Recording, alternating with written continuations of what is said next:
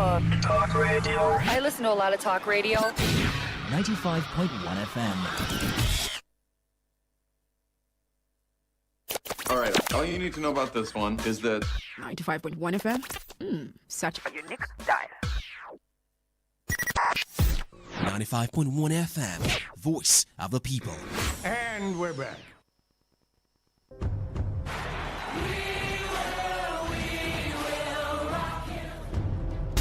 This is what we've waited for. The showdown. The fastest men in the world. Hearts racing. One light, two lights. They're backing off and backing. Pulse rising. Who will come out on top? Who'll take 3 lights, 4 lights. He's ready to be the star. The anticipation. Powerful, strong. Compact. Time, Tyson Gay right. Hold all the way. He's looking right. The heart stops.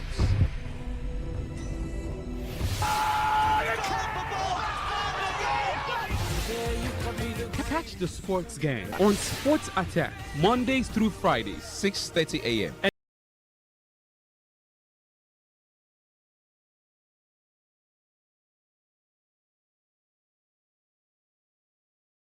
95.1 FM.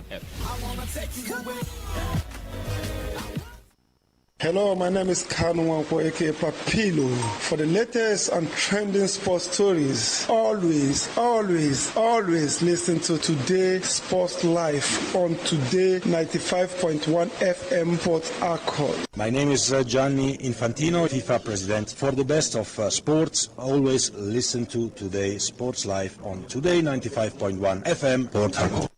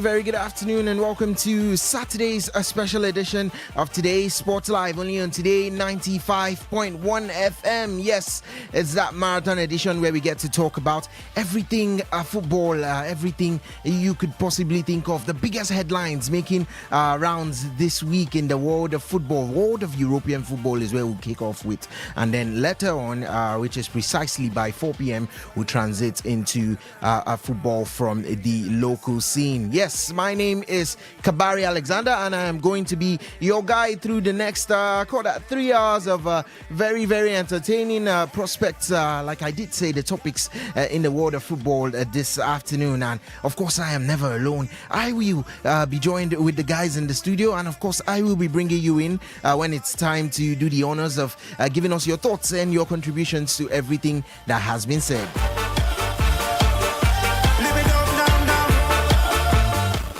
The There's a whole lot to talk about. We could start from the PFA Player of the Year nominees, but then there's been lots of drama that has been happening this week regarding transfers, and of course we'd love to dive right into that one because you may have heard of some names that are already being linked to different clubs. Some may come as a surprise, some are already confirmed as new signings for the club. So you would look at it and say, okay, no problem. It's shaping up to be quite a very, very interesting summer transfer window. As I did mention, I'm never alone in the house. I do have Osas, the demigod in the world of sports, sitting right next to me. Osas, good afternoon and welcome to the show. Very good afternoon to you, Alex, and good afternoon to... I won't let the cat out of the bag. The celebration boy is in the house already, so I won't let the cat out of the bag right now. But good afternoon to him, and we've got probably so many persons in the studio right now. It's a cold Saturday that we've got right here in the city of Port Harcourt, and the rains keep pouring. This morning, I wanted to step out, and it all started. I went back to the room. It stopped. I came up. I said, okay, it's time to leave. I stepped out. It started again, and I was like, maybe this is the hand of the Lord. But fine. The hand of the Lord is here with us right now. It brought us right here, and definitely we're going to be with you, talking to the listener out there. We're going to be with you from now up until 6 p.m. As well said by Alex, we'll switch things to Nigerian football by 4 p.m. So many things happening in the world of football, as well as in the world of sport in its entirety. The Roland Garros is just giving us a lot to suffer this period. So many histories have been made. You're looking forward to that final, I'm looking forward to that final, both from the male and the female side of things. From the female side of things, later today, we've got Maja Schwanlishka, and she, as a qualifier, she has gotten to the final, and maybe she might be doing what Ima Raducanu did sometime in 2021, and that is win the Roland Garros. This time is in Roland Garros. For Ima, she did it at the US Open. This time she might win Roland Garros as a qualifier. I think there is no other way to describe a miracle than the life of Maja Schwanlishka at this point. No one gave her a chance, maybe coming in as probably one of the lowest ranked players, but here she is right now at the top of it all. Into the top 30 she has gone, and who knows, winning the Roland Garros might push her very close to the top 10. How do you jump from 114 all the way getting into the top 10? Miracles, as they say, no, they tire Jesus, because even in the NBA, we are seeing the New York Knicks. I did not want to go there. I didn't want to go there, but go ahead. We are seeing the New York Knicks. As in, I don't understand. How do you give a two goals to start? We used to call it on this other side for those who use the white paper. This is like goals. 2 games to two games to start in a series of 7. You right there at San Antonio, you are giving the San Antonio Spurs with the almighty Victor Wembanyama. You're giving them 2 games to start. And I asked you before we came into the studio, is it over? And you're telling me that it's over, because right now it looks like the Spurs are going to... The only way they could survive is to go beat the Knicks in New York twice.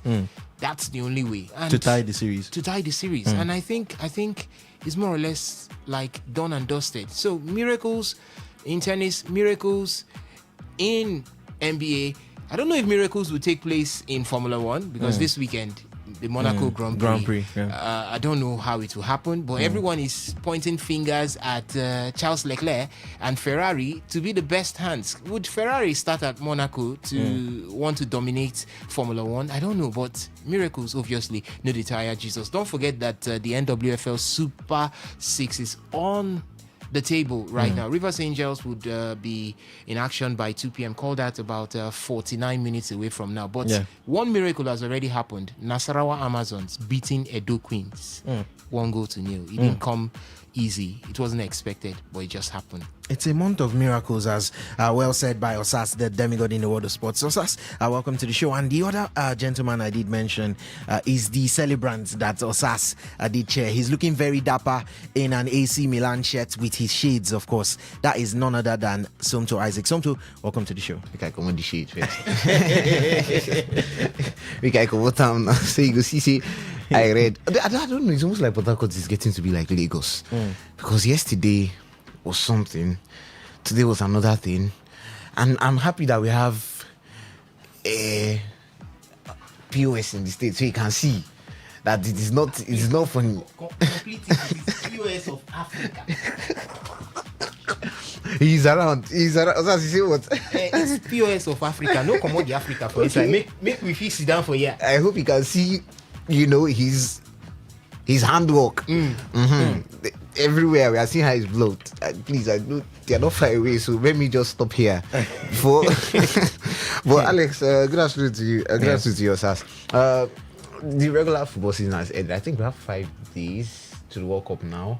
Yeah, 5 days to the World Cup, and we get to see a World Cup without Nigeria once again. But let's not dwell on sour grapes. Let's look at the teams who have earned the right to be there, and some of these, or one team among 48 will be crowned world champions after Argentina did it 4 years ago, and a lot of people are hoping it's the other goat. That does it. If that happens, there's something Osas is working on, as the point one. And if that happens, we have peradventure an Argentina Portugal World Cup final. He go bad pass it happen on the 30th. Let me not let that is not even close. That is not even close. Right, I think somebody was telling me that they can only meet in the round of 16 of the quarterfinal. I can't remember, but just imagine we had an Argentina Portugal. Or we have a Brazil-Portugal World Cup final. Okay, because one goal's already done. Okay, maybe Neymar and Ronaldo in the last. It's going to be... Anyways, I'm looking forward to But the question I want to ask here, even if Neymar goes all the way to win the FIFA World Cup, does he come anywhere close to Cristiano Ronaldo? No, he's just the best from the rest. And if you talk about best from the rest, and this is why we have Saturdays where we can dissect these things. There's R9. There's Ronaldo, there's Johan Cruyff, there's Pele, there's Michel Platini, there's Zinedine Zidane. Won the World Cup too. There are a lot of other Eusebio. There's Alfredo Di Stefano, Ferenc Puskas. There a lot of people that you can say best of the rest. It's quite a long list. So does Neymar now immediately eclipse R9 for instance? Does he eclipse Ronaldinho, for instance? Does he eclipse Johan Cruyff, whose philosophy, both playing and coaching, changed the game? It's very interesting, actually. And that's what makes football very interesting. All right, Tom Toro, thank you very much for that one, and welcome to the show. There's also yet another gentleman in the house, and that is Simon. Simon, good afternoon and welcome to the show. Good afternoon to you, Alex. Good afternoon to sport lovers. Good afternoon to the guys in the studio with me. This is a very, very great edition, and a lot of things are going on in the world of sports, so just stay tuned and listen to us. All right, thank you very much, Simon. And of course, the last person to bring into the show when it's time to interact would be you, the listeners. Yes, you could join in via our handles, the phone line or SMS and WhatsApp portals. Phone line doubles at 0810-9510-951, 0810-9510-951, and for our WhatsApp and SMS it doubles at 0701-933-9962, 0701-933-9962. You can also connect with us via our social media handles at YouTube Live, Today951fm, at Today951fm, on Facebook at Today95.1fm, on Facebook at Today95.1fm, on Instagram at TodayFM951, on X at TodayFM951, on Twitch at TodayFM951. So I'll call the phone lines once more, and that's 0810-951-951. It's not time to talk yet, but there are a lot of things to talk about. You've heard rumors all about transfers, and as Osas did say, even if we would not really get into discussing much of other sports, there's still a whole lot buzzing around at the weekend, around the entire week. So you can call in and tell us what your favorite moment of the week is, the favorite sporting moment of the week so far has been, and how has life been without European football. But we are set to go to the continental showpiece, so at least it is some sort of consolation. It is more than a consolation. But as I always like to say, the guys in the studio with me are on their marks, and I am set. So if you're ready, let's get this show up and running.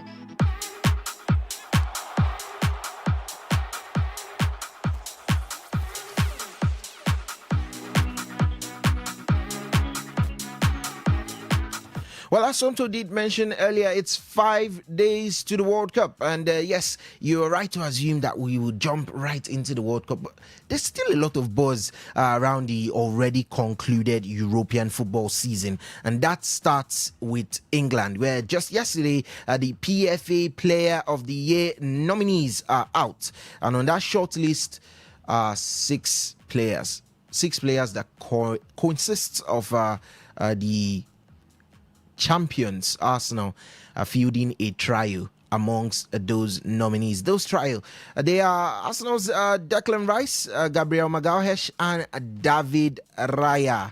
Yes, the 3 of them. But they were also nominated for the Premier League Player of the Season awards, in which the man Bruno Fernandes ended up claiming. Yes, so it is Declan Rice, Gabriel Magalhaes, and David Raya yet again for the PFA awards. But other 3 from other clubs do join them, and that is, of course, Manchester United's Bruno Fernandes, Manchester City's Erling Haaland, and surprise, Man City's Ryan Cherki. A lot of buzz about that one, because Ryan Cherki has also been included in the PFA Young Player of the Season's nominees. Now, earlier this month, Bruno Fernandes, who is 31, won the Football Writers Association's Men's Footballer of the Year award. And that award is often an indicator of who is the front runner to be named the PFA Player of the Year. Now, the Portuguese midfielder registered a record 21 Premier League assists to help United finish 3rd.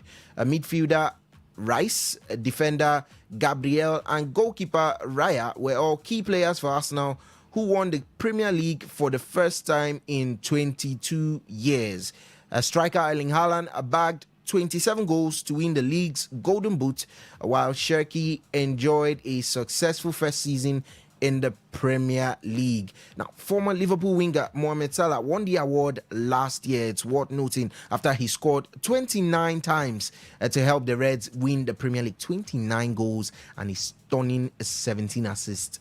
That's a total of just about 46 goal contributions in the league alone. Now, the winners will be honored on Tuesday, 25th August, at the 53rd Annual PFA Awards ceremony in Manchester. So I want to cause trouble. I know you will stay with me here. But Ryan Cherki, his involvement, he was not nominated for the Football Writers Association Premier League Player of the Year. Neither was he nominated for the Premier League Player of the Season either. But his inclusion here has raised a couple of eyebrows. People are saying, what happened to the likes of Igor Thiago, who had a better season, or Antoine Semenyo, who has arguably had a better season than the Frenchman? But a lot of persons are still tilting the way of Ryan Cherki with his 5 goals and 12 Premier League assists. And they're saying, in your first season in the league, that is exceptional. Where do you stand on that one? Now, first off, the PFA awards is the Professional Footballers Association Awards. The FWA awards was done by Association of Journalists, just like in Rivers State we could have Swan and all that. Yeah, FWA was for the journalists in England over there. The Premier League awards is the one organized by the Premier League, and they also have fans to vote. FWA fans cannot vote. Journalists decide that. Premier League awards, there's a panel that decides on it, but still fans have a little bit of say in the decision-making process. But the PFA awards is nominated and voted for by the players themselves. So if these players who played amongst themselves on the pitch saw that, okay, these are the names we should put forward as who we feel were the best performing players this season, then good and fine for them. I'm not on the same pitch with them. So yeah, there were some better players who could have gone there ahead of Ryan Cherki. I mean, you can obviously talk about his City teammate, Antoine Semenyo. Talk about Igor Thiago. Maybe talk about Morgan Gibbs-White. Or even Morgan Rogers. Morgan Rogers, yeah. I mean, there are some names you could put out there. But Ryan Cherki is not far off. That's just the truth. Because in his first season, I think he finished with the second highest number of assists in the Premier League. Yeah, in his first season, and he had a good number of goals. He also looked like that player that was ice cold in moments of heat. Yeah. So it seemed like he's a very valuable addition. And his highlights reel, I mean, this season is quite impressive. I mean, he was the only player this season that had a Rabona assist. You can also talk about his dazzling bit of skills to score against what is the best team in England right now, Arsenal, weaving through their defense like it was nothing. Yeah. A defense that PSG could not score against from open play. So he seemed like, in the eyes of the players, why you laugh? I had to put that one in there small now. So it seemed like in the eyes of the players who shared the pitch with him, he stands out. So if the players say, okay, we play against this guy, and he seems like one of the best performing lads this season, then no wahala. Although a lot of other people could say, it's subjective. Now that's the thing with opinions. These are the opinions of these players. These are what they feel. And it's not like everybody said so. No, it's this person gives his own thoughts, this person gives his own thoughts, and everybody says, okay, it's cumulative. At the end of the day, it's Ryan Cherki. So for the major thing is that players get to decide. Now, the members of the PFA are the professionals amongst the professional leagues in England, inclusive of the Premier League. And in this case, in point, we're talking about the Premier League. So since we're talking about nominees first, we're not talking about voting or anything. I'm just saying that it was probably a decision of the player. So I don't want to say more because they share the pitch with these players that they've put out. So me, that I'm just watching from afar. You know, there's the popular saying, you don't know where the shoe is hurting until you put your leg inside. And there's also a saying, it's normal. I could be watching football from outside and I'm saying, this guy, he's supposed do like this. I'm gonna enter that pitch first. It's normal, even when we play our normal five-a-sides on the streets, or when you play in all of this artificial stuff. Once you enter, you see that it's a different ball game. All the amount where they talk outside now, see, these are even our small five-a-side. You see that it's different. So if them that are on the pitch could say, yeah, then sure. The nominees are good. They are very good. I mean, there were 3 standout Arsenal players this season: Raya, Gabriel, and Declan Rice, and obviously Bruno Fernandes, who has claimed the first 2 individual awards, talking about FW and the Premier League Player of the Season, and then Erling Haaland, who finished as the top scorer. So the rest of the 5 are justified. So obviously there's always bound to be controversy, or in some of these things the wild card. So let's think it's Ryan Cherki was that wild card. Slot. in slot. That's slot now for Ryan Cherki, that last slot. But there were 5 standout players, which it seemed like Bruno Fernandes was head and shoulders above the rest. Maybe heads, not shoulders inclusive. But let me not talk about the award itself first. Let me just answer the Ryan Cherki question. So that's it. Before I will cause fire with that award now. Okay. When you had to even talk about the fact that the 3 Arsenal players, not just now, but of course they were also nominated for the Premier League Player of the Season, were all in the defense department. So does that worry you a little bit, or is that just going to highlight Arsenal's strong point? Gabriel, a defender; Declan Rice, a central midfielder; and David Raya. Does it worry you that in a title-winning season, you could go back in years, you do not have a single attacking player being nominated in that department? That's a very, very good follow-up question. Now, it is nice to note that team scored the second highest goals in the league. They were not league champions that were 5th when it comes to number of goals scored. They scored the second most goals in the league. Obviously, a Pep Guardiola team. This is no banter whatsoever. A Pep Guardiola team, a Manchester City side who has the best striker in the world. Erling Haaland was saying, he didn't really have a good season, but this guy scored 27 goals. That has a 38-game season. What are we saying? Like, at least that's like a goal every 2 games, if at all. It's even less than 7 when you look at that goal ratio. So, listen, you always have to know that City team will probably come out on top when it comes to goals scored. But that Arsenal team were behind them in number of goals scored. So, it's a plus. In a time where, with the fine margins of the league, and I have to put it out there, it's not easy to win a game in the Premier League as it stands. If you easy ask world champions, they finish 10th. so it's not easy to win in the Premier League. It could be, and apart from, leave the banter aside. It's fact. I said it's fact. Chelsea finished 10th. But shots fired. But no, they were world champions. Look at in Europe. They're still the world champions. They're still the world. They will still be the. They will still be the world champions for the next 4 years. No problem. They have the badge. They have the show badge. for it. A badge no go put there for Champions League. But banter aside, now Crystal Palace finished 15th, but they won the Conference League And are heading to Europe. Aston Villa, bad as bad, they had a good season.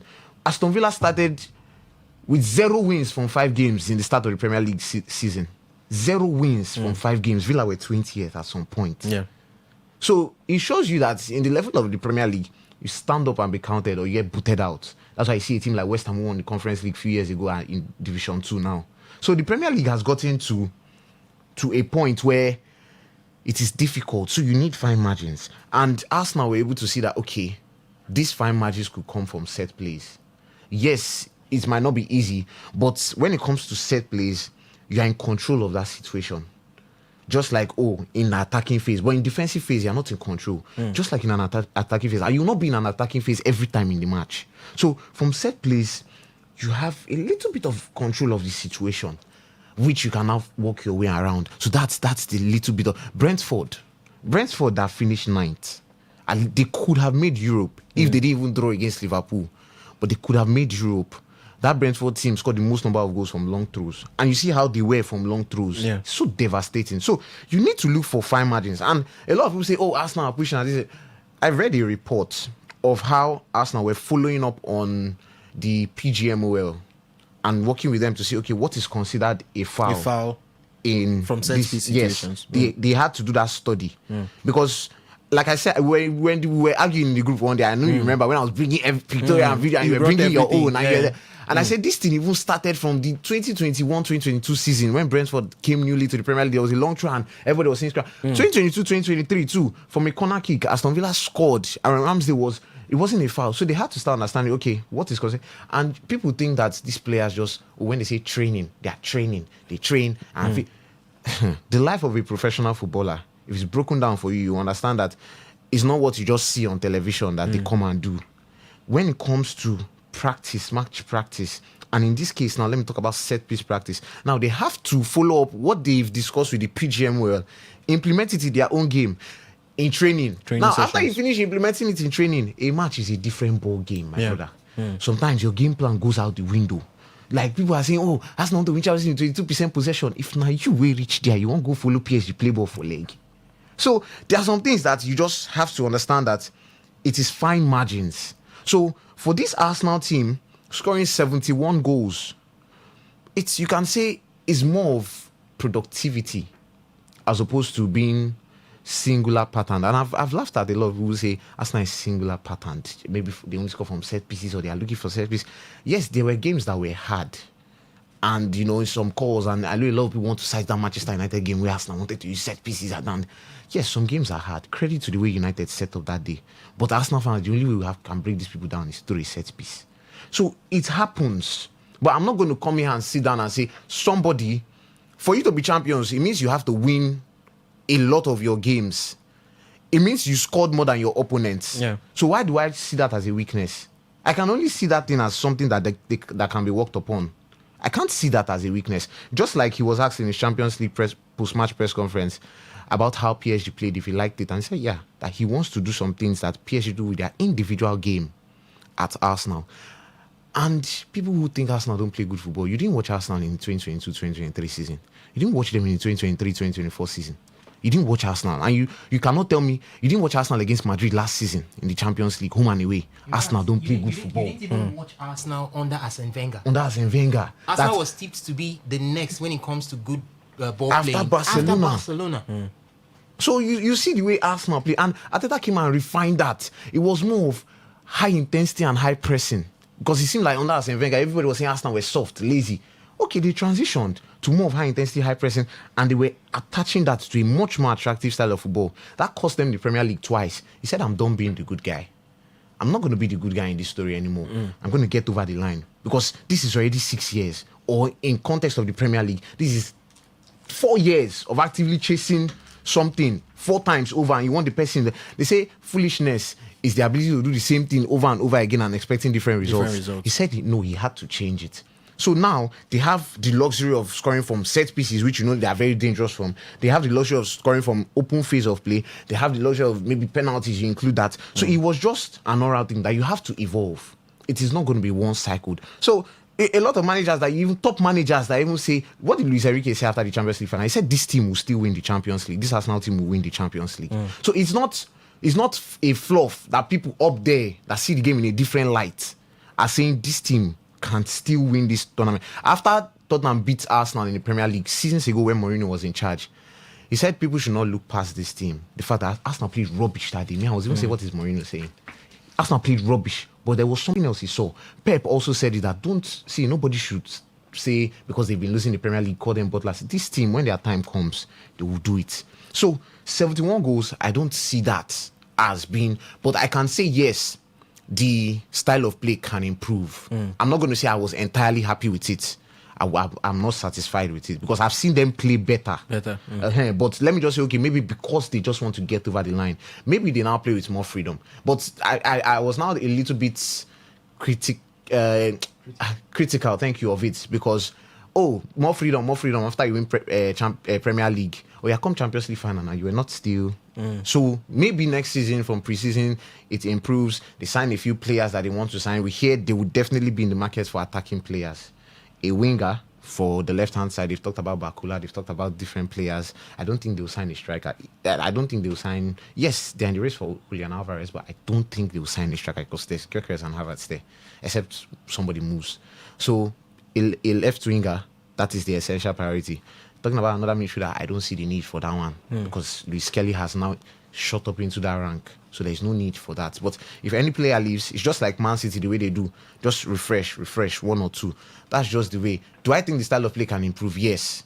From what I've seen from this season, because I've seen them play better seasons ago. So I would say it's more of resourcefulness, productivity, looking for ways to break these fine margins than saying, defensively, this team were very, very good. It means attacking wise, they were not good at all. And I'll take you back to the 2004-2005 season. Sir Alex Ferguson always made a quote and said, attack wins you games, but defense wins you titles. And Chelsea lost just one game in 38 games in 2004-2005. They had 95 points. And where am I driving to? That team had the best defensive record ever in the Premier League. They conceded just 15 goals. Remember, that's like conceding half in all of your games. Now, you look at the statistics that Chelsea had that season. They didn't have a player in the top 3 of goals scored in the Premier League. Their top goal scorer at that league was a midfielder, Frank Lampard, had 13 goals. So, but they won the league. And a lot of people say their performance that season cannot be replicated. Why? Because they had 15 goals conceded. They also had just one loss in 38 games. So it's not about when the goals are not coming from the attacking point of view. That's why a manager look for another way to get the team over the line. If your defenders are scoring, win set pieces and score, your goalkeeper will save you. David Raya, as he did, 19 clean sheets in a season. It's not easy. It's half the games. It's not easy.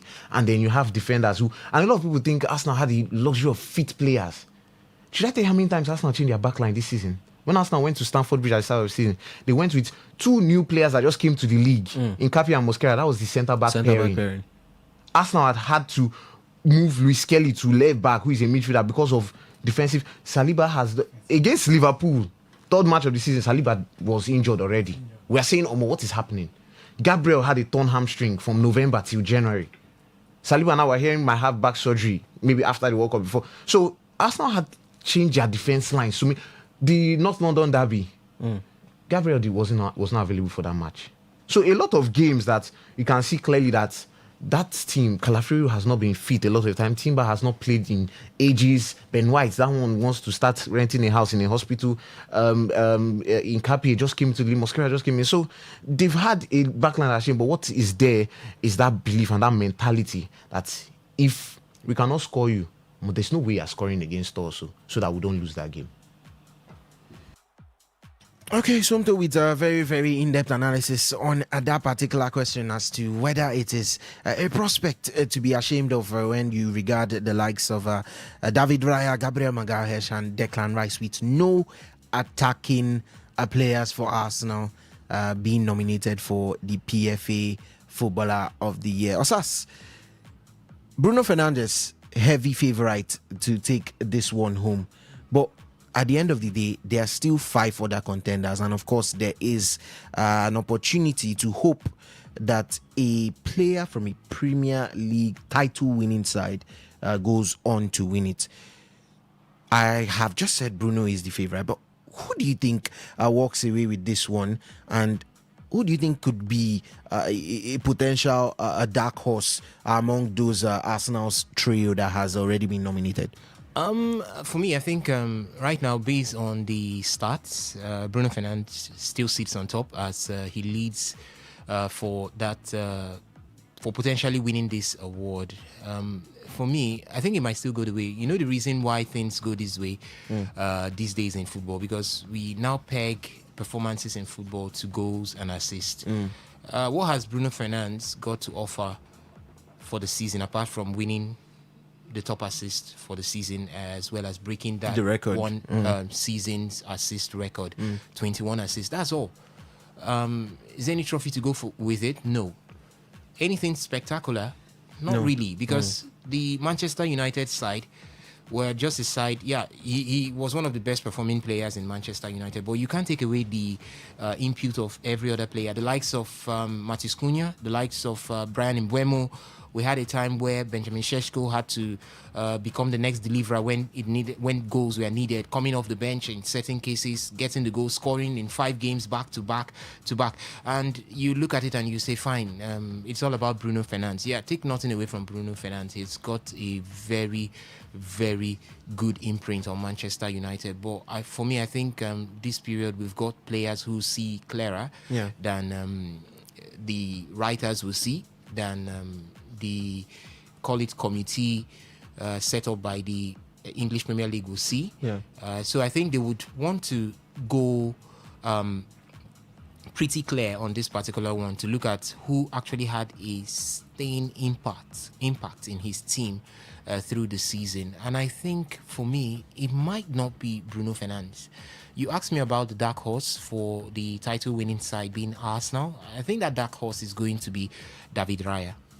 Yeah, if you look at the entire Arsenal setup, all the games that he had this season, we would want to shout Declan Rice, because you could see his engine performance in that midfield, always there, making sure that the connections are there, making sure that he puts in the work rate to ensure that midfield holds on to whatever it has. But look at what David Raya had to put in. Look at the decisive moments through the season. It has always been David Raya pulling out those saves that at the end of the day you could look at the entire season run of Arsenal and you say, see, there is an impact from what David Raya has done here and here that led to Arsenal winning the English Premier League. So I think for me that dark horse will be David Raya, because if players want to really look at exactly what David Raya had put in through the season, he had a 78%, call that a 78% save rate in the English Premier League. He had about 60 saves through the season. And for a player to be able to put in 60 saves through the season is no mean feat. He had more saves than even conceded goals. He had 26 goals conceded. He had 19 clean sheets and he had 60 saves. That's a 70% save rate in the English Premier League. So I think for me, players, because there is one thing, I'm one person who clamors for equal rights to every player towards awards. We saw a paradox shift in the Ballon d'Or of recent. Ballon d'Or is now all about. I think that was due to the Messi, Cristiano Ronaldo era of the Ballon d'Or. And the statements too. The statements made was that by Manuel Neuer that said it's going to be very, very difficult for a goalkeeper to win a Ballon d'Or. So they should invent a trophy for them. Yes, I think the Messi and Cristiano Ronaldo's era of the Ballon d'Or changed the narratives. It lifted it. It shifted the focus from actually total gameplay or total input of a player into the team to how many goals could you offer to the team? Because yes, there were outrageous numbers coming from the likes of Lionel Messi and Cristiano Ronaldo. You see a player in a season pull out 60 goals, pull out 58, 55 goals, 40 something. They made it a norm or an average for themselves to go above the 30 goal mark. You could see season after season, if Messi is not pulling out 50 plus goals, Ronaldo is pulling out 45 plus, 50 plus goals. At some seasons, you see that these guys just go haywire and they pull out 90 plus goals in a season. They pull out 80 plus goals in a season throughout a calendar year. And you're saying, how can I take my eyes off what these guys have done? But the truth here is that's not the true reflection of what players offer in a team. Yes, else Cannavaro wouldn't have won the Ballon d'Or. So for a defender, what do you? I looked at. I think that was last season or 2 seasons ago, the Ballon d'Or, and I saw when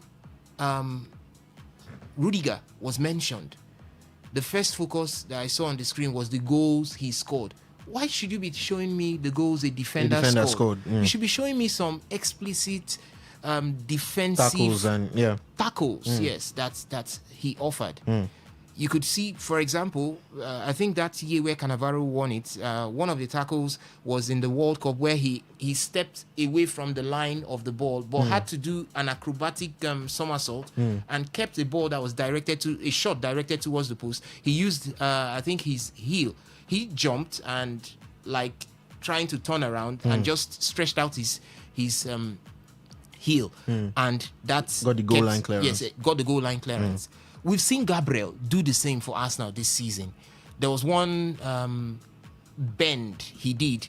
Was that West Ham? That goal stopping? Yes, I think that was West Ham. So things like this should come to the book when you're considering how well a player performed through the season. David Raya, we've seen some mind-blowing saves from David Raya. It's not about running in, getting the goals. You see, Erling Haaland has got 27 goals. It's not about trying to get players to score the goals. Fine, Bruno has got 21 assists this season. Arguably, you could say one of the best performances that he has had through his career in Manchester United. But you could also make the case that, fine, the assist these days we have what set pieces offer, and I think Bruno also is one of the persons who benefited heavily from that one, because most of his set piece corner kicks were converted and were added to his assist tally. So now, is that the best way to rate a player? How do you look at a David Raya who countlessly times without numbers kept the team alive, kept their players this time would want to look at it clearly? A player like David Raya deserves this award. A player like David Raya deserves this. I don't want to put in Declan Rice because his numbers are not really impressive as a midfielder. When you want to look at his assists, I think he had about 10 assists, the most through all competitions. So that's not something that you will say fine, because how do you is it one of the criteria to judge a midfielder, his ability to run here and there, box to box, try to hold things down, try to put in the work rate? How much do you judge? How much does that count? If we did, Elliot Anderson would easily be on this list. So how much does it count? But I'm looking at a David Raya who saves count. In the moments that matters. In the moments that matter, they count. Clean sheets, they count. So look at this and let it count. And if that happens, I think David Raya trumps Bruno Fernandes head over heels. Definitely, he trumps them in that one. I think that could also even go beyond Erling Haaland. It's not as if the goals that he did put in were like his 8 days where we see over 30 goals. Yes, so this is just 27. So I think for me, the players will definitely know exactly how to judge situations like this, and it could be David Raya at the end of the day. Yeah, as said by the bookmakers and said by the stats keepers, Bruno is ahead. That's stats. Yes, that's stats. But the fact still remains that when it happens, it could be David Raya, and I won't be surprised. Okay, so that's very, very in-depth analysis on that one, just like Sumto for the earlier question. But it's also worth noting, Sas, that Nico O'Reilly was, right before he was nominated for the Young Player of the Season, the Premier League Young Player of the Season, had about a 15% chance of winning it prior to the Carabao Cup final. Now, after he scored 2 goals versus Arsenal in that final, he jumped to an overwhelming 55% chance of winning the Premier League Young Player of the Season. So I think it does support your argument that Bruno did not do enough in the cup competitions, where United were knocked out early in the Carabao and knocked out also in the FA Cup first round. He did not do enough in those ones to guarantee. How are we going to call it right now? There's this word the NBA likes to use, a unanimous, because right now they are painting the picture of Bruno Fernandes as a unanimous MVP, or already the winner of the PFA. So it's worth noting with those facts and with those figures. Yes, I saw my phone line buzzing just a minute ago, and I was tempted, very, very tempted to take that one there, because I know you do have something to say concerning who has been nominated for the PFA Player of the Season. Yes, but from there we will move on and go to Merseyside. We're going to travel all the way down to Anfield, where Andoni Iraola has been named Liverpool's new manager. Now, we do know that Liverpool have appointed Andoni Iraola as their new head coach, and he has signed a 2-year deal at Anfield, and he will succeed Arne Slot, who was sacked just a year after winning the Premier League. The process was being led by Sporting Director Richard Hughes, who appointed Iraola at Bournemouth in 2023 before he moved to Anfield the following year. Now, Arne Slot is out. I meant to say Andoni Iraola's first words at the club, where I'm really excited. Really, really excited, because obviously you know about Liverpool. You know that it's a big club, a massive club, one of the biggest in the world. But feeling inside and understanding a little bit more of this club, I always thought it's a special club. You don't need a lot of things to get attracted by Liverpool. Liverpool is Liverpool. But obviously, the atmosphere, the supporters, the club, the players, the chance for me to coach top level players, and the chance to fight for titles, I think it cannot be more attractive than this. It's difficult to find it, so I'm really excited to start. I can only say that I want to become one more of you. I want to earn the right to be one of you, so we can all enjoy it together. Now, Iraola inherits a team that produced a limp title defense, finishing the season 24 points worse off than when they won the Premier League in Slot's debut season in charge 12 months earlier. They were nearer to the relegation zone than eventual champions Arsenal. What a stunning statistic that is. Closer to the relegation zone than they were to the champions of the Premier League, Arsenal. That's Liverpool. That has to be one of the worst, if we try to compare it with Manchester City just about 2 seasons ago. Back to back very horrible title defenses by eventual Premier League champions. Yeah, but Simon, I'm going to come to you, because he did say that he wants to become one of the Liverpool fans. He wants to become one like them. Was there ever a time where you looked at Arne Slot and you thought, this is that man that is going to take over from Jurgen Klopp, even if he had already assumed a role as the head coach? Was there ever a time where it looked like this was his team, just as Jurgen and the fans were bonded? You know, Jurgen brought about that very, very explosive atmosphere at Anfield, and everybody were absolutely asked by the man, Jurgen Klopp. But have you ever looked at Arne Slot and gone like, this is his team, in regards to what Andoni Iraola says he wants to experience with the Liverpool fans? Most of the times, being a manager of a team does not only require you being close to the footballers. You also have to be close to the fans because you're playing for the fans. And I think Arne Slot has always been close to the footballer and also the fan, but just that, most of the times we the fans that support the team, we want more. We want something very, very much different from what we have seen last season. When Arne Slot came into the team, he gave them the Premier League that season after taking over from Jurgen Klopp, and the next season, which is just this season that just ended, things started falling apart. It was just like as if Liverpool was struggling. But between the season, they won at least. That was a straight 5 Premier League matches. But sometimes we just have these controversies that happen in the dressing room, issues between footballers and managers. So I think Jurgen Klopp, he has always been one of them. Just like Anthony Raiola said that he wants to be one of them, part of the fans. Arne Slot has been one of them, but just that you have to strategize more, you have to do more for the fans, and I think him leaving this club, the club, was not actually the best thing for me. I don't know for any other person, because he would have taken more time to re-strategize the team. We can talk about Arsenal. You can see Mikel Arteta. He has been one of the club right from the day one. He played for the team and also become the manager of the team. So if he had left from beginning, like not being one of the fans, just like Anthony Raiola said that he wants to be one of them, I don't think there will be an opportunity for him to win the Premier League. But let's just say Arne Slot has won it and he thinks his business is done with the team, so he just have to leave. So Anthony Raiola can take over and just be one of the fans. Okay, well, that is left to see how the rest of the 2026-2027 season commences in both the Premier League and the Champions League, and of course the rest of other competitions that he has mentioned that he would want to fight for. But right before Simon gave us his thoughts on that particular situation and those comments by Andoni Iraola, I was mentioning quite a devastating statistic, the fact that they were closer to the relegation zone than they were to champions Arsenal.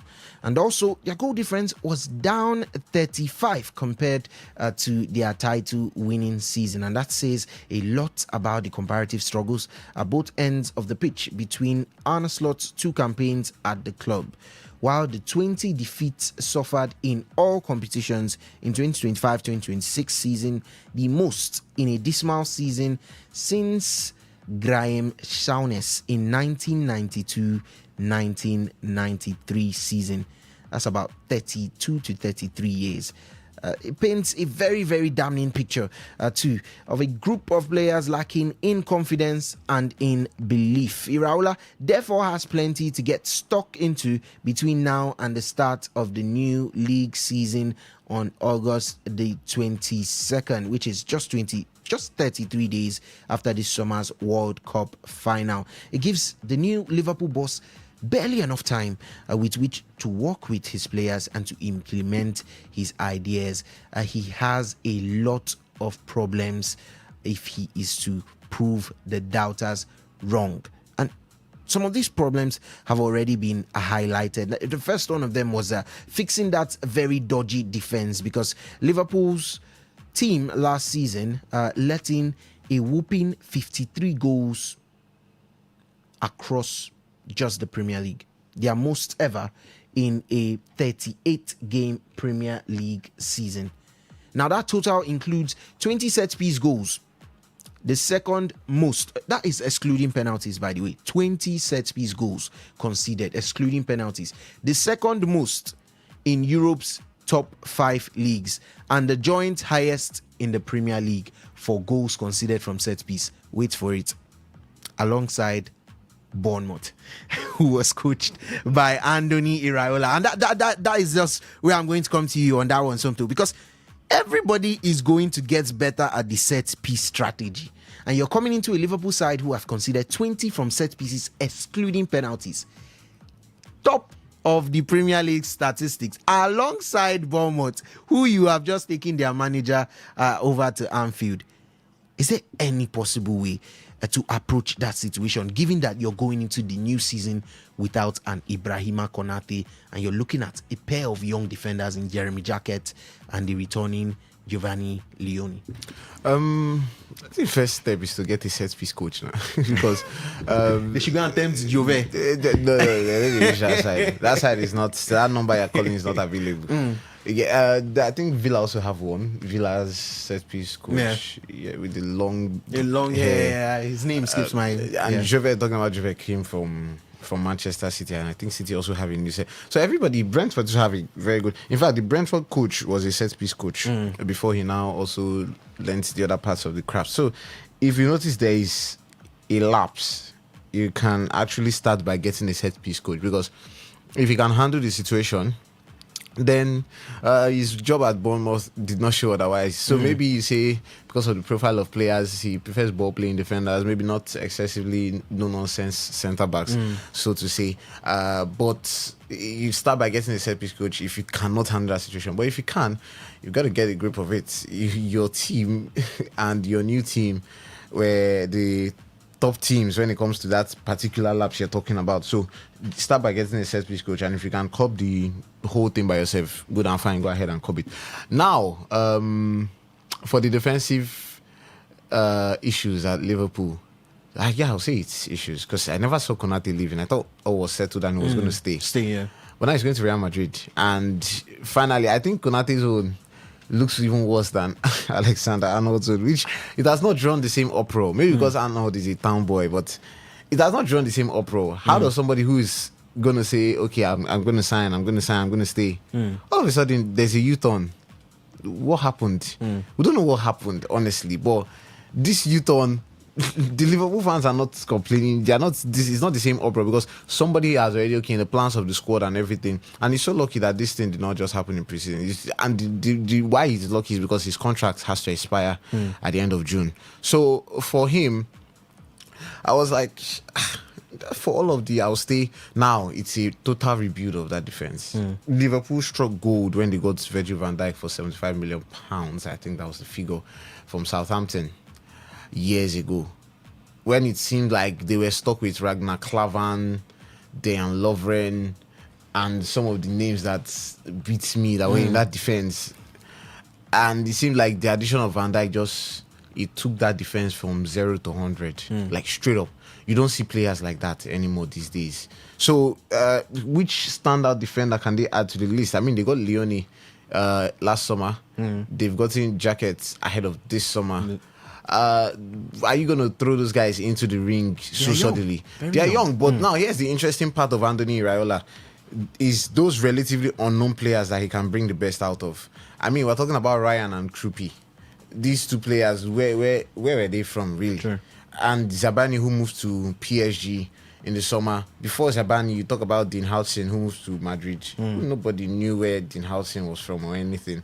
There were a lot of Bournemouth players who have made the names and went on to better things. So Iraola seems like that man who can bring out the best some of these players. But I will always stand by my opinion that all of these other teams in the Premier League that are not the traditional, I don't know if I should keep saying top six, because Tottenham have been battling relegation for 2 seasons now.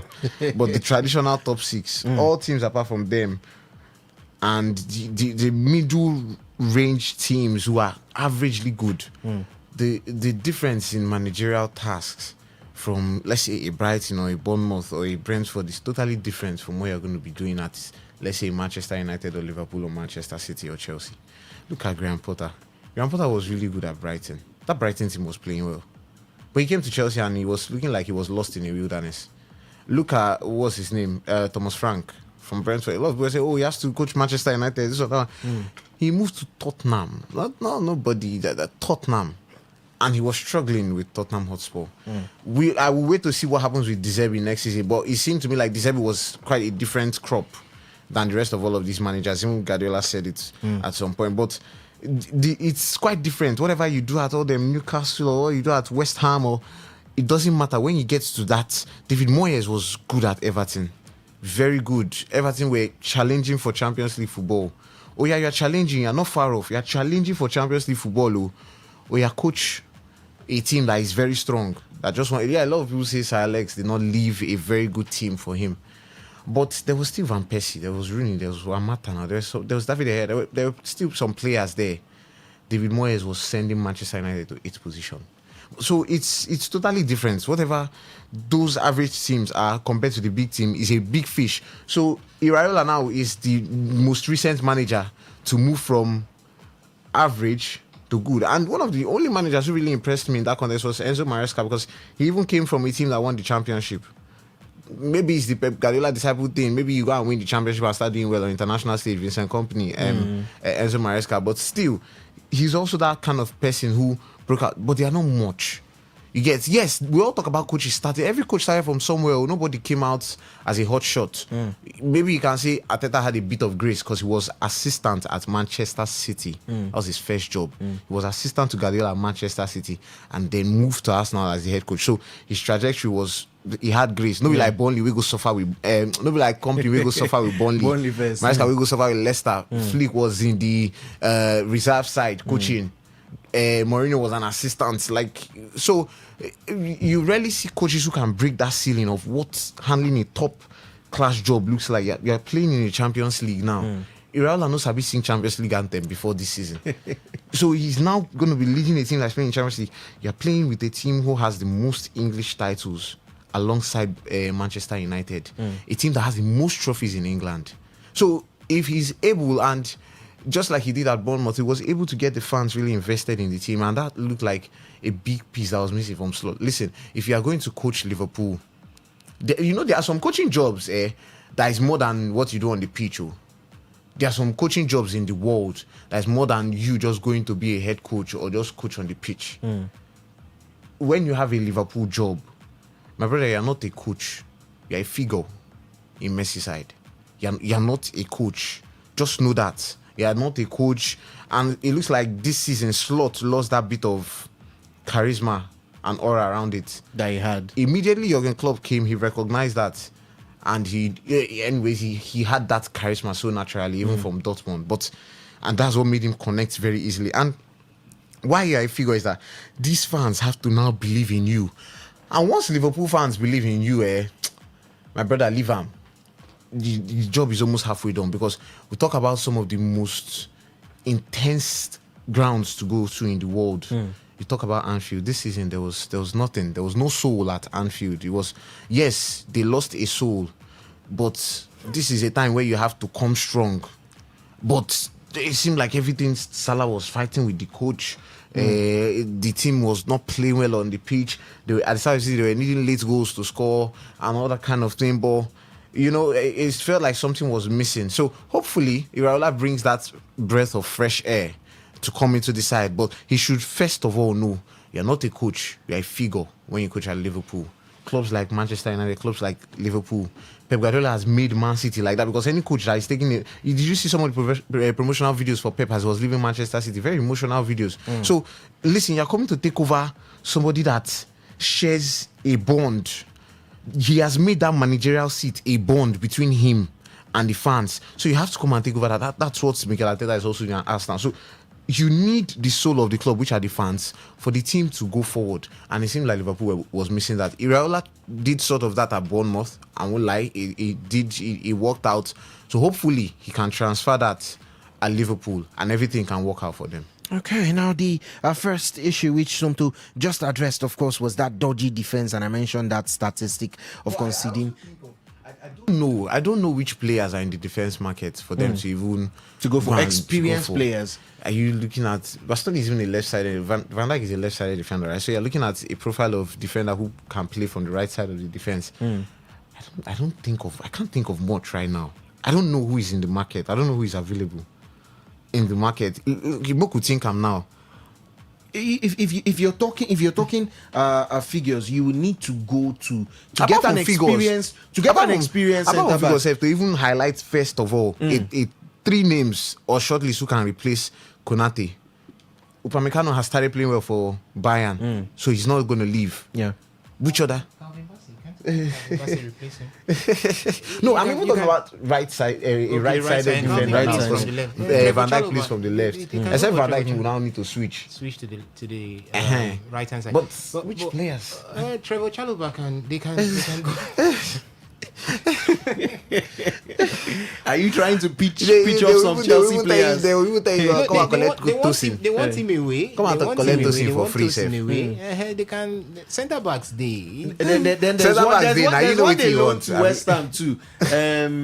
Axel Disasi. Disasi. So they are trying to get Benoit Badiashile. They are trying to get rid of all those ones. So they can come pick. I think it seems like Chelsea has a lot of defenders. Liverpool can just come and do a nice select. That's what I say. That's why I mentioned some of them. Trevor is there. Tosin is there. You can still look at Disasi, but Badiashile is also there. So you can look at any of these ones and make your pick. I mean, then if you now search from, apart from Brendan said, now Moku go boutique. Because you like Chelsea defense now. So if you now check boutique, who is even, I feel for Liverpool, except they now have to trust in one of, they have to introduce one of their new signings very early on. Except that, but I can't think. I'm trying to think. Okay, Tottenham have made a bid for Van Hecker from Brighton. But Van Hecker's profile still, it fits a Tottenham because he worked with De Zerbi and all that. Is there anybody this guy is going to poach from Bournemouth? Iraola. Okay, Senesi is going to Tottenham Hotspur. Tottenham safe. How many defenders they want to sign? Robertson, Senesi, and so I'm just searching. I can't find. Honestly, I've gone to the depth of my brain. I can't find. Something. That's why I was pitching that to get experienced defenders, you must splash the cash. That's the thing. Who wants to leave now? Splashing the cash. Who even want to come out first? The first name on Mikel Arteta's defense list is Maxence Lacroix. Who's that? So, no, Arsenal will sign in defender. There has already been interest in Maxence Lacroix before. Arsenal not signing although it has not been strong. Except someone leaves. It's just been on the right list. It's just been on the list. He's on this. No, he's very good backup. Except right back, I think, because I think Ben White might leave. But Liverpool now, they can't even look at Ben White. For you, there was a name that just came to my head. Romero is also there. He could Romero wants to leave Tottenham Hotspur. He wants to leave Tottenham. At least you're bringing a little bit of aggression. He wants to leave Tottenham Hotspur, so they can introduce him. And this is where it gets painful for Liverpool. City don't need McGahey. They just needed some of their players to come back. Vardio is there. Diaz is there. City did not really need him. Okay, let me not say they don't need him, but they did not really need him on that kind of wage that he is. That kind of wage is a first team player. So is Vardy not going to be playing on the bench? Maybe right now they do, but with the departure of John Stones and Nathan Ake. Okay. But I'm saying that who is now going to be starting? But that helps to squad depth, but no wahala. But this makes it more painful that they could not sign Gay in January. If Konate was leaving, they could have said, okay, let's channel part of our resources to Maguire so that we know we're taking Konate's over 200 or over 150 away from our books, and then you're introducing Maguire and just say, okay, we're topping up on up to 200 above. I think Gay ends close to 400 at Man City. 350. That's crazy money for a defender now. So if Konate was leaving, this is where that Gay signing supposed don't pin them past, because they could have had a perfect replacement for him. Okay, and still on the list of Liverpool's issues, or the issues that Andoni Iraola will have to sort out. He will also be hoping to keep Brazilian goalkeeper Alisson Becker at the club next season, where reports coming from Italy stated that he has been a wanted man by none other but the old ladies of Juventus. However, the club did trigger a contract extension in March to keep the Brazil international at Anfield until 2027, and are understood to have told the 33-year-old they expect him to honor that commitment. So keeping Alisson is another thing, because we've seen one, Georgi Mamadashvili, and we've seen two, Freddie Woodman. Which of these two names can you beat your chest and say, they will come into the sticks and they'll still replicate everything that Alisson has done so far? But I will just go ahead and just run through it very quickly, because there were other things he has to fix as regards Anfield and its atmosphere. We spoke about that rocking atmosphere every time you visit Anfield. He also has to get his £320 million strikers gelling. If we are talking about his attackers, Florian Wirtz, Alexander Isak, and Hugo Ekitike, a combined 320. Will shine on that Iraola. That the system that Iraola plays will help him. Now, the system was different from Slot, and I kept wondering why are you signing him. Pick one player from Bournemouth who fits in that system of number 10 that he will bring to Liverpool and would see Wirtz flourish. No, I think Wirtz will flourish in that 10 now. Okay. That's where look at Alex Scott, who came in from the Championship and was playing so well for Bournemouth. I think that was Bristol City. Exactly. It's not, and most of the times, it's not necessarily 10 per se, but you have some of these guys who have, Clivert also does that, Scott too. So I now think that this is a time where this system is not now all about whatever Slot's pattern is. It's much more of a little bit of efficiency with the tempo. Slot was more about tempo. I don't know why he dropped it a bit this season. But Iraola's own now is now all about what the technicality will bring to the table. So you have that technical brilliance. You also have that intense pressing. And then you have the combination of that tempo. So whatever Slot did at the no-work last season, I think that now this system is quite suited for Florian Wirtz under Iraola. I think this suits him better. Yeah, it suits him better. Okay. And last but not the least, on those list of things Andoni Iraola is going to have to fix. And Osas, I have to come to you with this one because it's a mountain to climb. It is to find a Mohamed Salah replacement. Osas, do you have any names in mind already? Just to guess. Everybody is looking at Yan Diomande. That's the only one. Every Liverpool fan, I've heard it from certain Liverpool fans all around me. Yan Diomande, one man who Liverpool wants to be that replacement. But can you step into the shoes of Mohamed Salah? That's the question. It's huge. The pressure is definitely huge at this point for Yan Diomande because coming from the German Bundesliga, you know that when people leave German Bundesliga and move to the English Premier League, they take about 2-3 seasons to sit tight. We saw, it's this season that just passed that we saw the likes of Hugo Ekitike come in and got the ground running at once. But you could see that somewhere towards the mid part of the season, he started feeling the pressure. Yes, the pressure setting. We saw, what's his name? The man in Newcastle, Nick Voldemad. Nick Voldemad. He came in and you could see that, he got some 1 or 2 scoring, early scoring records for himself. He got the goals on the sheets for himself. But all of a sudden, it disappeared. So switching from Germany to England is not what you can say at the snap of your fingers. Jan will just start hitting the ground or start with the ground running. So it might be when you look at that, you also have to watch it from both sides. Yes, that's for Yan Diomande coming from RB Leipzig there. But see, there are still other beautiful names that could come in. But listen, the thing is, it's definitely going to be huge. If Iraola could pick somebody from the English Premier League that has been doing it before, that has got maybe same playing style with Mohamed Salah, that would have been quite easy for such a player to just fuse in and be able to hold that one. Maybe he would have gone for Anthony Gordon's, but Barcelona, we are very, very quick and sharp to know that if this man sits, maybe Liverpool would want to rival. And they had, I think, all these things, they need to, the football governing body needs to even watch how players go.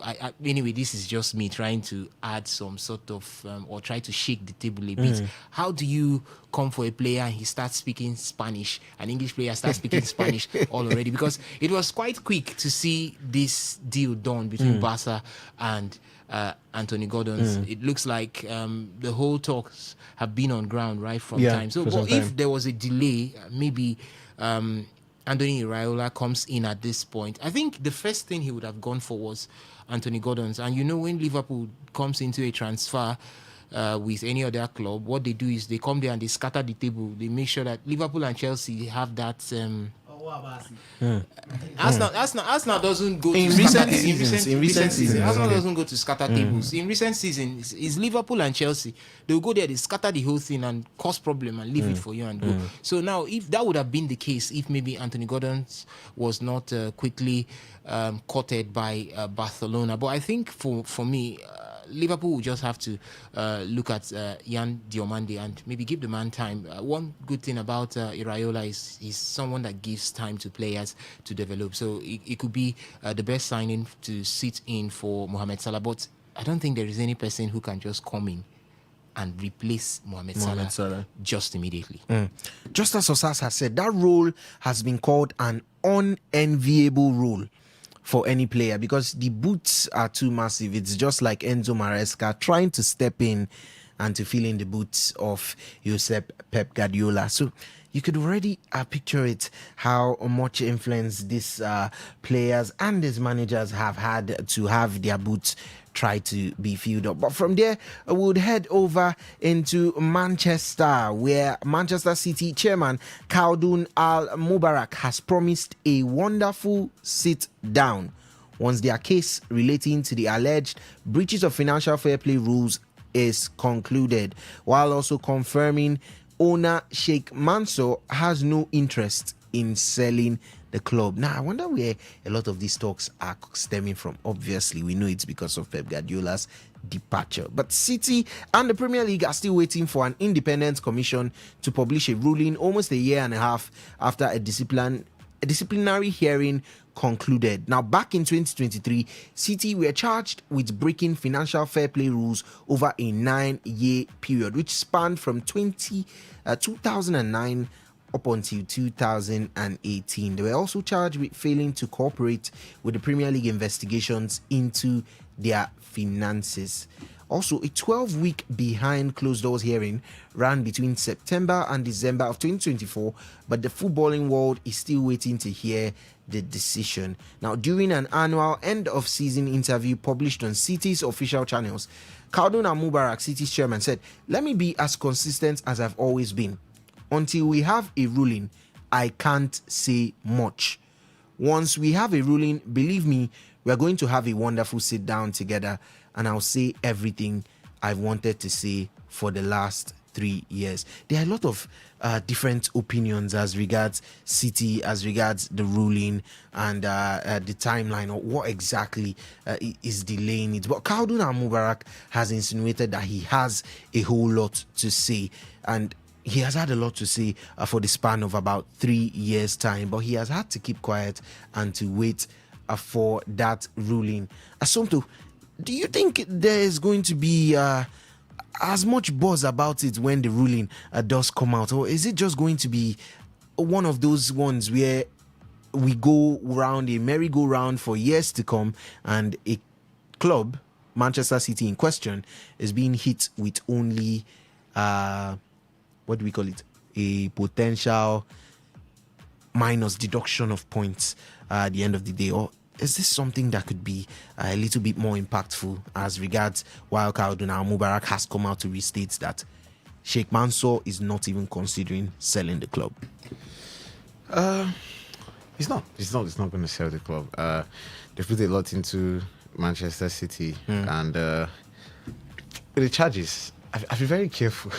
I'll be very careful about this whole charges thing. I'm not into sports law, but I've been trying to research on a lot of things regarding the charges, and I've seen some reports that a decision will come out very, very soon. And what some things that has influenced the charges is them sponsoring themselves. Like, for instance, I'm running a business. And I could get and football, the golden rule when it comes to all of this revenue and all that is that you don't make more than what you earn in football. If not, fair play is going to start looking at you, and some of these financial decisions will have their eyes on these financial key decision makers will have their eyes on you. It seemed like when it came to some sponsorships relating to Manchester City, there were links to. A businessman can have different businesses. Trust me, the CEO of City Sheikh Mansour has different ways money gets to him. So Manchester City is a separate entity, and everybody wants, because of, in fairness to a team like, for instance, Hull City, that is new to the Premier League, they are not being run by an oil producing nation CEO. That's from that. No, they are not. So if we start doing that one, that okay, fund your club by yourself, a lot of these teams will not have. That's why it's called fair play. A lot of these teams will not have equal power compared to the big sides. So for Manchester City, it seemed like there were things associating to their sponsorship with whatever happened regarding the charges is 115, Abby. 115. God. I don't know how one club will have 115 charges for them alone. Now, there was systemic breaches of financial rules. Now, this ran from between 2009 to 2010. Now, it's also said that they failed to cooperate with investigations, but City have always said they will cooperate. And Pep said, listen, if it means he's staying here and City gets relegated to the Championship, he said he will stay. But he's not there anymore. It's not there anymore. So in case they go down, and so a lot of people were like, oh, could this be one of the reasons Pep is leaving? Like, is something going to happen that a lot of people are not aware of? But it seemed like I've been trying to look into some of the things that the breaches consist of, and I'll just start reeling them out a little by the other. Now, some of the sources have said it could total up to 130 when you look at some sub clauses, but there are 5 main categories. Now, first one is false accounting. They said they failed to provide true, fair accounting regarding financial information, revenue, operating costs, and sponsorships, like I talked about. There was also disguised funding. Like, all of these things also boils down to, like I said, you could have another business. You they use this one, come fund this one, come they pretend like, say, no be you they fund it, but you're just covering it up. And then, you have somebody that will investigate and look into it and say, no, this thing generates from here. So it has to be organic, normal.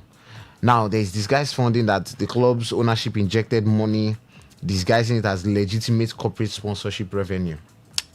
There's also undeclared payments. They said the club, they hid outgoings, including secret of the book salaries, bonuses paid to players. And I remembered Erling Haaland's transfer. A lot of people saw it as £51 million. The total package of Erling Haaland's transfer, see, that it was staggering money. It was just staggering money, and that's all I can say. But a lot of people say, oh, 51 million, maybe that's how it works, But it was staggering funds. Now, they also talked about breaches of profitability and sustainability. That's non-compliance with UEFA's financial fair play. And the PSR, that's the Premier League's own fair play. They call it the profitability and sustainability rules. And lack of cooperation, multiple charges for failing to assist with the Premier League's inquiry into their finances. Now, they are just basically saying it gets some things we must they hide for back. When it comes to, like, for instance, Alex, you get babe now, and you see, say she carry bone straight come house. No be you fund them. Maybe, for instance, too, she's working on a salary of 200,000 a month, and then she's coming with bone straight. This is an instance where Alex babe has high salary, by the way.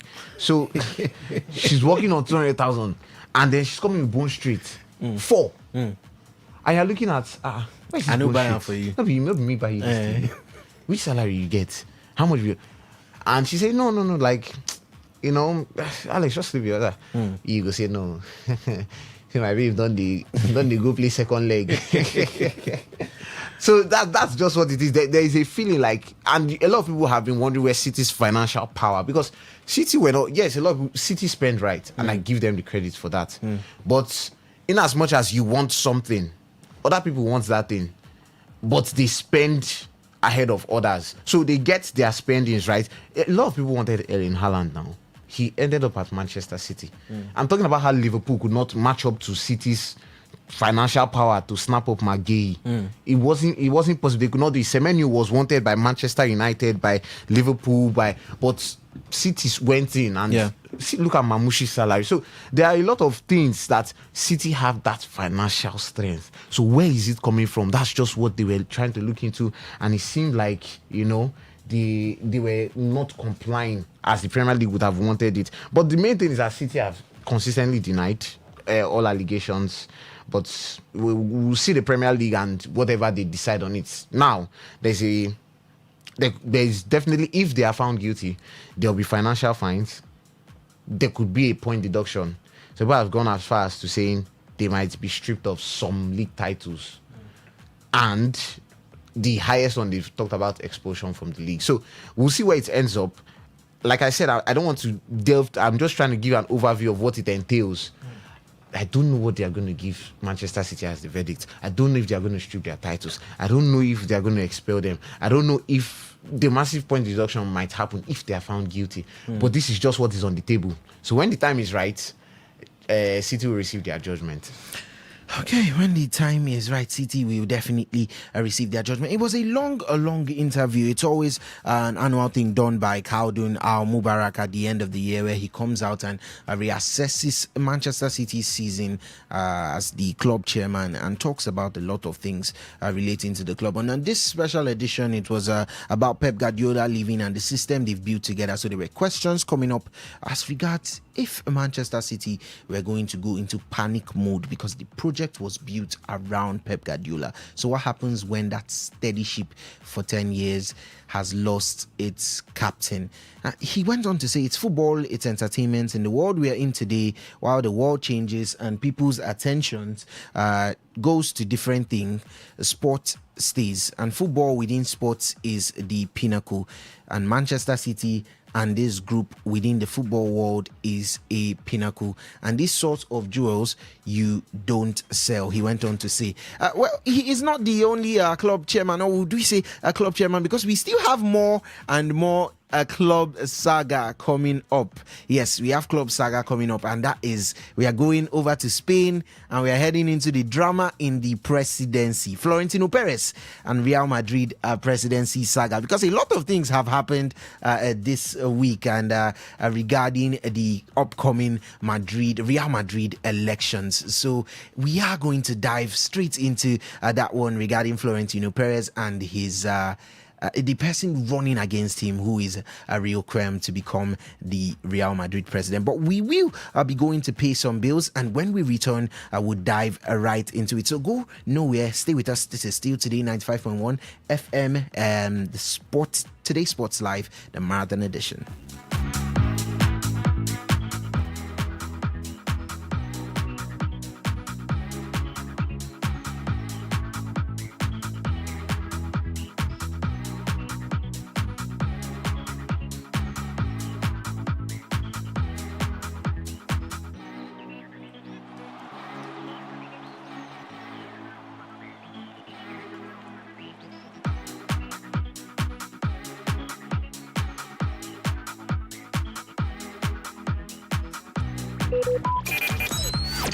Talk radio. I listen to a lot of talk radio. 95.1 FM.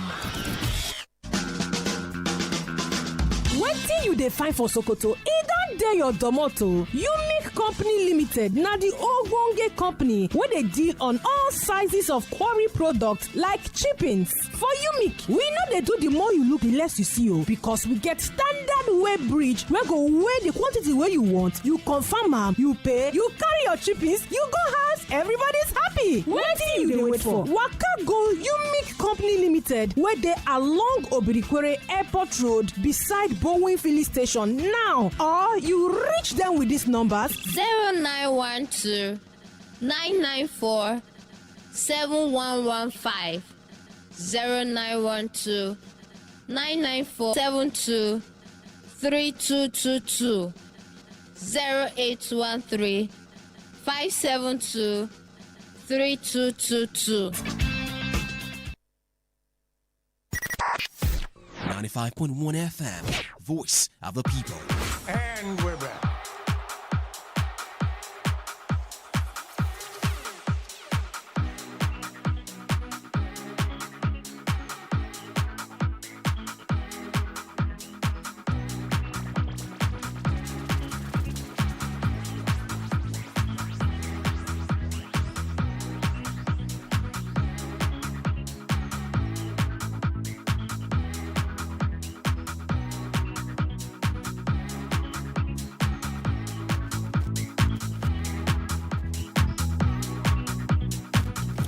All right, right before we went to pay some bills, we were just about to get into a plane or get on a flight and head all the way over to the capital of Spain, which is none other than Madrid. You must have been hearing lots and lots of talks because Florentino Perez, Rio Quem, and somehow even Manchester City have all been dragged into what you would ask is going to concern Manchester City being pulled all the way from England into Spain. But yes, I am going to give you the breakdown because it is all about the Real Madrid presidency saga. Now, Florentino Perez has promised to make a club record offer for an unnamed great player. In his words, he said, "If I'm re-elected as Real Madrid president, I would offer 150 million euros for an attacking player." But he also denied reports or claims that it was Bayern Munich's Harry Kane, Mikel Olise, or Manchester City's Jeremy Doku.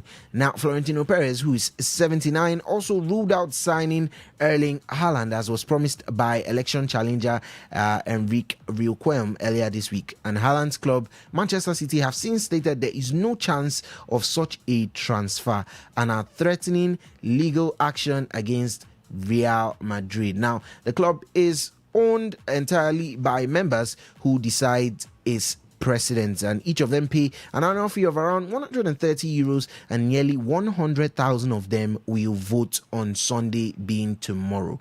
Following his first election in 2000, Perez pursued a Galacticos policy of signing expensive world-class players including Luis Figo, David Beckham, and Zinedine Zidane.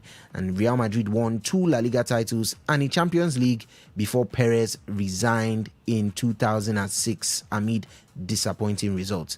And in 2009, he successfully stood for the presidency again, unopposed this time, and has done so a further 4 times in his 17-year second term. Now, trailing La Liga champions Barcelona by 8 points, Real Madrid has ended the 2025-2026 season with no major trophies for the second season in a row. And as the season drew to a close, Perez called a news conference in which he railed against the club's enemies and urged those unhappy with his leadership to run against him for president. And renewable energy magnate Rio Quem stepped forward, leaving Perez to compete with another candidate to retain his role for the first time in 20 years. And on Wednesday, Perez promised voters he would initiate a Galactico-style transfer bid. He said, "I have some news for you. On Tuesday, I'm going to make an offer to a major Champions League club for a great player. It would be the largest transfer fee Real Madrid has ever paid in its history." When he was asked about the identity of and the scale of the fee, he said, "Olise is a great player, but it's not Olise. It's not Doku either. We are going to make a significant offer, at least $150 million, which is 130 million euros. Said he needs to be a player from midfield who can go forward, and it is not Haaland. The player is not from the Premier League, and the first thing we will do is talk to the club. It's a signing meant to generate excitement because that is what it's all about." He also reminded the voters that his re-election would activate already agreed deals for manager Jose Mourinho, Inter Milan defender Denzel Dumfries, and Ibrahima Konate, whose contract at Liverpool would not be renewed. So there's a whole lot to get into as regards Florentino Perez. But first of all, who is this player? Who is this Galacticos styled signing that he has hinted or vaguely hinted about bringing to the club? He said it's a signing that is meant to bring about a buzz and excitement. Osas, any idea who this player could be? Because I know we've seen names, but he denied reports that it was this player. So do we have any idea of who this player could be? And is it even possible to pull it off? I think with the track record of Real Madrid and Florentino Perez, you can say there is nothing impossible for him when it has to do with lifting players from one end to the other. But looking at who that player is, with all the descriptions that Florentino Perez has given, I think maybe what Florentino Perez is trying to do is just keep us in the dark. You know, that game you play with suspense, that's exactly what he's trying to do here. Or would I want to say he's trying to create a decoy so that other teams don't get to look at where he's going to? Because I think maybe the only player who fits into that position based on his explanations or based on his descriptions, it could be the man himself, Lamine Yamal. Yeah, it could be Lamine Yamal. That's what I'm saying. But I think Florentino Perez should be ready for fights. No. The fight goes, the sound, it go loud. It will go reach Africa from all the way from Spain. Because I don't know what you want to do to lure Lamine Yamal away from Barcelona. He said that player is not in the English Premier League. He also said that player is a huge one. He's got a huge personality and he's an attacking player. He's not talking about, most likely, he's not talking about... an attacking player who can play from the middle. From the middle. I don't know if Lamine can play from the middle, but I know that Lamine sometimes plays inverts. So now, I don't know, but the only person I see fitting into this description is obviously Lamine Yamal. Because he has cut out every person. And Florentino Perez has been an admirer of Lamine Yamal. Yeah. Yes, he said it before. So I don't know how it wants to look like right now, because I think we might be getting in. Because if he wants to get Lamine Yamal, that means he's not going to do it from the legal way. He will obviously want to do things that are not supposed to be done. Yes. And that would be maybe meeting the player secretly, sending representatives to those who are very close to the player to see how to talk him out of. See, Lamine is I'm not talking about any other Barcelona player. I'm talking about Lamine Yamal here. Yeah. I think he's the future of that Barca side. The team is built around him. I think Lamine Lamine might even be more powerful than Deco, being the sporting director there. So I don't know how Florentino Perez wants to do this particular one, because what he might end up doing if that player is Lamine Yamal is start off the Fourth World War. That's skip even the third and start the Fourth World War, because I think Barca and Madrid are not on the same page. They are not, in fact, they don't see face eye to eye. Because there have been so much of bad blood in between these two clubs for some years now. Bad blood in between the two presidents of the club for some years, of these clubs for some years now. And this will just end up degenerating the little relationship that they have. That will just end up, I think, spoiling totally whatever is left between Barca and Real Madrid. So I really don't know. I'm just trying to pick my thoughts to say who is this particular player. But I think it's not really going to end well, because if I want to say, is there any player who is at that level in this boss, it has to be Lamine. If it's not in the English Premier League, then it has to be Ousmane Dembele. These two, Lamine or Dembele. But these two have been linked to Barca, or are currently linked to Barca as it stands right now. And if you take away any of these ones and bring them down to Madrid, I think for the players themselves, it's not going to be nice, because how would Lamine fare in Real Madrid from now on if he makes that move? I think it won't be. He will be booed from now till he leaves the world.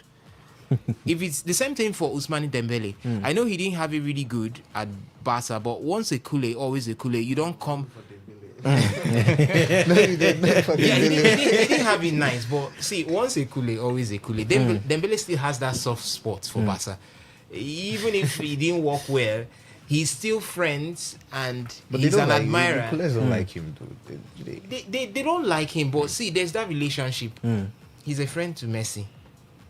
He's a friend to many other Barca players. And he made Barcelona not so it's only the fans. It's only the fans that do not like him. Not score that chance. It's only the fans. It's only the fans. That's why they say once a Kule, always a Kule. No, Dembele is like that girl that left me when I was not doing well. Barcelona's trying time, he left. It just reminds me, you saying once a Kule, always a Kule, was right after that win over Lens. Luis Enrique, they secured the Ligue 1 title. He came to the dressing room and was asking, what is Barca playing versus Real That is Madrid? it. They said Barca have won 2-0. He said, get in. So that's it. Once a Kule, always a Kule. So I don't think any of these two players. See, the last time we had something like this. Catalan. They really no fulu. No, he's Catalan. See, he still has. He still has that suspect. He has that. He has it. But the fans don't accept They him. feel like he left them at a time when he was beginning to become important. Yes, for the club. Messi took it upon himself to make sure that Dembele becomes important. If you remember that season, the season before he left, I can't remember the particular season.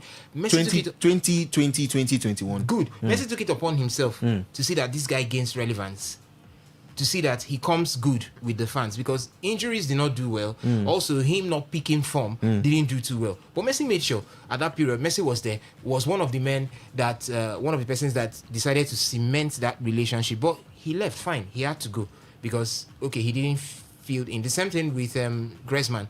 That was almost the same kind of, would I say, scenario that they had. The same kind. So now, coming back to Barca, he should think of the fact that, see, I'm going to be coming to the Camp Nou at least 3 to 4 times a season. How would the reception work on my career? How would it affect my career and my stay at Real Madrid? These are questions that players who want to come to Real Madrid should ask. I think the last time somebody moved from Barca to Madrid was that Luis Figo, and he didn't find it easy. 2001. Yes, he didn't find it easy. Go and ask Luis Figo till today. He didn't find it easy. So any person who wants to be lured by Fiorentino Perez, be careful.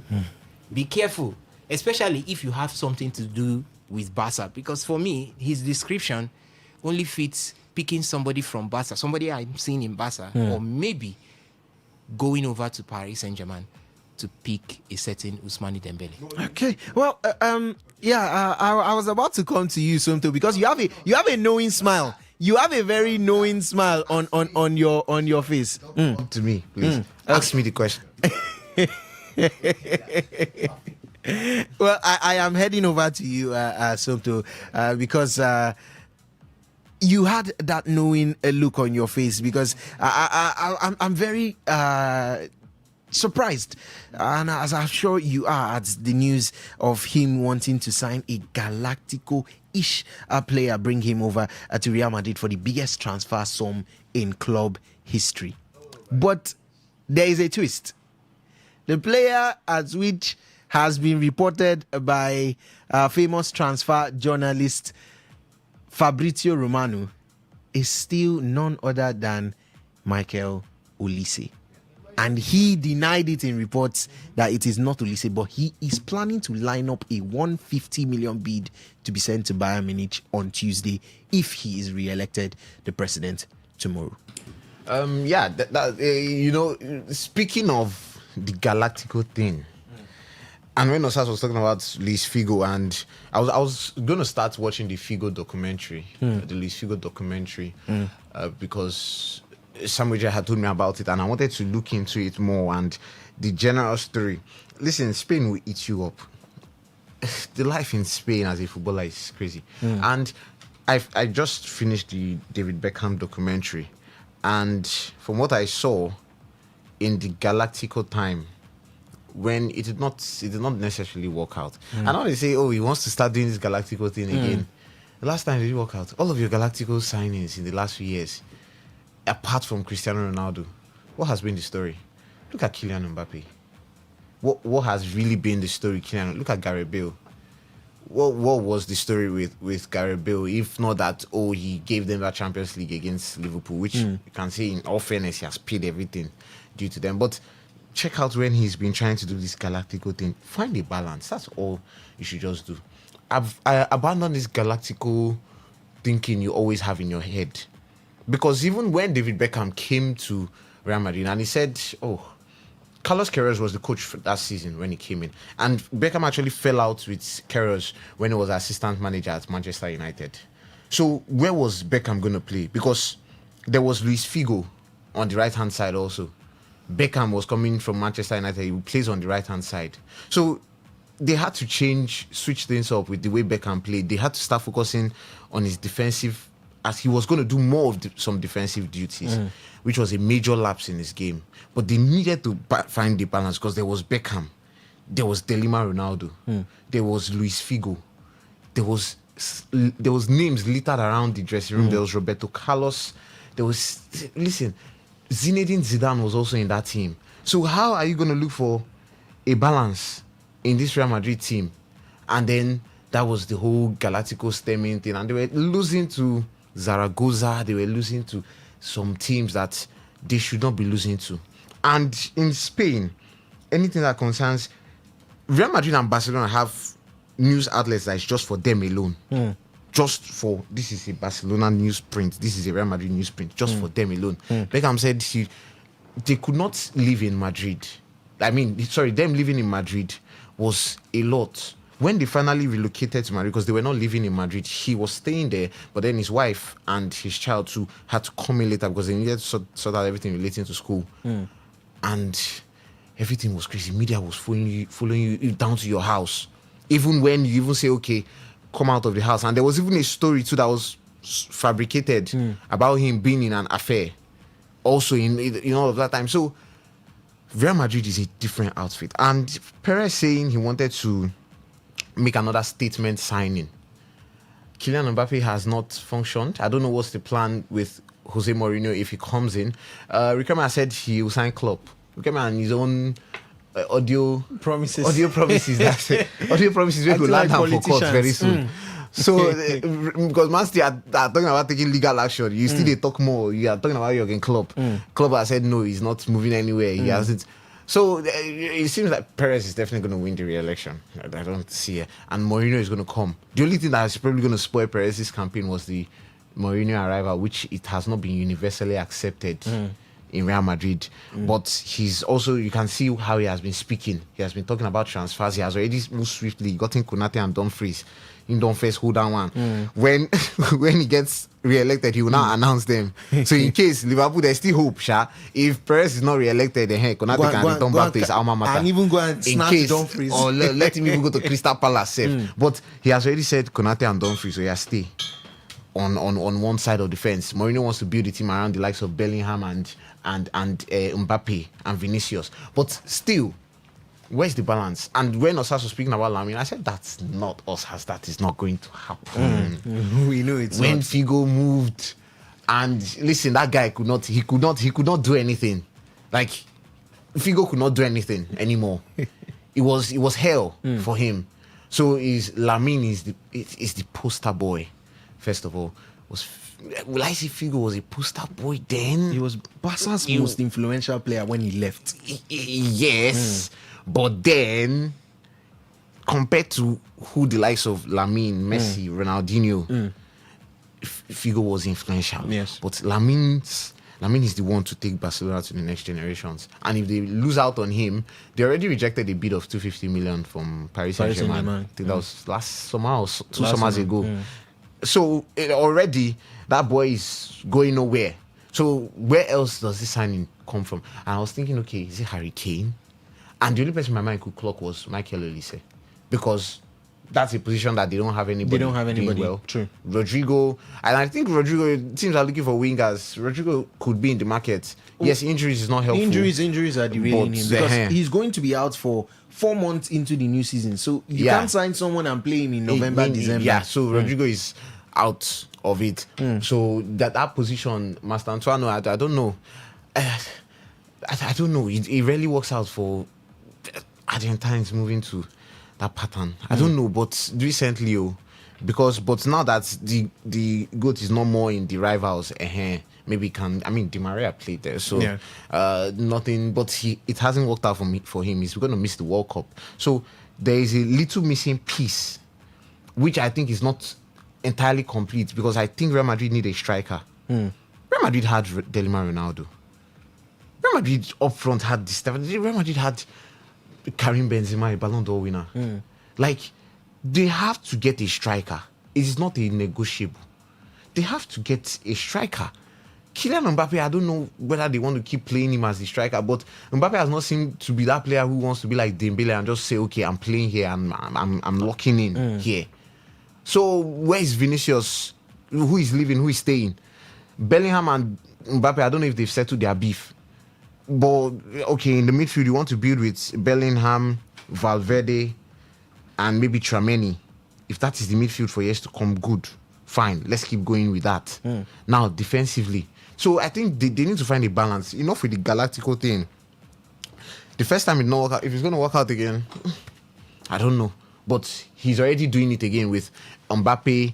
He already had Vinicius. He already had a lot of the Real Madrid players who we said, these guys, if they put all of these guys together, even on FC26 and everything, Real Madrid were going to be dominating. But they already had that Galactico setup. They've had the Galactico setup. Has it worked out to full effect? No. Because even times when they won the Champions League and other things, I think Ancelotti started with a 4-4-2 save in that Champions League final against Atletico Madrid. So you look at the way they've set up most times. It's not, we know in football, it's not the names. PSG had Messi, Neymar, and Mbappe. And crashed out. Was it even round of 16? Yes, round of 16 to Real Madrid. 16 to Real Madrid. What were they doing in their own? They could only be winning the goal. What else came out of it? So the Galactico thing, leave them. Look for balance. If you want to also get a good player, don't term it as Galactico. Just say we are bringing a star player to the club. That is an error. Errors don't repeat itself. There's nothing you're going to tell me. It doesn't repeat it. Lightning doesn't strike twice in the same position or in the same place. So leave it. That's past. Evolve. Move on. If you're signing Olise, it's needed, but it's going to take a lot. But when the name Real Madrid comes knocking or sends you an email, there's no player in the world that can turn it down. No. All right, very true about that one. There's barely any player. And those were even the words of the man also running for that presidency position against Perez, which is Rio Quem. He said, Real Madrid is Real Madrid. There is only one Real Madrid. We have a couple of messages. One from the SMS portal says, I am Stephen. I am Stephen from Port Harcourt. I think Perez was talking about Vitinha in Paris Saint-Germain. Mark my words. That is quite an interesting one. Although reports have stated that it is the man he claimed not to be among the names he mentioned, which is Michael Olise. But it is still a possibility that it could be Vitinha. This one is Ernest from Woji, and he says Perez should leave Olise because Bayern will never sell him. He should go to Arsenal and sign Rice and keep him on the bench so that Osas would not mention Ballon d'Or again. Ernest from Woji, bringing the violence as usual. And he also says for City, maybe British governments wants to destroy City as they did Chelsea under Abramovich. Thank you very much for that one, Ernest from Muji. And I said there's always different angles to look at every talking point from. There's always going to be a different perspective, one particular angle or that you've never actually thought about, and it could end up being that one that brings out more sense or makes more sense when you have to look at it. Osas, this message was particularly aimed at you because Ernest from Muji says that he should go to Arsenal. He should sign Rice and he should keep him on the bench so that Osas will not mention Ballon d'Or again for Rice. if Rice goes to Real Madrid, it's a clearer chance for him to win the Ballon d'Or. Yes, because he's got into the biggest club in Europe. He would also be under a president who they say follow who know road, if you understand what I mean, with Fiorentino Perez. Yeah, so if he gets under such president, I think it will be outrightly a clear chance for Declan Rice to win the Ballon d'Or. But I think Fiorentino Perez will not be looking towards Declan Rice. He has got his how do they put it? I think he's surplus to requirements when it has to do with players within Declan Rice's position of play. So he says he wants a Galactico. I don't know if the last time I checked Arsenal, if Arsenal depends on Galacticos. So it's not within Arsenal. He should look somewhere else at this point. But it is what it is. Ernest, always coming for the Arsenal faithfuls. Don't worry. The day Arsenal wins Champions League, you come for him. We'll come for him. We'll cut a part of the cake and send to him. Okay. That's a really, really nice one there from Ernest from OG. This one says, sports team, Perez is talking about Haaland, Dr. Ike from Umwe Bulu. Yes, there's also another one that says, good afternoon to you all, Ebube from Ajib Estate. About who Fiorentino Perez wants to sign, have you guys given a thought to Jamal Musiala from Bayern Munich? Wow. I like how there are plenty names coming out. You know, that's the thing. I don't vague. Know. When it's vague, we don't know. It's just pretty. But it's good that we can have, this type of opinions from the listeners too, because it's a good one. Yeah. But from what Perez said, he's looking at somebody who is established and big. So I don't know how big. So he's talking about a big player already. Yeah. Someone said Vitinha. Someone said Vitinha. There's been name? Suggestions for Rodri. There've been suggestions for Haaland, but Rodri does not. I think fit the profile said player Rodri. who goes from midfield to attack. Yeah, but Fiorentino Perez has also cut it out. He said not in the English Premier League. So take out Rodri, take out Haaland. But he if denied. You want to take him, but he denied. He said it's not Michael. He denied Michael Olise, but reports have stated that is the person he's looking at. Particularly when you look at the fact that Arda Güler and Franco Mastantuono have not worked at all on Maybe the right. in the sense of still trying to put everybody on suspense. It has not happened. But the reports can still come out that it's this person. But he's not saying it in respect to the clubs, because you don't want to talk about... Imagine if he says it's Olise in that press conference. You have made your tax more difficult to negotiate with Bayern. Is there anybody that Madrid wants to go for that they don't get? No. Yes. Just to add. Saliba did not go Just there. to add. Did he come out outright? He came for William Saliba. Bayern Munich's president, Uli Hoeneß, said in January, even if you drop 200 on the table today, Uli says he's not leaving the club. That's what he said in January. People will won't win Champions League first. From the other side, and stop looking at Olise. Vitinha is another very good name. A very good replacement for Toni Kroos, in fact. But I can't tell. Honestly, it seems like that midfield is already enough.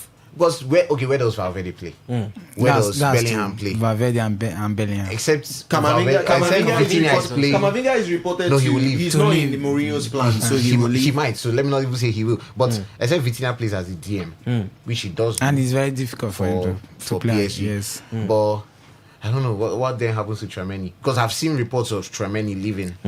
But let's see. Let's see if the elections go and go. But it's good to have some of these speculations and see who potentially comes or who does not come. Sorry. Who's heading over? Let's just assume that he's saying that to just stay in that same position again. He's not going to actually do anything. Perez is a man that, in fact, I don't think what's his name? Riquelme has got a chance against Fiorentino Perez. Number one, Perez hasn't done badly for that seat, unlike who was the former Barca president, not Laporte. Who was that? The person before Laporte. Bartomeu. That wrecked the entire system, and everyone had to say this man had to leave. So I think Perez isn't in that league right now. So I see him still coming back, winning this one. He went unopposed. This time he called for the competition, but I don't think this competition is huge enough for him, so he could just go all the way to win it at the end of the day. But it is what it is. Transfers, very huge. These days, teams get to seal their mouths. They get to point you to the other end, then do what they want to do at the end of it all. All right, now it's time to head over to the phone lines to get your feedback. I've just seen my phone line buzz right now. Do well to phone us back. He's famously called Papa Perez. Who could Papa Perez be talking about when regard to this Galactico style player who is going to be the club's most expensive transfer fee ever paid for. Who is this player going to be? Reach out to us also on our SMS and WhatsApp portals at 0701 933 9962. 0701 933 9962. Let's take this one. Hello, Kala. Good afternoon. Welcome to the show. I greet everybody in the studio. We greet you too. Your name? Okay, okay, my name is Siva. Me are the suspect say make them go for Chelsea Delap. Chelsea Liam Delap for 150.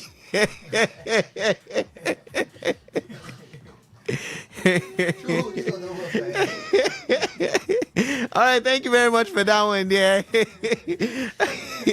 that was just straight to the point. He just gave one name and said thank you very much. Thank you very much for that one there. I saw if no one I saw a video of Liam Delap. Oh God. Who scouted this guy for Chelsea, please? This guy should be doing mixed martial arts. Who brought Liam Delap as a transfer option for Chelsea that has had a striker like Didier Drogba? We'll hear from you, but first of all, let's hear from this caller. Hello, caller. Good afternoon. Welcome to the show. Good afternoon. This is Stephen from Port Harcourt. All right, Stephen from Port Harcourt. Let's hear your thoughts.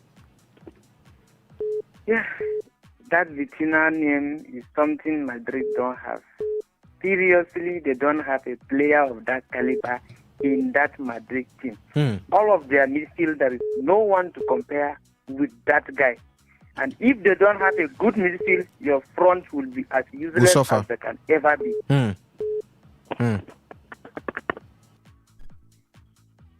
Okay, Stephen, thank you very much for that one. Let's see if we can take this one. Okay, that was a drop call situation. Please do well to call back 0810-951-0951. Stephen suggests it could be Vitinha because Madrid does not have a player of that caliber. That is, if we were to look at the profile of players currently at Madrid, nobody fits the caliber or the criteria of what Vitinha currently does for Paris Saint-Germain. And as Florentino Perez has hinted, a player who could play from the middle into attack. So I guess the profile does match when you have to look at what his description is. 0810-951-0951. 0810-951-0951. Those are the lines, the numbers to reach us via the phone lines, and for the SMS and for the WhatsApp portal, where you could send in your thoughts, send in your contributions, or what you've made so far of everything that we've discussed as regards Andoni Iraola being signed by Liverpool, and his first words were, I want to be one of you, I want to be one of the fans, and down to the Real Madrid saga regarding their presidency. 0810-951-0951. Hello, caller. Good afternoon. Welcome to the show. Hello, good afternoon. Yeah. Your name and where you're my calling name from? is Destiny, calling from PH. All right, Destiny from PH. Give us your thoughts. Somto, good afternoon. Oscar is still there, right? Yes, Osas and Somto are here, and they greet you too. Okay. Firstly, we're talking about Arsenal. Then we talked about Bruno Fernandes winning the PFA Player of the Year. Yes. And I want to ask a question. In the season of Mesut Ozil win the record, who win the Premier League that year? In the season, Mesut Ozil was top of the assist table. Who won the Premier League that season? Okay, we will check back on that one just to make sure. I think that was the 15/16 Premier League season, and if it was the 15/16 Premier League season, then I think Chelsea were the winners of that. Mesut Ozil was not given the award because it was the best assist that season. So the PFA player goes to the team that won the Premier League, right? So when you check and you confirm it, and so if somebody is doing nothing, then at the end of the season, the PFA players player of the year for that season, that was when Leicester Chelsea won the Premier League. Yes. When Chelsea, was it Chelsea that won the league, or Leicester City? Chelsea won the league the season that Ozil sets that record. Okay. Yeah. So what I'm trying to say, this season, the Raya deserve to win that award. I'm talking about Arsenal. We have learned a lesson this season. Playing beautiful football and winning nothing. would have been another top pick for this season. So we decided to say, okay, 1-0 give us 3 points. Why not score 1 goal, then lock up at the end of the day, achieve something? If you list after the Champions League finals, the tension have died down slowly because we have been able to achieve one thing. We participate in 4 tournaments. Then at the end of the day, we win 1. Then, assuming we did not win anything, they would have come back, and those haters would have come to go, Arsenal, near success syndrome people, try again next season. But this season, the temperature have died down. Then we have done well. So if playing rugged football, playing dirty football will give you a result at the end of the day and make you be a champion, why not do that? After all, we're playing Champions League, playing beautiful football, playing at St. Wenger time, nothing come forth. And so I believe we did well. As for Yama will not go to Madrid for any reason. And so Florentino Perez, whatsoever you want to campaign with, you should go to France, PSG precisely, and then pick someone. Then that is worth the 150. Even though I know most of those players don't want 150, but because he has said it, PSG would like to influence those prices and to make sure they nick from Madrid. And that doesn't mean they will win the Champions League next season, and they will also not win the league. So you can go and splash 150 for all I care. He should not come to Arsenal because we don't want to sell anybody to him. Thank you. All right, thank you very much for that one there. And regarding that mix-up as regards the player of the year, that season was actually being won by Riyad Mahrez. Yes, I just checked to confirm. It was the 2015-2016 Premier League season. It was won by Riyad Mahrez, and Leicester won the Premier League. That was when Ozil set. Was it the how many assists was that? 18 Premier League assists. Yes. So let's take this call. Hello, Kala. Good afternoon. Welcome to the show. Good afternoon, guys. Yeah. Good afternoon. Your name and where you're calling from? Thank you. Call for Omaholu. All right. Let's hear your thoughts. Thank you. For Florentino Perez, his timing, the best timing for him should be Vitinha for Paris Saint-Germain. And only say, if Apple can cover that money to bring those 2 players to Real Madrid, I promise you their problem will be solved forever ever until those players retire. Those are the best signing for them for now. Thank you. All right. Thank you very much for that one right there. Let's hear from this one. Hello, Kala. Good afternoon. Welcome to the show. Hello, good afternoon. This is Ambrose. All right. Let's have your thoughts. People have been talking, Vitinha, so on and so forth. This football is football, and money rules football. Even if it's this Olise they are talking, even Bayern is saying Olise is going nowhere. But when the time comes and when money is involved, Olise can still go. If you look at the pedigree of Bayern and Madrid, Bayern is not up to Madrid pedigree. So in football, anything can happen. So for me, if Florentino Perez becomes the next president, so he can still make the deal work. All it matters is if the player is willing to go. Once the player is willing to go, there is nothing the club can do. So that is just my take. Okay. Thank you very much for that one there. I like to talk about interesting angles as regards this topic. Hello, Kala. Good afternoon. Yeah. Welcome to the show. Yeah, good afternoon. Good afternoon. I greet the guys in there. We greet you too, Kablubari. Welcome. Yeah, I will start from this Madrid saga. Because me, I call them saga. Yes. Because why I call them saga, we say, Florentino Perez. I don't know why something of 15 years ago, in saying if you repeat them now, then they will work for them. Because if you check where for people where they play ball now, you don't see those strong players where they score Galactico, players like Jinda and all those players where they play those times. Mostly now, boys where they play ball now, boys where now Gen Z boys. So if you think of those Galacticos, when go settle, Kwaka go, you go pick. You go see there Barcelona go build it, then go see disgrace. If you want build up Madrid, make him just come out the amount of that Galactico, just calm down, rebuild the thing, because time of football, the age, everything don't change. You know, things say the era of Ronaldo then might be this particular era where we live. So if we no one change with time, he go dey their time go leave am. That be the thing. So if he know himself, making Kukuma no say you go put them together and give you what you win. If not, if he go say he go there, pick one strong person, he no go work for that. He go see the there next season Barcelona will carry that league. That's for Madrid. Then for Liverpool and then Andre Ondawa, I'll be within the color.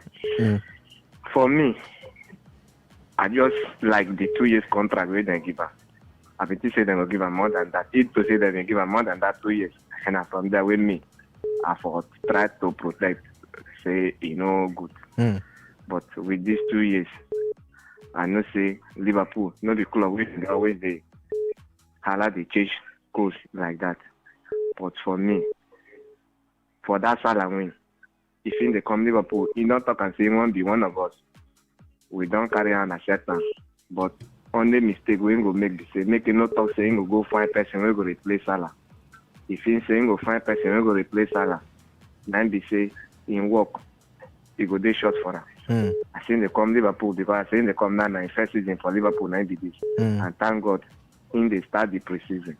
So waiting me and one making do and waiting the club then buy him for now to set up another team like and slow be your club in do. Making go market buy players where him go feel use. No be players where be say he go talk to them go say who are you? I still know you for this club. If he go day like that, then be say he go fake. But making just Kukuma find players, the ones them way day for the team. Anyone we know say no good for that team. We no one even know even though Isaac or Eketike making say that go market go bring his own players. When he talk to them, then go here. Then for that Salah win, making no go say go find person we go replace Salah. Making just find players we go play with him in one. Then for our defense, Konate they go. Even though Madrid no buy him again, me I go and make them buy person replace him, and I know one made them go outside England go find any player we go replace Konate. If not, it will be disaster for us. For me, now only like 2 players when me at the sea for that Konate position. Lacroix for Crystal Palace. Maxence Lacroix.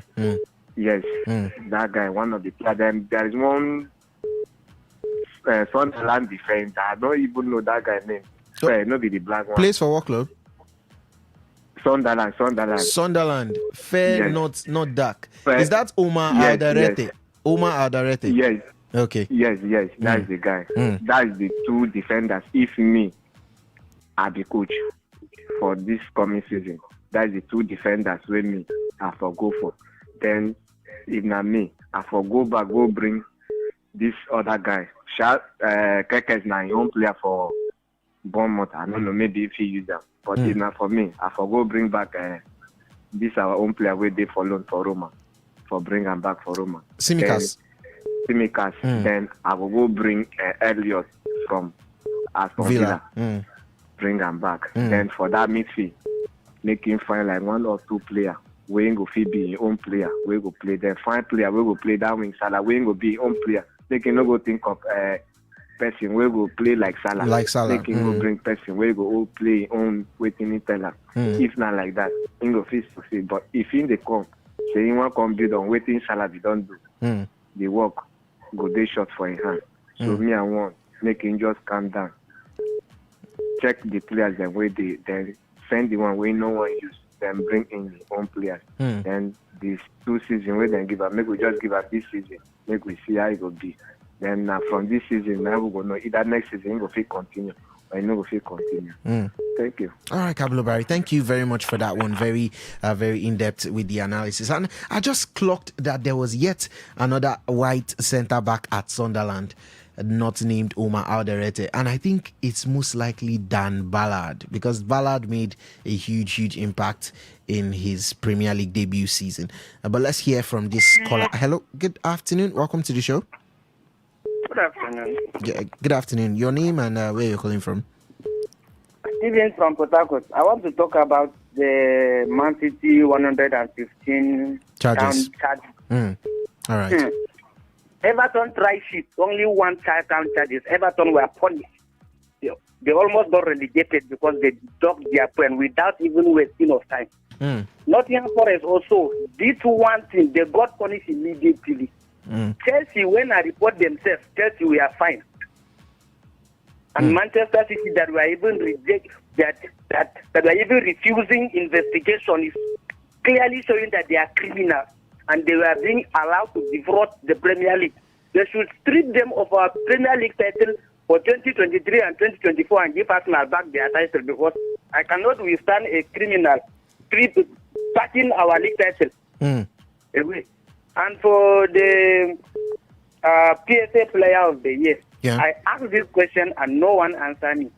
If it was Manchester City that win this league, will Bruno Fernandes still be PSA Player of the Year? No one seems to answer me because it is Arsenal. They took it because they don't want any Arsenal, anything concerning Arsenal. Nobody wants it. They take it and give Fernandes that because he do 20 assists. Mesut Ozil do 19 assists. Nobody look his face. All right. Thank you very much for that one right there. I would return to the phone line to take the rest of the calls that I can see buzzing up on our phone lines. It's 0810-9510-951, 0810-9510-951. But I would beg your pardon for us to go to the market just to pay some bills. And when we return, we will take the rest of the phone call. We'll take the rest of the calls. We still have some messages here to take. But first of all, we are going to head to the phone lines to pay some bills. But when we return, we will give you more opportunity and more space to give us your thoughts on every latest happening. So go nowhere. Do stay with us. This is still Today 95.1. Today Sports Live, the Marathon Edition.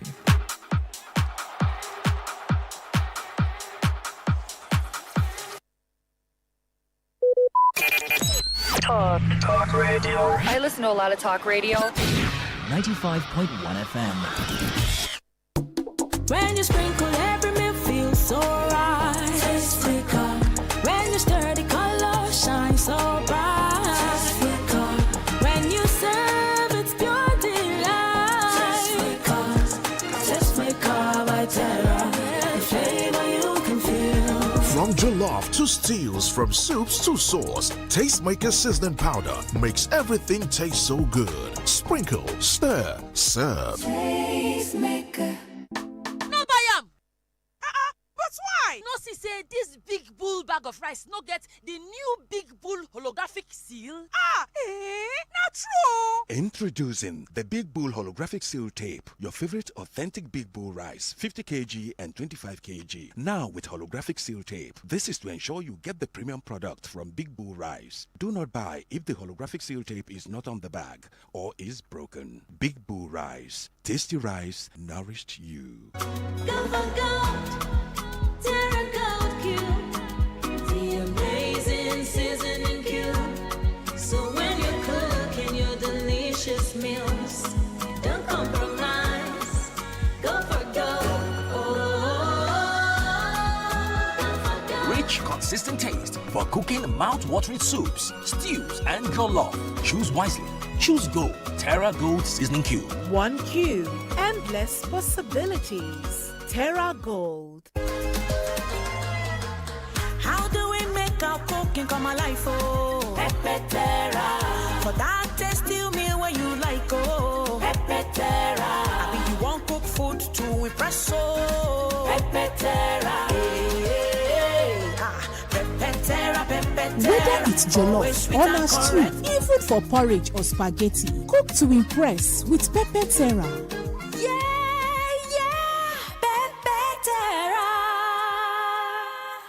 Port Harcourt, are you ready? Today, 95.1 FM, the voice of the people.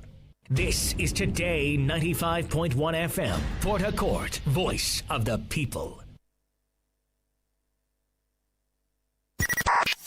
95.1 FM, voice of the people. And we're back.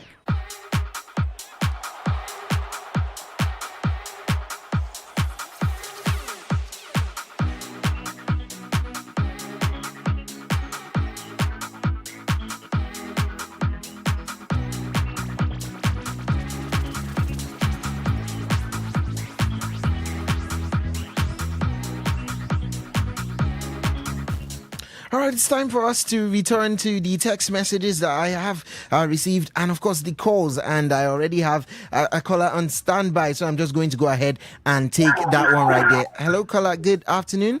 Welcome to the show. Good afternoon, my brother. Yeah, welcome to the show. Your name and where you're calling from? Lucky from Abia State. All right, Lucky from Abia State. Let's have your thoughts. I want to ask a question. This Super 6 playing in Port Harcourt. This Saturday, Abba.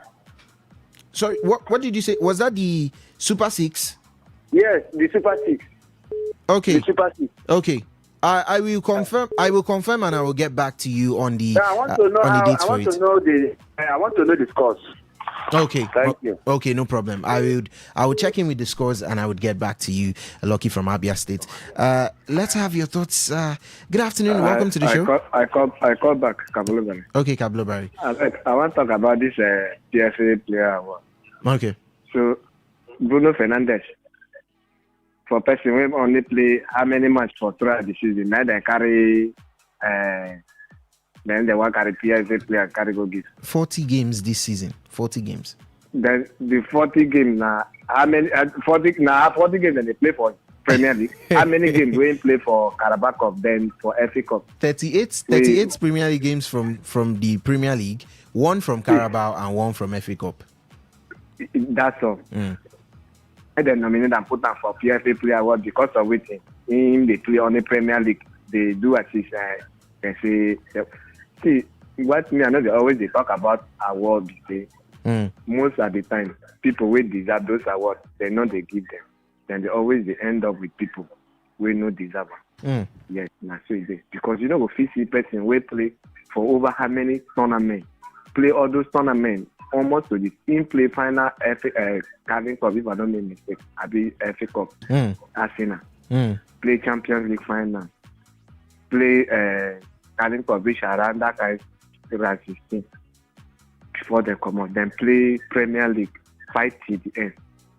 Those three players like Raya, because of my goalkeeper, they no fit consider them for anything. This season, for throughout England for me, now Raya, now him be the standard player for me for this season for Premier League. Because when you sit down watch him, you will not say this guy, he get waiting in the to win no. But because of now, as Arsenal people talk, I know you like to follow Arsenal people, but sometimes I feel follow them things say that because of now Arsenal, now make. If not, Fernandes he try, but to put down for that list of PFA player award, me. He not said me for video, not supposed to get there because there are so many good players way pass him. Despite the 21 assists in 40 matches. Now they say you don't do too much. I don't blame him because award they know they always they give people who deserve them. They always they give people who don't deserve them because of the talk say love I be like 90 the thing. So anyone where they give, make them give. Because people person who deserve them where they not give them. Make them just take them. Say na so you don't be. Okay. Thank you. All right, Kabulobari. Thank you very much for that one. It's worth noting that he's the front runner for that particular award. The winner is expected to be announced on August the 25th. Yes, it's halftime in that NWFL Super 6. It's halftime for the caller that did want to find out about the current results. It's Rivers Angels versus Robo Queens, and it is 1-1. Grace Saliu scored in the 8th minute opening, and Oluwakemi Adegbui equalized in the 22nd minute. So it's currently halftime between Rivers Angels and Robo Queens. It's 1-1 there with 45 minutes still to go.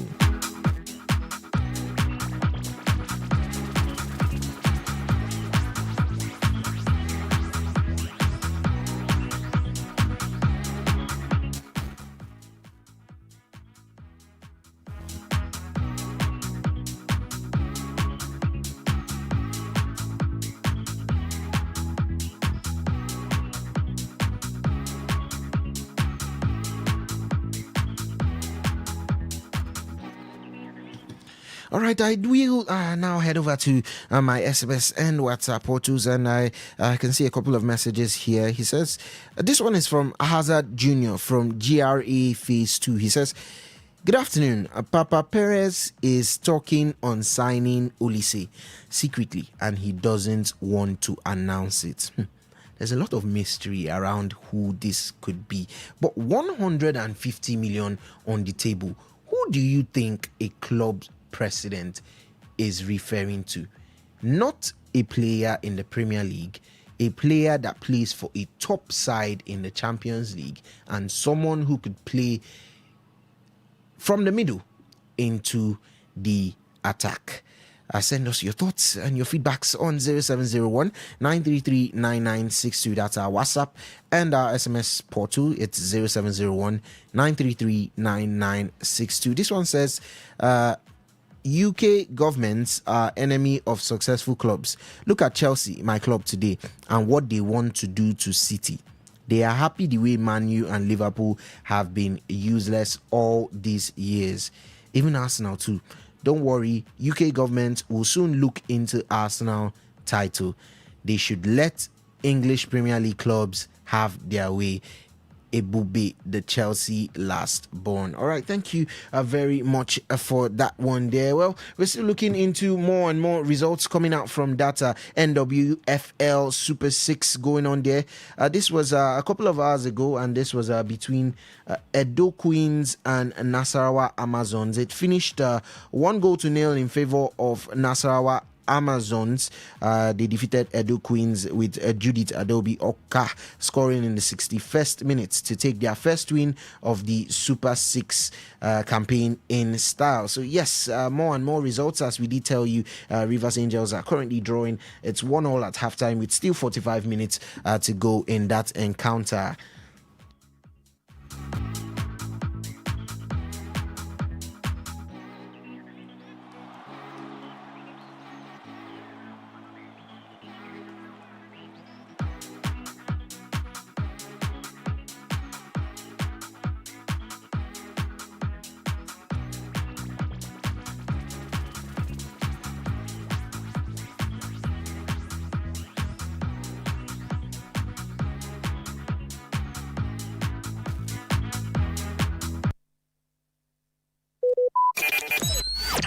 Talk radio. I listen to a lot of talk radio. 95.1 FM.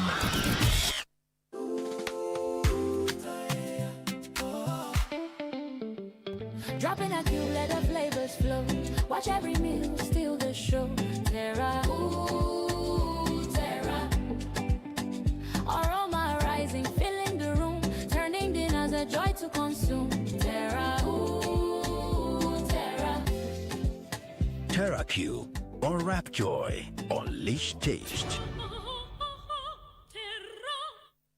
Mom's love is pure. It's so no, she does. Mom's special jollof puts a smile on your face. Mom's yummy fries cheers you up. Mom's tasty stew nourishes the family. Golden Terra oil, tasty. Golden Terra oil, nourishing. Golden Terra oil, Golden Terra soya oil. Golden Terra Oil helps Mom pour her love in the tasty, nourishing meals she cooks for her family. Golden Terra Oil, pour pure love. Good tasty food is worth living for. Worried about your oil every time you enjoy your favorite meal? Introducing Golden Terra Smart Balance Oil. Smart Balance Rice Bran Oil is rich in gamma oryzanol. Several studies suggest that gamma oryzanol may contribute to the reduction of bad cholesterol. Golden Terra Smart Balance Oil. Good food, no worries. Port Harcourt, are you ready? Today, 95.1 FM, the voice of the people. This is Today 95.1 FM, Port Harcourt.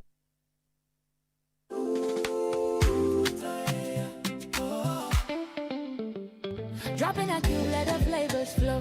Watch every meal, steal the show. Terra, ooh, Terra. Aroma rising, filling the room. Turning dinners a joy to consume. Terra, ooh, TerraQ, or Rapjoy. Unleash taste. Mom's love is pure. It flows, no cheetah. Mom's special jollof puts a smile on your face. Mom's yummy fries cheers you up. Mom's tasty stews nourishes the family. Golden Terra oil, tasty. Golden Terra oil, nourishing. Golden Terra oil, Golden Terra soya oil. Golden Terra Oil helps Mom pour her love in the tasty, nourishing meals she cooks for her family. Golden Terra Oil, pour pure love. Good tasty food is worth living for. Worried about your oil every time you enjoy your favorite meal? Introducing Golden Terra Smart Balance Oil. Smart Balance Rice Bran Oil is rich in gamma oryzanol. Several studies suggest that gamma oryzanol may contribute to the reduction of bad cholesterol. Golden Terra Smart Balance Oil. Good food, no worries. Port Harcourt, are you ready? Today, 95.1 FM, the voice of the people.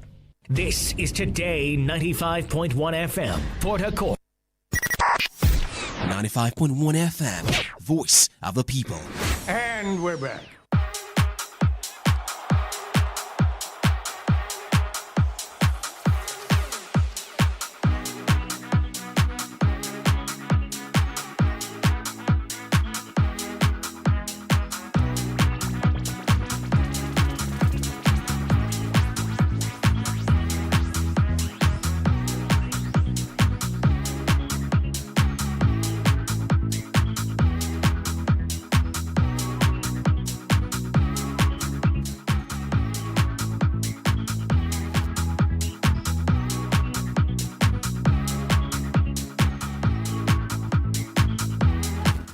Alright, this is still today's Sports Live, the marathon edition on a Saturday. Yes, and we are going to be heading over from the European side of things and look at football from a global aspect.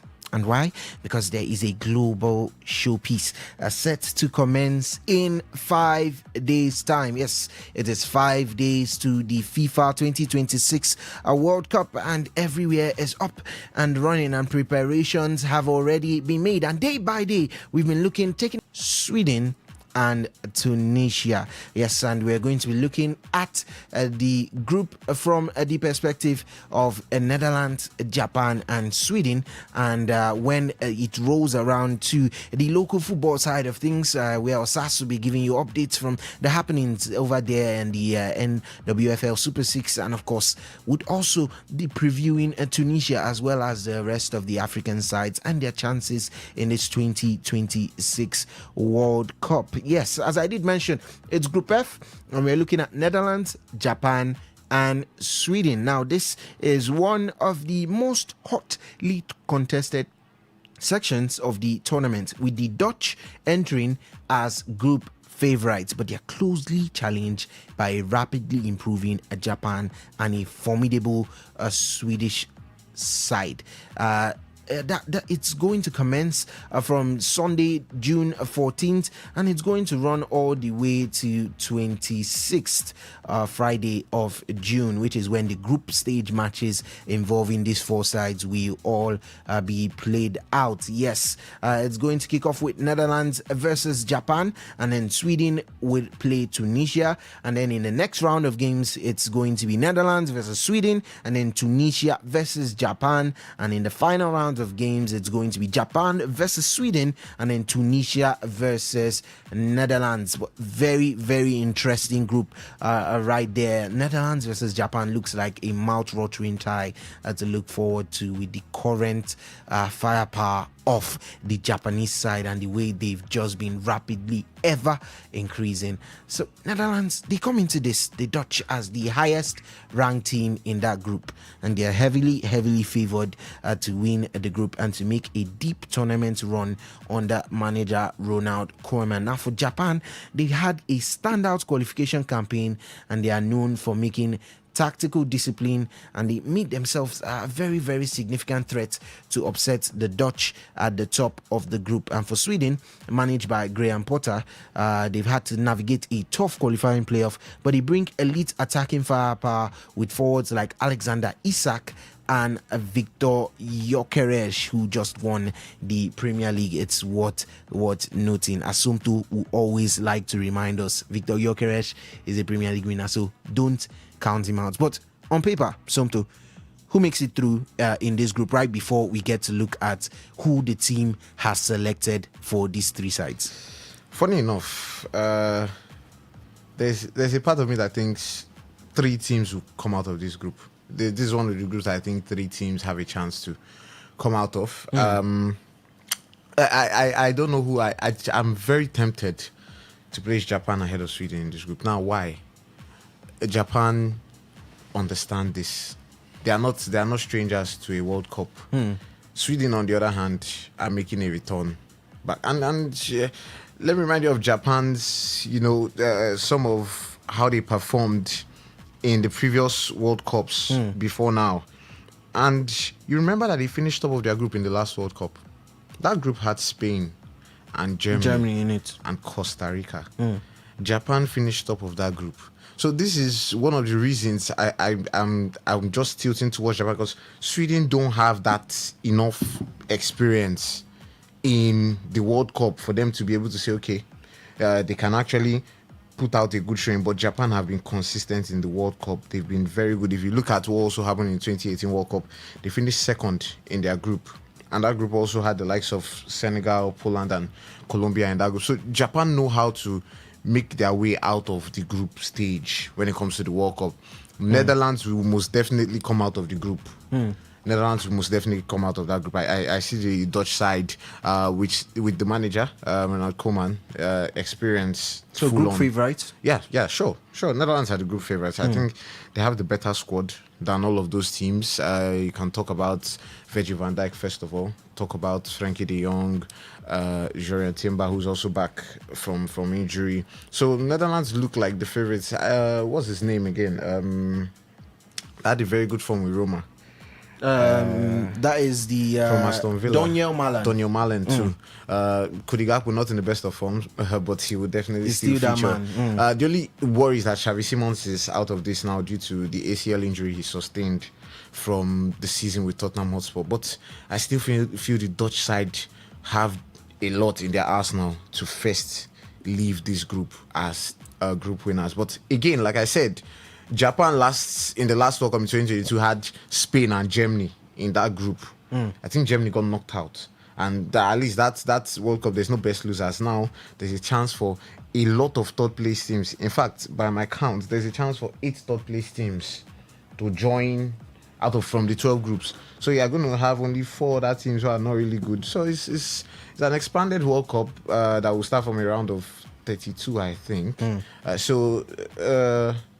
It's best for them to at least, it's more opportunities for some of these teams. So Netherlands comes out as group winners. Now here's where it gets interesting, the battle for second, because like I said, this is one of the groups I feel third can come out as qualifying into the next phase of the group. Now, Japan and Sweden. Why I said third can come out of this group is because Tunisia will be beaten by a lot of these teams. I'm not going to lie. This Tunisia side, I think they were in the same group with Nigeria at the AFCON in the start of the year. They were not impressive by all means. They were not very impressive in the group phase. If you also look at some of the last performances they've had in international tournaments, look at what they did in the 2022 World Cup. Yes, the 2022 World Cup was almost like the Arab World Cup because everybody was performing. But from however Tunisia performed in 2022, coming down to the AFCON now that happened in 2026, Tunisia were very impressive at the World Cup, but they failed to follow up on that. Maybe because of a few departures here and there. Talking about some of their players who are notable names for them. But in the 2022 World Cup, they finished third. But they scored just 1 goal and considered just 1 goal. But they had 4 points. So they won 1 game, lost 1 game, drew 1 game. on a normal day, this could fly you as the best loser, but they didn't still progress from the group phase. They were knocked out from the group phase. So, like I said, they didn't follow that up at the AFCON with a good showing. AFCON 2023. After that World Cup in 2022, they finished last in their group with 2 points. So Tunisia is going to be the whooping boys, in as much as I hope to see good African performance. I hope, and I want to be proved wrong. Let them look at me as the fool. But with what I see, that Sweden side, Isak looks to be, he played very well in the last preseason. I always call it preseason friendly. I call it preseason friendly on Wednesday. Pre-World Cup friendly. He played very well. And you also talked about having Victor Gyökeres too, who was the top goal scorer in the Premier League from, I think, was it in 2026, amongst all of the other notable strikers in the league. So 2 strikers, coming good for them at this point in the tournament is going to be very good for them. And likes of Anthony Elanga also in that squad. They've still got a lot of players in this particular side that can hurt any team on their day, because you look at this Swedish team going forward. I talked about Anthony Elanga. You also look in midfield, they've got Lucas Bergvall, Yashin Ayari of Brighton is also in this Swedish squad. So they've got notable players in defense. Talk about Victor Lindelof, Hadma Ekdal, who also plays for Burnley. Yeah. But yeah, at the end of the day, this Sweden side going forward is that potency that will help them. But then the Japanese side. Now, the only thing I have for this Japanese team that just came to my mind, which now wants to make me change my prediction a bit, that I said they might leapfrog Sweden, was the fact that Kaoru Mitoma will not be at the World Cup. I just remember that Mitoma will not be at the World Cup because of the injuries he sustained, but it doesn't take away what Japan have. And that's what stood out for Japan in the last World Cup in 2022. It wasn't individual brilliance or anything. It was that team cohesion.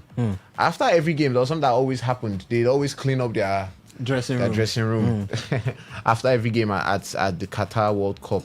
But there was a team spirit, there was cohesion that happened in Japan that a lot of people don't see elsewhere. So you can also mention some good names that they have. The Ao Tanaka of Leeds United is there, with Sudo and Frankfurt, Daichi Kamada, obviously, who won the Conference League with Crystal Palace. He's also there. Takekubo also plays in that side. Like I said, the only worry is that Mitoma will not be there, but Tomiyasu, who has been playing in Ajax, could be there. Hiroki Ito. I'll wait for you to call the comprehensive list for some of these people, but some of these players. But like I said, the 2 average teams that are not head and shoulders, that is not head and shoulders above the rest. Netherlands obviously are head and shoulders above the rest, but the 2 average teams are not far off each other. And then the last team on the group is a little bit far off the 2 average teams. That's why I feel like this is one of the groups that 3 teams can easily progress from here, and it's Netherlands, Japan, and Sweden. Okay, very, very in-depth analysis once again from Asumto. As we will give you the squad list, or the World Cup squad list for the Ons Orange. They did go with 3 goalkeepers in that department. That was Mark Flecken, Robin Rolfs, and Bart Verbruggen. For the defense, it's Nathan Ake, Denzel Dumfries, Jorel Hatu, Juren Timber, Jan-Paul Van Hecke, Virgil van Dijk, and Mickey van der Ven. And in the midfield, it's Frankie de Jong, Martin de Roon, Ryan Grayenberch, Tion Koopmeiners, Tijani Reinders, Gus Steele, Quinten Timber, Mats Vifa. And for the forwards, it's Brian Brobby, Memphis Depay, Cody Gakpo, Justin Kluivert, Now Lang, Doniel Malen, Silencio Somerville, and Wout Weghorst. Yes, and we have on our screens a very, very interesting game, because pardon me for not informing you earlier, but we did have a couple of network issues as regards our screens over here. But we do have the Roland Garros Women's Final, where Mira Andreeva took the first set by 6-3, and she currently has 3 championship points on a Maya Swalinska serve. She leads 5-2 in the second set. Maya Swalinska just broke her, but she currently has 3 championship points, and it looks like the 19-year-old can already taste a victory when it resides to her first ever Grand Slam tournament. She has 3 championship points and it's left to see if she is going to convert any of them still on Maya Shwalinka's serve. Yes, but from there we'd move over to Japan and to giving you Japan's full list, as yes, she has done it. Mira Andreeva is a Grand Slam champion. She is the champion of Roland Garros. It's been done, it's concluded. She had 3 championship points and she was not going to lose any of them. Mira Andreeva is the champion of the Roland Garros for the women's side of things. She has done it. The teenager has won the Roland Garros. Yes, but we go back to Japan and for their World Cup squad. For the goalkeepers, we have Tomoki Hayakawa, we have Keisuke Osako, and we have Zion Suzuki. For the defenders, we have Ko Itakura, we have Hiroki Ito, we have Yuto Nagamoto, Ayuma Seko, Yukinari Sugawara, Jonosuke Suzuki. Somto, I will need to learn Japanese for some of these names, but I'll just go ahead with it. Shogo Taniguchi, Takehiro Tomiyasu, and Tsuyoshi Watanabe. For the midfields, we have Ritsudoan Ratau Endo, Junayo Ito, Daichi Kamada, Takefusa Kubo, Keitu Nakamura, Kaishu Sano, and Eo Tanaka. And for the forwards, it's Keisuke Goto, Daisen Maeda, Koki Ogawa, Kento Shorigai, Yutoi Suzuki, and Ayase Ueda. Yes, as we can see, is that Mira going to hug into her stands? And yeah, it's lovely scenes. I think that should probably be a trainer, because that is her mom right now that she is embracing. But the 19-year-old, it's a Roland Garros winner. Interesting for her. Very, very good one. And when I look at their stories, both of them, the 2 finalists, talking about she and Shwalinska, it was very, very nice. Whoever had a fairy tale ending was very, very deserving of it. But yeah, in details, we're going to talk about other sports tomorrow. I'm sure the guys will be sinking their teeth into all that has happened at the French Open, both from the women's side and even building up to what is expected in the men's side tomorrow.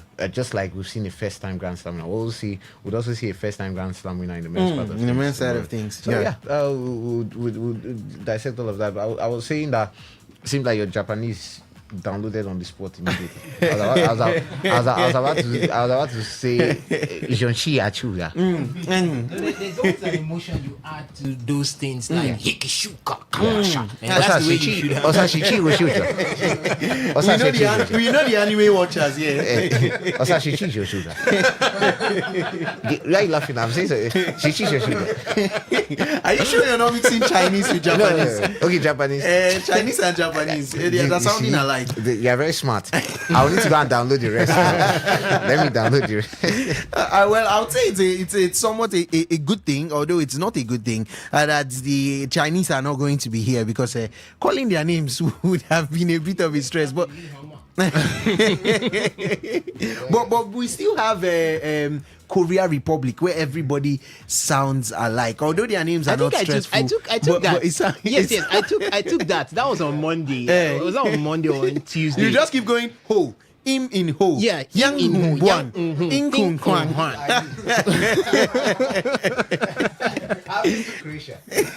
Each. Maybe one of these days we'll just have to go through these players and their names. You see, Croatian players, Poland players, very difficult to pronounce their names. Look at what Shwanlishka did to. I can't forget what Shwanlishka did to Somto here. He almost cut his tongue the very first time. That first day. My God. I'm fine now. All right, we believe you. And for the last but not the least, because we still have Tunisia, but as I did tell you, when Osas does come up in about 8 minutes time, he's going to be taking you through Tunisia and of course the NWFL.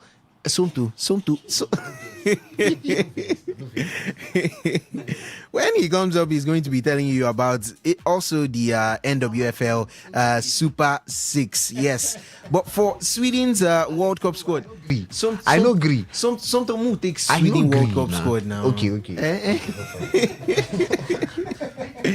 Well, for the goalkeeping department, I think it's always surprising when you see more than 3 goalkeepers on the squad list. But Sweden have gone with 4 goalkeepers in that team there, just like our dear brothers Ghana, who went with 5. We have in the goalkeeping department Victor Johansson, we have Gustav Lagerbielk, we have Christopher Nordfeldt, and Jakob Jetterstorm. For the defenders, we have Jalmar Ekdal, Gabriel Gudmundsson, Isaac Hien, Victor Lindelof, Eric Smith, Carl Starfelt, and Daniel Svensson. And for the midfield, we have Yasin Azyari, Lucas Bergvall, Jesper Karlstrom, Benjamin Nygren, Ken Sema, Elliot Strode, Matthias Svanberg, and Besfort Zeneri. And for the forwards, we have Taha Ali, Alexander Bernhardsen, Anthony Elanga, Gustav Nielsen, Victor Jokeres, and Alexander Isak.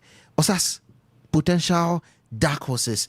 They did not have the best of qualifying right there, but they could still pose some problems. We know how Sweden is, we know their quality, and we know precisely what they could do. So, as much as Netherlands group favorites and Japan, of course, are tuned in to be the ones to take over in case Netherlands do not do as well as expected, Sweden are still ones to monitor, and they could go on to really surprise given their attacking talent. Yes, they can. But for me, I don't think I would pick even Netherlands as the group's favorites. See that Japanese squad? Very underestimated. Look at that Japanese squad. Very underestimated. Yeah. Japan will do wonders in, this is Group F of the 2026 FIFA World Cup. So for me, I think I would even put Japan ahead of Netherlands. Then Sweden could be very deceptive. We saw their qualifiers.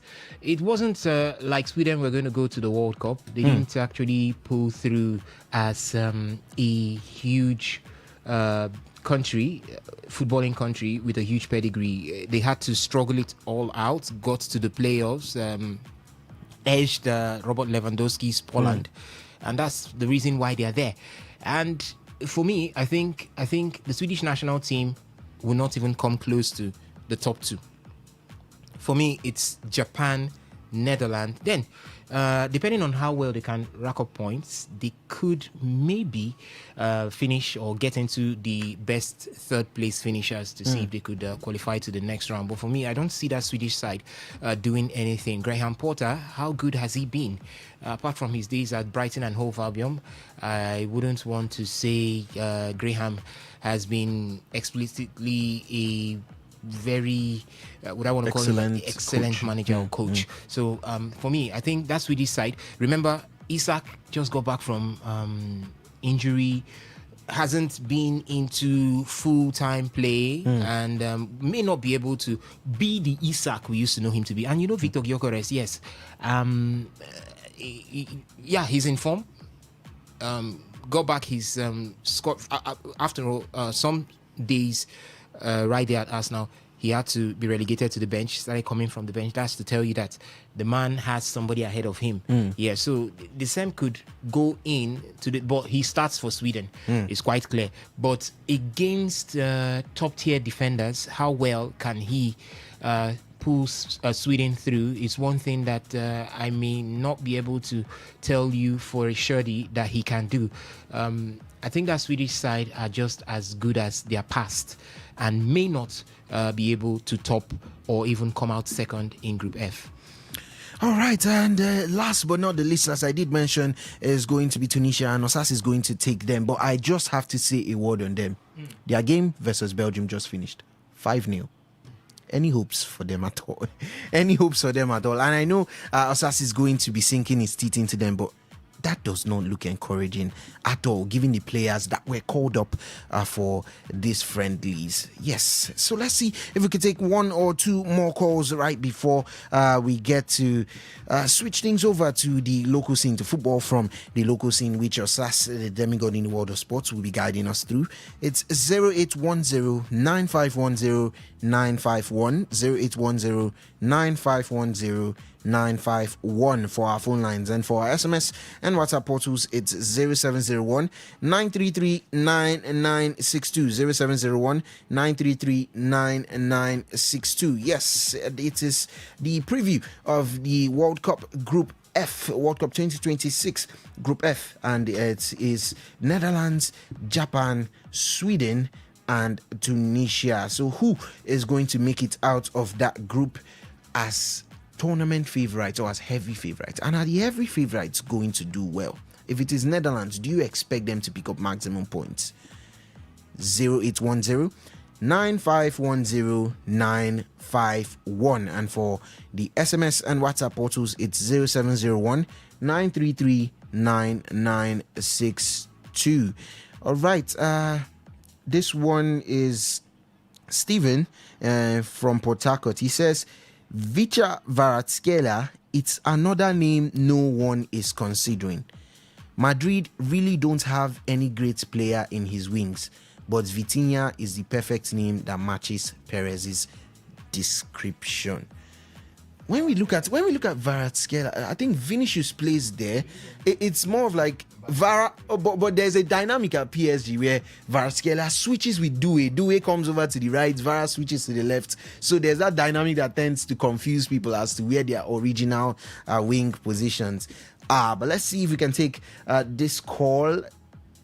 Hello? Okay, that seems like a drop call situation. Please do well to phone us right back. But yes, just talking about Vitinha, I think that has been the name that has come up the most from our text portals, from both the SMS and the WhatsApp portals.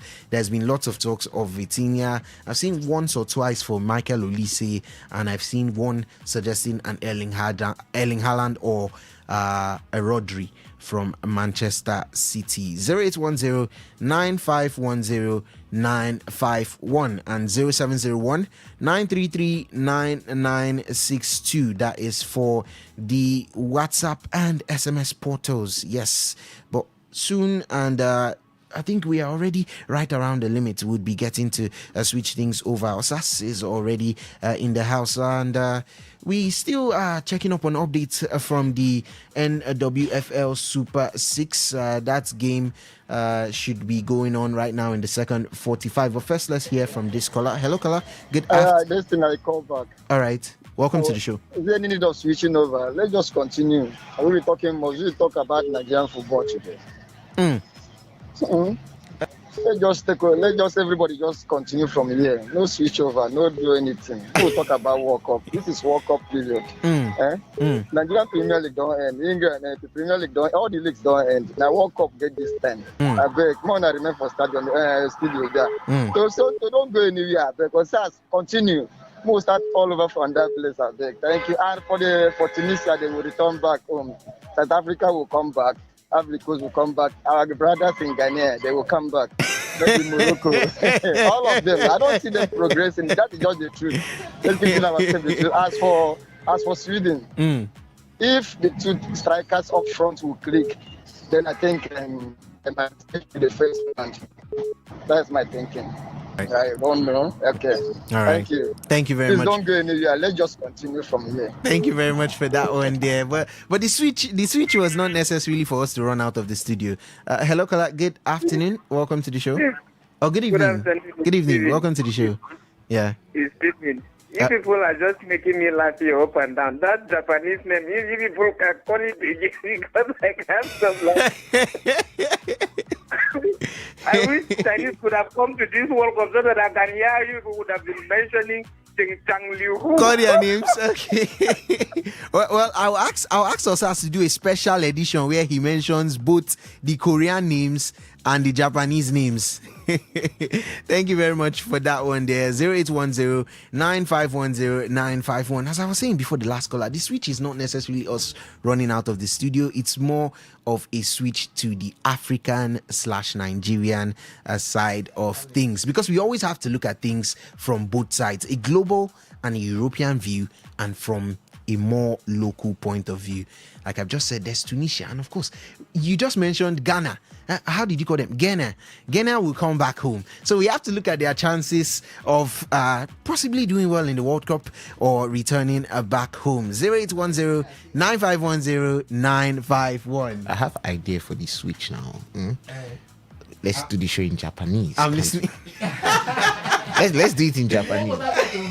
to catch fire for us. We have brought pidgin English. Osas, edition. Odikwa Now, very easy. Sorry, I can't go speak. Osas, Shinjiku, too, man. Shinjiku. Shinjiku, that's it. I will, as soon as he passed arigato, I know Sabi. Shinjiku said the DSS outside. Let's hear from this caller. Hello, caller. Good afternoon. Good evening. Welcome to the show. My name is Kingsley. I'm calling from Abia State. Kingsley from Abia State. Let's hear your thoughts. Yeah, concerning the World Cup, I believe in Morocco and France and Argentina will try, to retain their this title. Hello? Yeah, I can hear you. Go ahead with your thoughts. I say people that I believe that can do well in this World Cup now, three countries that can live the World Cup: France, Morocco, and Argentina. All right. Concerning the Africa that will do well, I believe Senegal will come out of their group. All right. Morocco and Egypt. Yeah. All right. There's the three African club or team that I believe that can come out of their group. Okay. All right. Thank you so much for your thoughts right there.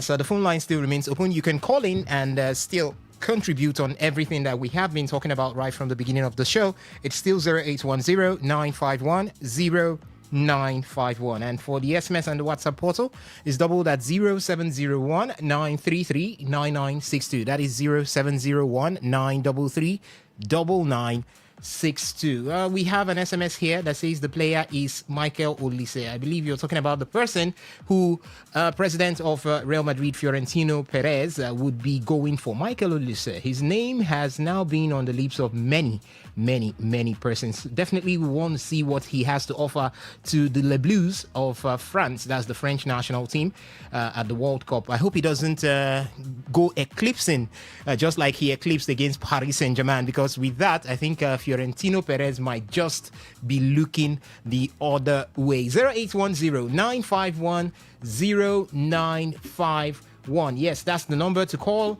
to talk to us right here in the studio. We're still talking about everything that has to do with the World Cup. For the fellow who said that we should stay put, yes, we'll definitely stay put with giving you premium entertainment when it has to do with sports, but we just have to touch this side. It's the Niger special edition of the show, so we have to bring in Nigerian and African touch to what we have, and with that we get to switch things as we change the course of the game.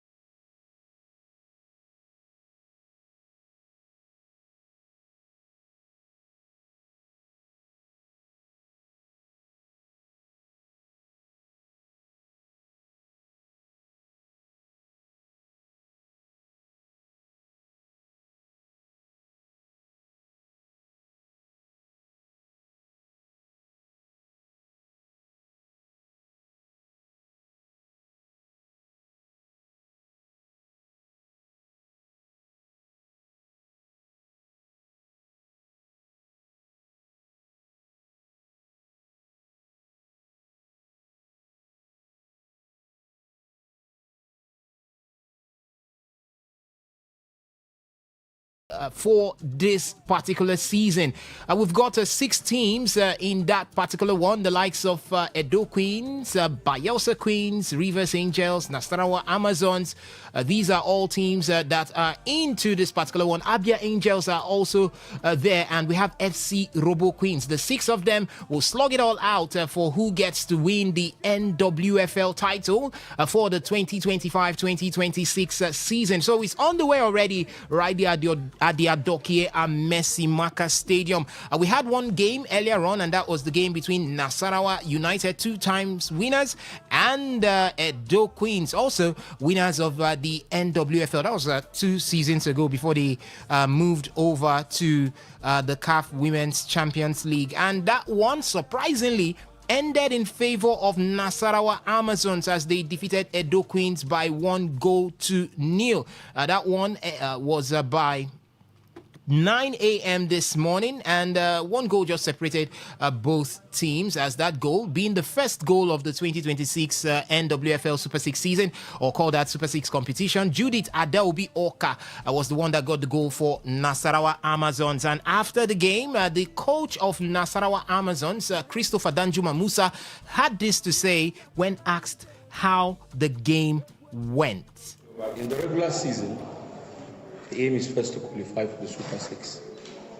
Then when your team qualifies, you try as much as you can to gather information about whoever you're playing. You come with your game plan and you come out there to play. Sometimes it works for you, sometimes it works against you.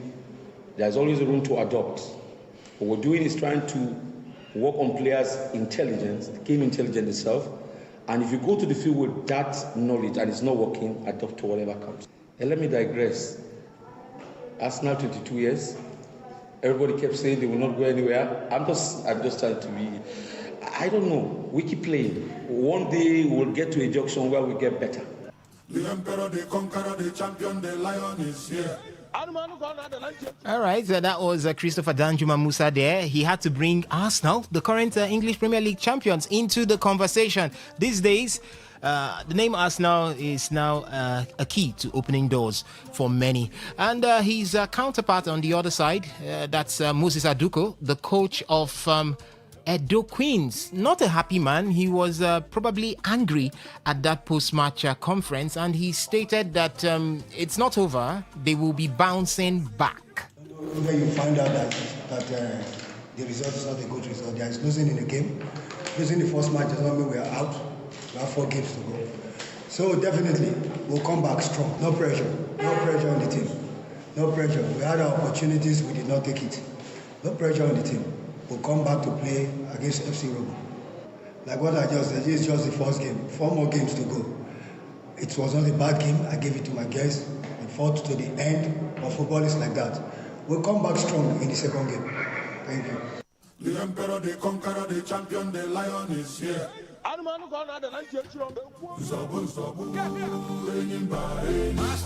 All right, come back strong in the second game. That's the words. Those are the words of Moses Aduko right there, as he stated that there is no pressure on his Edo Queens girls. But the truth is, Moses Aduko did not start very well in the 2025, or call that 2024-2025 NWFL Super 6 season. He lost like this to Remo Stars Ladies, and he has done the same right now, and that was one of the reasons why he finished with just 7 points in that particular Super 6. Struggled all through game 1, 2 and 3, and things started changing from game 4 for Edo Queens. And let me come to you, Somto, on this one. You listened to both managers who sounded more like somebody who knows his onions, and secondly, in Moses Aduko, we know how he peeled out exploits for Bayelsa Queens before moving to Edo Queens. Actually, also won the NWFL with Edo Queens and took them to the CAF Women's Champions League. But now, you can see that the man, it seems he's beginning to lose his touch. Do you think that this particular Super 6 season will go the same way last season went for Edo Queens? By the way, I hear it's full time. That Rivers Angels have won their game by 3-2 against Robo Queens. So for that one, confirmation of the second result of the day. For me, I think it will be more of the same for both of these teams. Talked about Nasarawa Amazons and Edo Queens. Who I see standing a better chance. Not far off. So, which is why I'd want to contextualize this whole thing regarding both of these sides. For both these teams, when I look at the table of the regular season, Edo Queens finished third, and Nasarawa Amazons finished second in their own group. Edo Queens finished third in their own group. And you look at the overall performance, because I said Edo Queens finished third, doesn't mean they did not have more wins than Nasarawa Amazons. And doesn't mean they did not have more points. They had more wins and more points in all the games that they played. But as it stands, I'd prefer to fancy the Edo Queens side. Though statistically they've scored more, conceded less. So I still feel that form from a lot of people tend to feel like the regular season form and Super 6 form has to be different. And yes, it can be. It can be. But at the end of the day, I'd fancy form and reliability of previous expectations over whatever is going to happen in the coming days. All right. And for Rivers Angels, I beg your pardon, they have ended being victorious over FC Robo Queens, 3-2. It ended from that particular. We'll find a way to cross over there to talk to one of our reps who is over there at the Adokia Mesimaka Stadium to get live reviews on how things did pan out right there. Defending champions Bayelsa is not predictable right from the beginning. You just have to wait to the end and see exactly what happens right there. I will definitely give you reports coming from that particular center as the NWFL Super 6 continues. For match day 2, we expect it to start from Monday, June the 8th, as Abia Angels would face Rivers Angels by 9 a.m. and Nasarawa Amazons will be up against Bayelsa Queens by 2 p.m. for match day 2. FC Robo Queens will take on Edo Queens by 4 p.m. Yes, 4 p.m. That will be the time for that particular one. And on match day 3, it starts on Wednesday, June 10th, as Edo Queens would take on Abia Angels by 9 a.m. Rivers Angels will take on Bayelsa Queens. Against Bayelsa Queens, it's always a very, very huge one right there. Then FC Robo Queens would conclude match day 3 with a game against Nasarawa Amazons by 4 p.m. And for match day 4, it comes through on Friday, June 12th. And that day, we'll have FC Robo Queens start off with Bayelsa Queens by 9 a.m. And Abia Angels will be up against Nasarawa Amazons by 2 p.m. Edo Queens will take on Rivers Angels by 4 p.m. And match day 5 will conclude all. The timing has not been released yet. Most likely they could play. Don't know if they could play simultaneously, but it's definitely going to be at the Adokia Mesimaka Stadium. So somebody has to play first. Everybody will not play at the same time. But Nasarawa Amazons have been slated to come up against Rivers Angels for match day 5. Then we'll have Abia Angels take on FC Robo Queens, and Bayelsa Queens will be up against Edo Queens.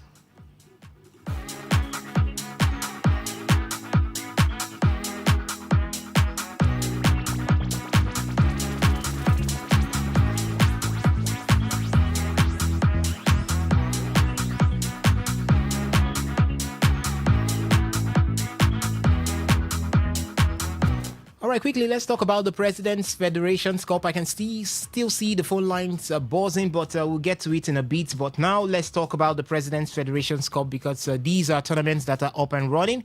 For the President's Federations Cup, 7 MPFL teams remain in contention for the President's Federations Cup title as the competition heads into the round of 16. Remarkably, 6 of those 7 teams are also battling for the final continental ticket, setting up a fascinating race on 2 fronts.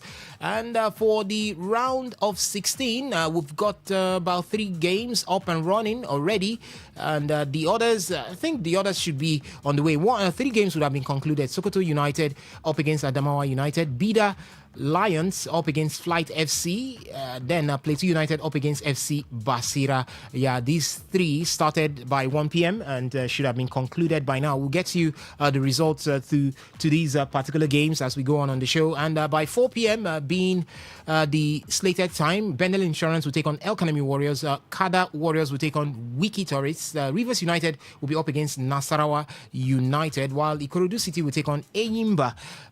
Then Sunshine Stars would take on Barao FC. So a huge one as we get to see the President's Federations Cup move closer to the finish line, and whoever wins the President's Federations Cup gets that last CAF Federations Cup slot to represent Nigeria on the continent for next season. Yeah, every team in the MPFL are hustling, making sure that things are in place. Talking about the CAF Federations Cup, one team that has already marked or ticked their name to be there next season is 3SC of Ibadan. Call them Shooting Stars. Yes, they did that via finishing third from the Nigerian Premier Football League standing at the end of the season. And their chairman, talking about Taiwo, Honorable Taiwo Lekon Salami, the one that their home stadium is named after. Their home stadium is the Lekon Salami Stadium in Adamasimba, right there in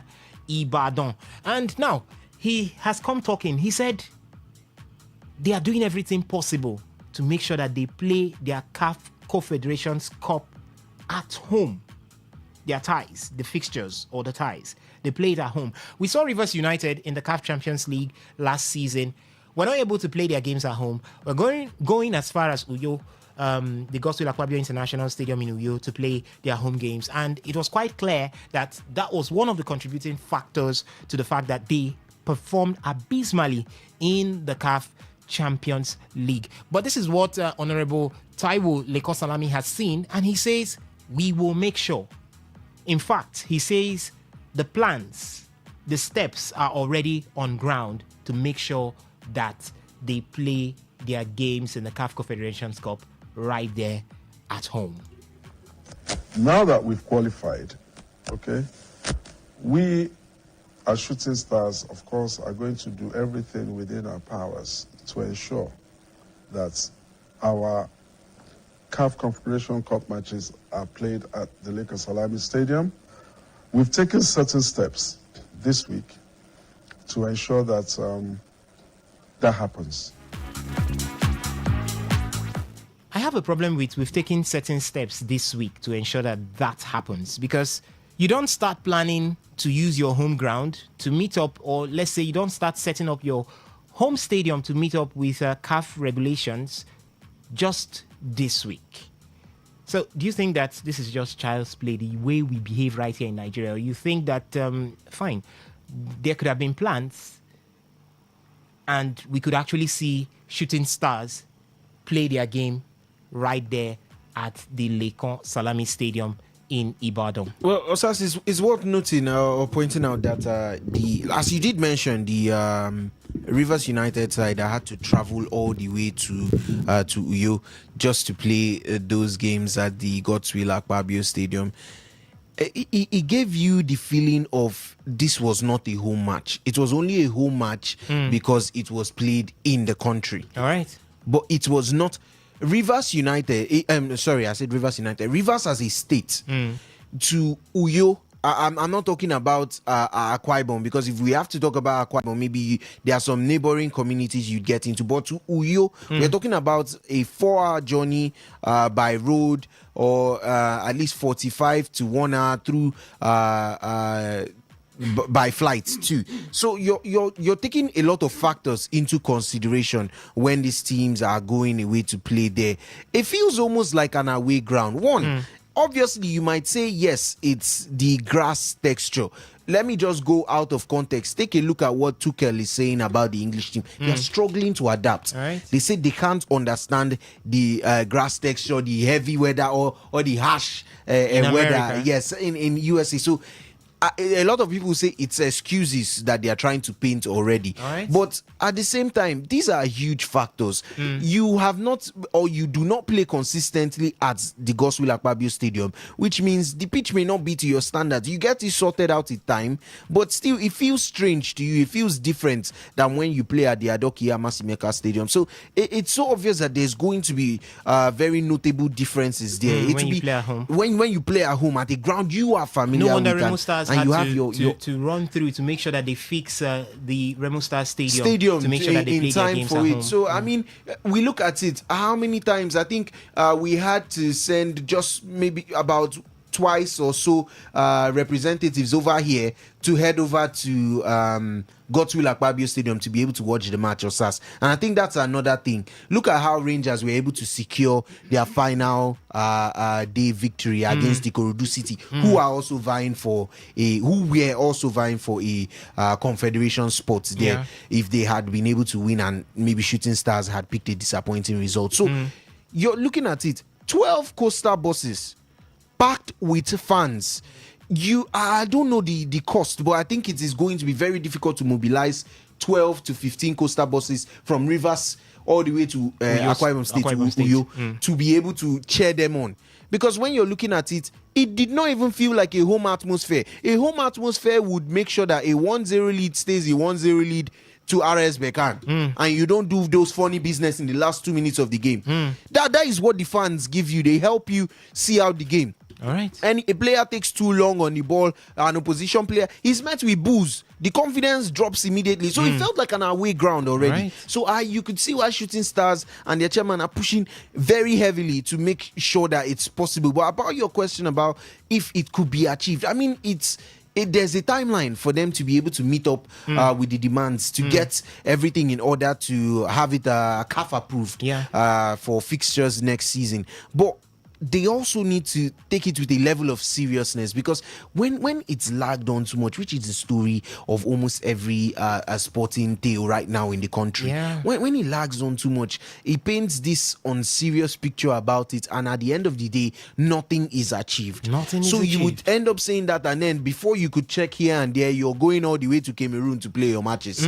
Probably because someone else will occupy the Godswill Akpabio Stadium, and it cannot be prepped. Even if your matches are on Saturday and the next one is on Sunday, it's not going to. It's barely ever done. Even Inter Milan that shares a stadium with AC Milan, one plays a week at home. Yeah, they do not do. You play on Saturday, the next one plays on Sunday. It's not done that way. So you're going to be shipped all the way to another country. So show that level of seriousness by taking the infrastructure and the development of that stadium seriously and on time, Osas. All right, and I'm trying to look at what could happen next season on the continent, because we have Rangers International, we have Rivers United, as well as Shooting Stars for now. So if these three teams, no one has a sit down or accredited stadium, would they all come to the Godswill Akpabio International Stadium in New York? How feasible is that? How feasible would that be? So it's a wake-up call to every club owner, to every club administrator, to ensure that their turfs, their stadium, gets to meet up the CAF regulation and the standards for them to play their games at home. There is a huge added advantage for you playing your game right there at home. All right, ladies and gentlemen, that's the much we can take talking about club-side football right here in Nigeria. Let's move on to the national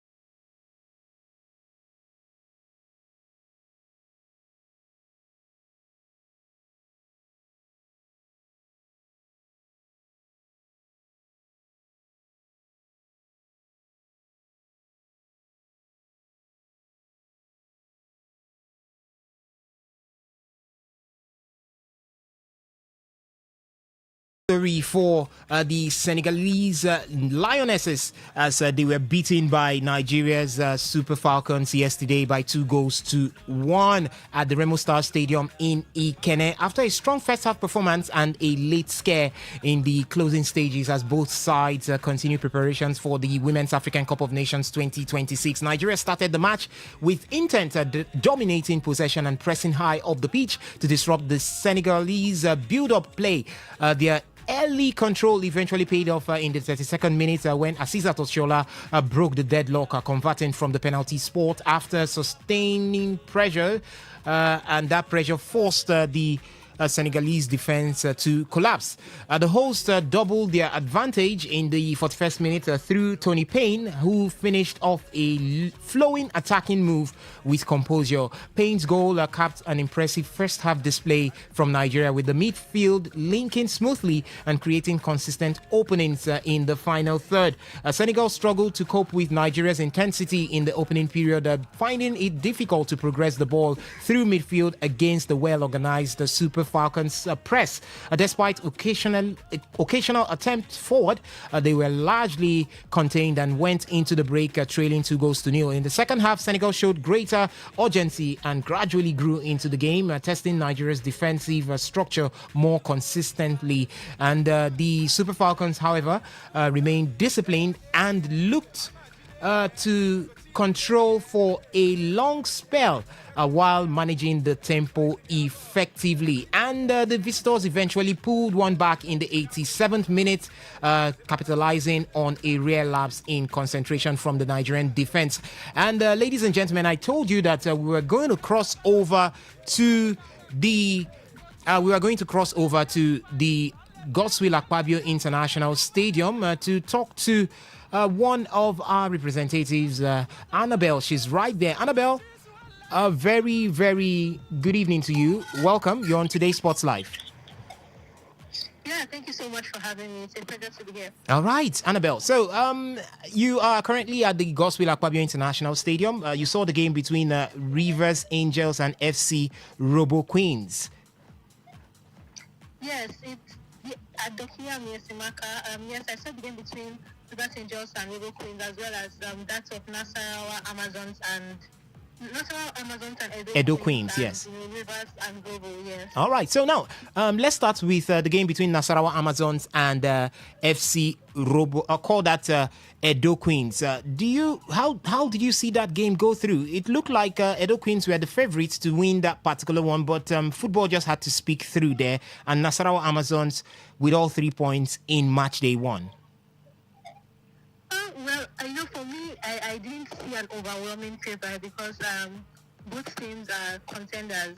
Both teams are contenders alongside Rivers Angels, alongside Bayelsa Queens. All four of them they look like either of them could be the winners of the league this season. So it was a matchup that was very vital. As in, the winner of that match would have had a better standing going into the rest of the game. So, and that was what really dictated how the game went on, because they knew that both sides could match up to each other. They knew that this game was vital for them to win, because this is like one of the most difficult clashes you could have in the Super Six. So there was no overwhelming favorite for me. It was just that National Amazons, of course it's still an upset, but then it's not much of an upset because National Amazons just had the better, used their opportunity better, and were able to get that goal and get the much needed victory. All right. Coming over to Rivers Angels, it was a hard-fought victory, 3-2. It ended between Rivers Angels and FC Robo Queens. How can you grade the Tosin Black Saints side going forward? Match day one, done and dusted, 3 points. How do you see them going forward? Okay, that game was end to end, I tell you, because compared to the very first game was also end to end, but you know that both teams were sizing up each other. Both teams were trying to be very cautious, and compared to that of Rivers Angels, where you know that these are two of the best attacking sides in the women's league. Robo Queens has multiple players in the top scorer sheet as well as Rivers Angels, so we know that they are both very attack-minded teams. So that was what really played out in the game, because we saw 5 goals scored, and I tell you, it could have easily been more than 5, even for Rivers Angels. alone, they could have easily scored more than 5 goals. So that was what we saw play out. Fluid attacking football was played out between both sides. Los Angeles were able to get the better of River Queens, winning 3-2. But then it's even experience that really played a key role in this matchup, because if you look at that River Queens side, they are very young, and they are a team that individually as players, they don't have much players that have this Super 6 experience compared to that of Rivers Angels. Rivers Angels have won the league 7 times, and then look at River Queens, who have not made it to the Super 6. I think the last time they made it was in 2023, if I'm not mistaken. So that was what really played out. And they could have even equalized in the very last minute. It was Opeyemi Ajakaye who just couldn't find the back of the net with the last chance of the game. But then again, like I said, experience. Rivers Angels as well could have easily gotten 4 or 5 goals in this game, because even before the 8 minutes where they were able to find that opener, they already had about a flurry of chances, about 3 or 4 chances. So it's just a matter of them being clinical. Rivers Angels are a very good team. Defensively, in the midfield, going forward, all round, they are a very good team. But they really have to work on their defense, because for a player like Kemi Adebuyi, she's small in stature and she's very prolific. So it's not easy to contain that kind of player, because she sneaks up on you and she's able to find the back of net, and she was able to do so twice against Rivers Angels. So it was a very interesting matchup, and Rivers Angels will be, sizing up the opponent, because right now Bayelsa Queens are playing against Abia Angels, and Bayelsa Queens are also one of the top contenders. At least we've seen that Bayelsa Queens, Rivers Angels, Edo Queens, they were all in Group A, and it was a very dicey group. So Rivers Angels will just have to be a lot more cautious going forward, take their chances a lot more, work on their defense a lot more, and we'll see how the rest of the tournament goes. All right, talking about Bayelsa Queens up against Abia Angels right now. I know you would definitely want to view that game keenly because in match day 2, Rivers Angels would be taking on the same Abia Angels. With what you've seen coming from Abia Angels, do you think that they could be a side formidable enough to maybe break the hearts of Rivers Angels? Or do you think that Rivers Angels has got what it takes to get all 3 points in match day 2 against Abia Angels? Honestly, I feel like Rivers Angels have what it takes to get all 3 points. Big respects to Abia Angels, because they've had a very good run going forward. They were able to get to the Super 6 ahead of the likes of Remo Stars Ladies and Delta Queens. They were able to qualify. In the regular season, they were able to get 8 wins. Although they lost 6 games, but they were able to get 8 wins and 6 draws. And they've just made a case for themselves. They are like the dark horse of the tournament so far, because they are the least, how would I put it now, not to sound disrespectful, but they are just that team that, you won't really beat your chest and say that they can win it, All right. And most people have said that they are that team that other teams will take points off. But at the end of the day, when this game between Black Queens and Abia Angels have a clearer picture of what they can offer in the final stages of the NWFL season. But at the same time, I do not see them getting the better of Rivers Angels, honestly speaking. I feel like Rivers Angels just are better than them in almost every aspect of their game. All right. Thank you so much, Annabelle.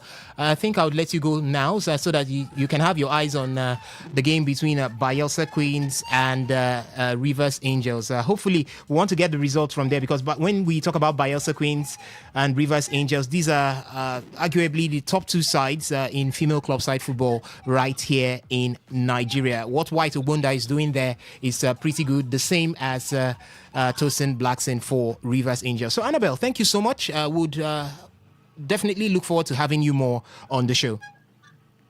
All right, no problem. Thank you for having me.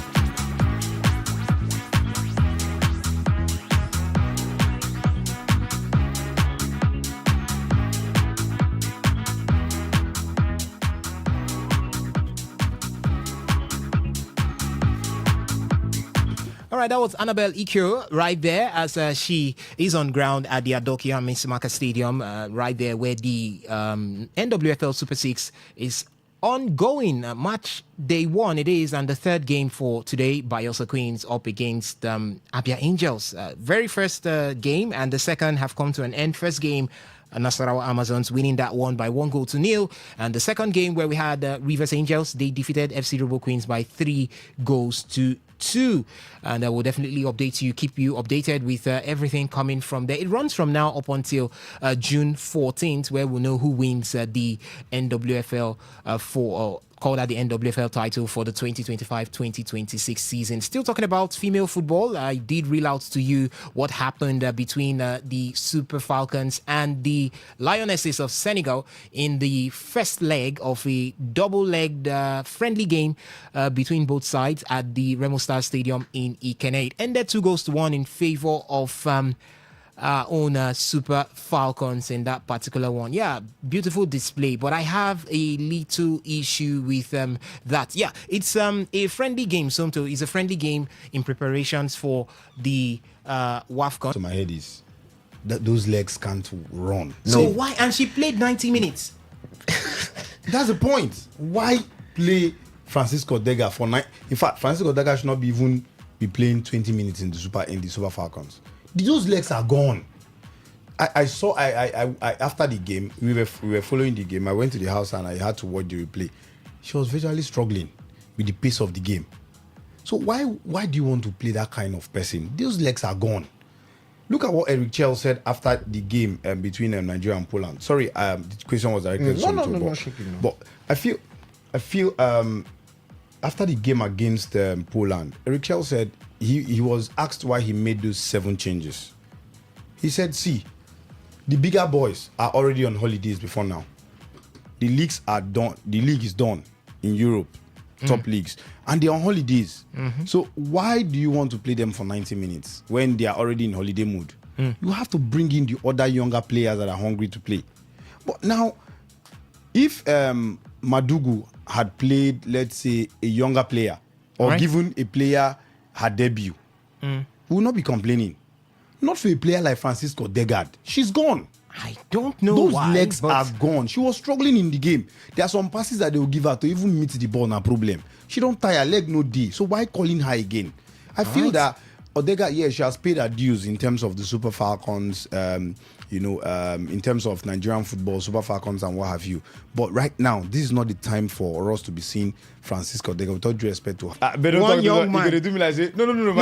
I'm asking you now. You not hear the voice of one young man speaking sports and football like he eats it and drinks it in the morning for breakfast. Chukwueze is not feeling No. I'm asking you because you sit there and you see Femi Aziz coming into the team, bouncing on 2 goals, giving an assist, a wonderful one, and Femi Aziz is not in this game. And my main concern is his mental health and my main concern is his mental health and his fitness level going into this game. Yeah, but again, the coach knows better than me. That's why he's the coach. He's been with these guys. He knows when to use these guys and when not to use them. So I just feel that the man shouldn't have been there. That's me talking though. But again, the younger players that have come in have tried to stake a claim, But Osas, see, there's something I was thinking while I was coming. Eric Chell contract don't they expire? Would they talk fine football? He has scored 60 goals. He has considered 30. Hey, this starts this very soon. The man a hot cake. They will go carry him under our nose. We are not talking about NFF. Is not talking about renewing this man's contract. Contract negotiation has been on hold for a long time. His contract, he has less than 6 months. Less than 6 months. When I say less than, it can be 3 months, it can be 4 months, it can be 5 months. This man will be stolen right from our nose. We are not seeing anything here. That's a key thing that the NFF needs to be looking at. All right, his contract expires in January. Let's say discussions are on the ground. Maybe when it happens, you would definitely see it go through. But about 203.6 billion from the 2026 budget has been allocated to the National Sports Commission. They can't tell us that they don't have money to settle every problem bedeviling sports, football, right here in the country, Nigeria. But focus is on the Super Eagles of Nigeria and what they will have to offer against the La Seleção of Portugal. We've got the players already in high spirit right there, and we are looking at that game because for you, Somto, is this going to be the test waited for, the test longed for Eric Chell? Because he's been painting the town green, white, green, blue, red, telling everybody that he has not lost a competition. Yeah, I want your jollof fries. Okay. Jollof All rice. right. So, so for me, this is the test. This is the test he has been searching for, or we've been searching for to see. For a long time. Because you're not going to be playing a Portugal team that just wants to come and play some of their under 21s or something. You're going to face the Portugal team that is actually going to be playing in the World Cup. Yes. Now, because that match is even going to be a day before the start of the World Cup, you understand that Portugal, I think, who do Portugal have in there? Is it Ghana? I think they have an African team. I think it's Ghana. They have to get an African team in their group. So they're trying to use Nigeria as that yardstick. Child, they don't use us as yardstick. No thing. Oh, no. So they are trying to use Nigeria as that team to understand at least how another West African side will play, how, at least some basic things they can pick out from that game. And unlike some things that happens elsewhere, they will definitely have some reports. Portugal has DR Congo. Okay, it's DR Congo. Yes, the team that actually even knocked out Nigeria. Portugal, DR Congo, Uzbekistan, and Colombia. Okay, because I know they have an African team in that group. When I was trying to do something, why they even play Nigeria? So, for starters, they are playing the Portugal team that's going to be very active in the World Cup. It's a day before the start of the World Cup. So, Portugal still have a long time before they play their first match in the World Cup. So, for them, this is about getting some key details that they will have match analysts. They have their coaching staff who would reflect on that game. Like I said, they also have data analysts and match analysts who would reflect on that game and say, okay, for a team coming from the western part of Africa, this is how we see them as. And then you can now use that as, yes, DR Congo is no match to Portugal, but this is the hard work. This is everything that contributes into you being a successful team, because you could just go there and say, oh, DR Congo, and they will beat you. Morocco beat you in the last one. So you have to be very careful, put a lot of details into everything you do. But this Portugal side, Roberto Martinez as the head coach, they've also got a very, they've got a studded squad. Let's start from Cristiano Ronaldo, who's the captain of the side. They've got the best player in the Premier League right now, according to many, Bruno Fernandes. Vitinha. And the Vitinha, Champions League winner, Nuno Mendes is also in that side. Bernardo Silva. Listen, you can call names from start to finish. Ruben Diaz, Rafael Leao. There's spoils for talent. João Felix. There's a lot of players from inception to bottom, from start to finish. So there's a lot to pick out from playing this friendly against Portugal. There's a lot you can achieve, and it's quite disappointing that at least two of the best names in the country will not be part of this. Talking about Lookman and Osimhen, it would have been a very good opportunity for them to actually show what they are made of against the Portugal side. But the Portugal team might just also be very careful in how they approach that game. Like I said, that game is on Wednesday next week, a day before the start of the World Cup. Yeah. They don't want any injuries. Yeah. And I'm sure the Nigerian officials must have been made aware, okay, please also tell your side that this is just a friendly for us game to prepare. Yeah. We don't want any serious stuff going down with your players and ours. So for Nigeria, it's a very good opportunity for Eric Chell to learn a lot. Although I think Nigeria might get beaten. They are no match for the Portuguese, for starters. It's fact. But I can sit here and say, on a compassionate side, on my patriotic side, the Super Eagles will go out there and give a fight. Because Portugal have the World Cup coming up, they might not be too serious for this. They will not play with a lot of energy. They just want to manage, get a lot of players introduced. So the Super Eagles have a chance in that one. But I mean, when you look at the quality of both sides, and without Lookman and Osimhen, there's every chance Nigeria gets beaten. But I will not be surprised too if a positive result comes out of it, because like I said, Portugal might want to take it clean, smooth, and just effective. All right, Portugal wanting to take it clean and slow, just like France did against Ivory Coast, and were beaten by 2-1. I don't know if that puts pressure on the Super Eagles of Nigeria, or do you think that they would want to take cue from Tunisia, who were beaten 5-0 by Belgium. That question I would throw open to you out there listening. You can call in right now as the phone line is open. Do you think that the Super Eagles of Nigeria have got what it takes to get a result against the La Seleção, that is the Portuguese national team? Or do you think that outrightly they will beat the Super Eagles of Nigeria? Do you think that Eric Chel's unbeaten run, not losing a game, it ends with this particular friendly? 0810-951-0951. Yes, that's the number to call to talk to us right here in the studio. You can also make use of the SMS and the WhatsApp portal. It's doubled at 0701 933 9962.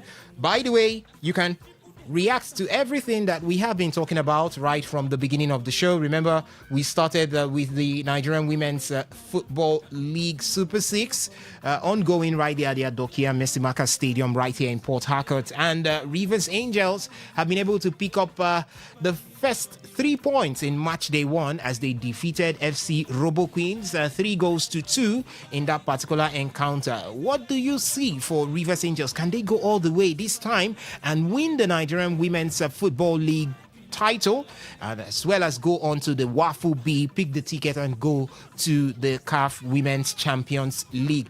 You can call in and air your thoughts on the Rivers Angels' dream of winning the NWFL Super 6.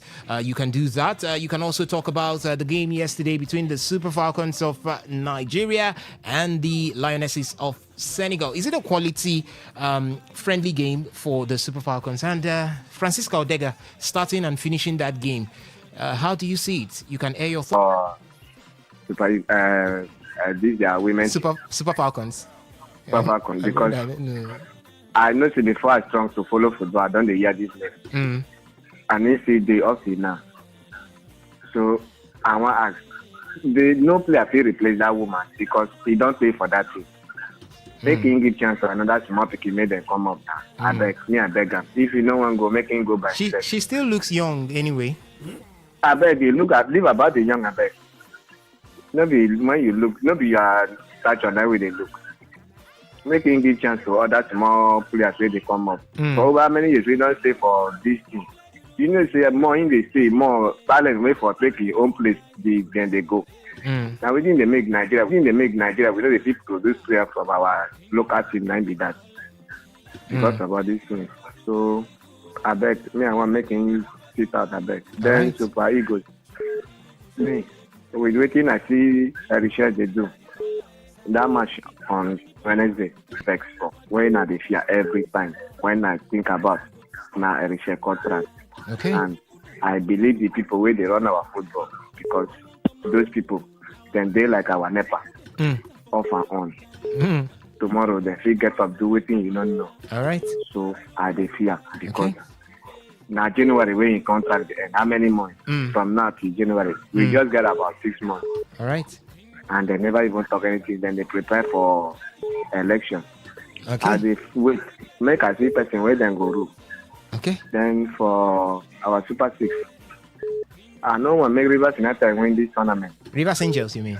Rivers Angels, yes. I know one. All right. Because if they win now, this state they will happy say things they go well for our football. Yes. All right. I'm a Rivers guy. Things is not going on well for this our own state. All right. So the players then they try. Let's leave politics and support our players. No, I know. See, leave about politics. Now the Rivers State government now get the Rivers Angels. Now then still get Rivers United. All right. So now those things now then go use and go the campaign say Rivers Angel do this, Rivers United do this. All right. When thing is not going on well. All right. We just there like Nigeria. Okay. Nigeria, the Rivers United just there like Nigeria football. Okay. Our things for Rivers State, they good. So make them try play, but I don't want to make them win so that. Okay. No go talk say things they flow well for us. All right. We know they happy. Things All right. not they good. Thank you so much, Kablo Barry, for your thoughts right there. Hello, good evening to you. Welcome to the show. Yeah, good evening. Welcome. Everyone. Celebrate, welcome. Rivers Angel. Their next opponents are Abia Warriors. Abia Angels. Abia Angels, yeah. Yeah, I think if they can get 4 wins and they draw, they will win this competition. Okay. Because the opponents line up for them. I've been following today's game, Okay. So Robo Quiz are very tough, You see the way they came back from and they got that second goal, And they could have even drawn the game. So if Rivers United maintain this momentum, I know they will beat Abia Angels very well. Okay. But I don't know their next opponent. Their next If they opponent can is get 4 wins- Bielsa Queens. Oh, that is another tough opponent. Anyway, let's see how it goes. They can pick draw there. Win, 2 wins, a draw, then win the next one. They will look at how other, of the opponent turn out. All But right. I'm tipping either Urobo Queen. Bayelsa or Rivers Angels. Okay. Win this To win the NWFL Super 6. All right. Thank you Yeah, so well, much. Thank you so much, Celeste, for your thoughts there. You can keep the phone line ringing. You can keep your calls coming in. 0810-951-0951. Yes, that's the number to call to talk to us right here in the studio. For the SMS and the WhatsApp portal, it's double that 0701-933-9962. Hello, good evening to you. Welcome to today's Sports Live. Good evening, Moses calling from South. Moses from Sass Road. Welcome to the show. For the Super 6, for me, I pick Bayelsa United to win it. Okay. Why? For the Nigerian friendly against Portugal. The Portuguese, they will be playing with caution. Nobody wants to get injured. So Nigeria would like to go all out against them to prove a point that we can defeat the Portuguese. Okay. So I think we can get a draw from that match. Why? For the girls, the Super Falcons. Well, though I didn't watch the match. Okay. We thank God for the result. And for our sister Odega and our sister Chiola, well, the last AFCON they played Odega, she played only She one played match. just one match, yes. And that was the third game in the group stage. Yeah. And this time around, I'm surprised that she played for complete 90 minutes. Although, for the coach to have invited her, maybe she's informed. That's why she was invited. And for she to have played 90 minutes. So, it's she and the coach that know why. As for her sister, I don't know. She should be coming up from the bench. All right. Thank you. All right. Thank you so much for your thoughts right there. 0810-951-0951. That's the number to call to talk to us right here in the studio. You can also make use of the SMS and the WhatsApp portal. 0701-933-9962. Good evening to you. Welcome to today's Sports Live. Hello, my name is Thompson calling from Port Harcourt. Thompson from Port Harcourt. Welcome. Go on. I would like to Port Harcourt beat more than that. That's not. Thompson, I can hear you. Can you? I said that was not a beating. Super Falcons need to do better against Senegal. In case they meet a bigger country like USA, they can at least try and do better. All right. All right. Okay. Would that be all? Okay. He has run off there. I hope he's a he, but the voice, he sounds pretty young. Okay, that sounds like a she. She sounds pretty young right there. Good evening to you. Welcome to the show. Good evening, guys. Welcome, Simon. Thank you. Let me start from Super Eagle. Go on. Or let me start from Super Falcon. Go on. But I saw the match against Senegal. It was very dullish match. I was thinking that it was under 20 that we are playing. I know this friendly match. I don't know. It's friendly match, Nabi? It is. It's a double-leg friendly match between. So just friendly match. So for me, coach, you just use it. Maybe the reason why Odega played 90 minutes, maybe you want to check something on her, or maybe nobody to replace her. It depends the people that are there with them. So that is just it. And for the Super C that is going on, I could have wanted Rivers Angel to win. But my own is that let the strongest team out of that team out of that 6 teams, let the strongest team win. Okay. The reason why, the people that will represent Nigeria, because it is high time the Nigerian team will go and win that CAF Women Champions League. Not the one that you are after, that at least the last time, the people that represented last time, they tried more, they reached, was it semi-final or whatever. That was 2 seasons back. I think that was Edo Queens, 2 seasons back.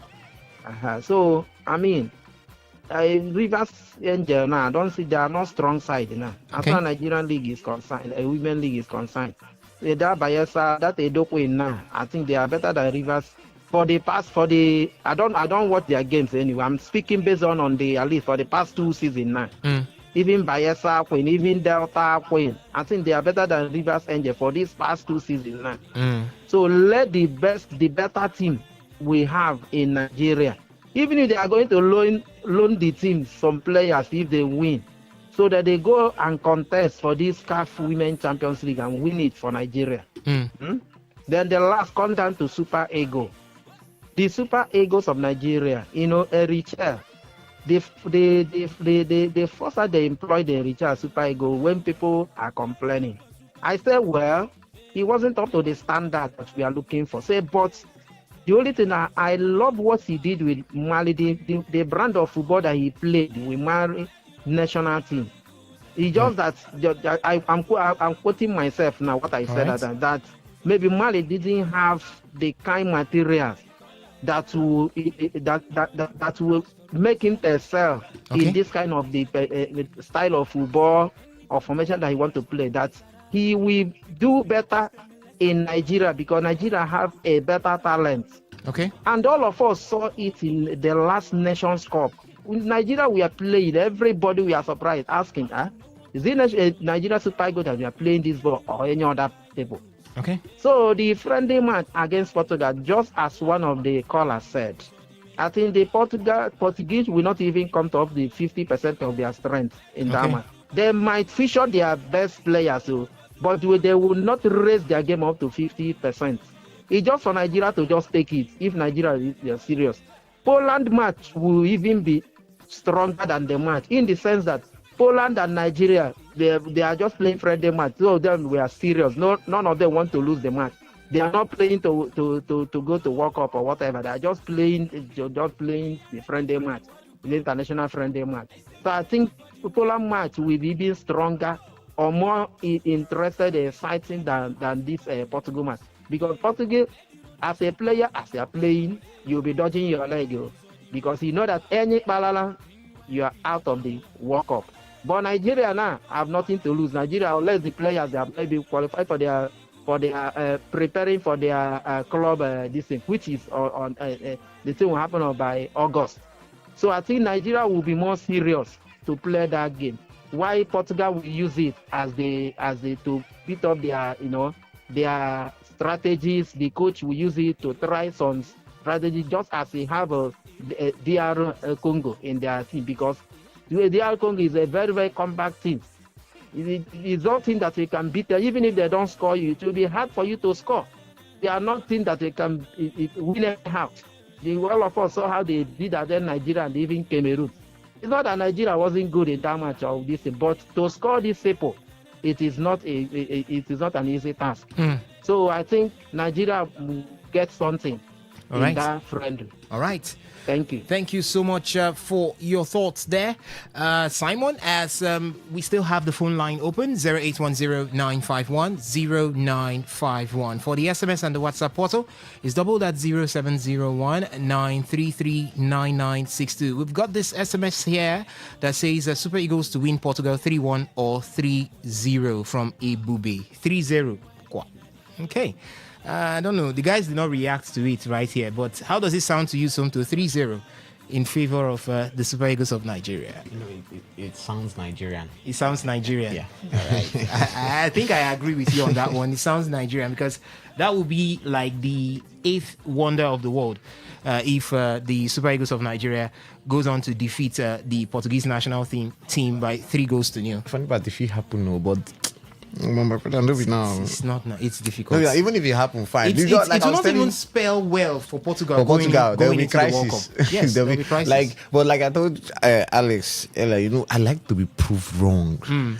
See, I don't have sense. Tell me, make me look like the fool. Like, prove me wrong. That's what we want to see. So let them even go and win 4-0 too. But 3-0, that's far-fetched. First of all, Nigeria is not up to full strength though. Nigeria is not up to full strength, but Portugal are up to full strength now, my brother.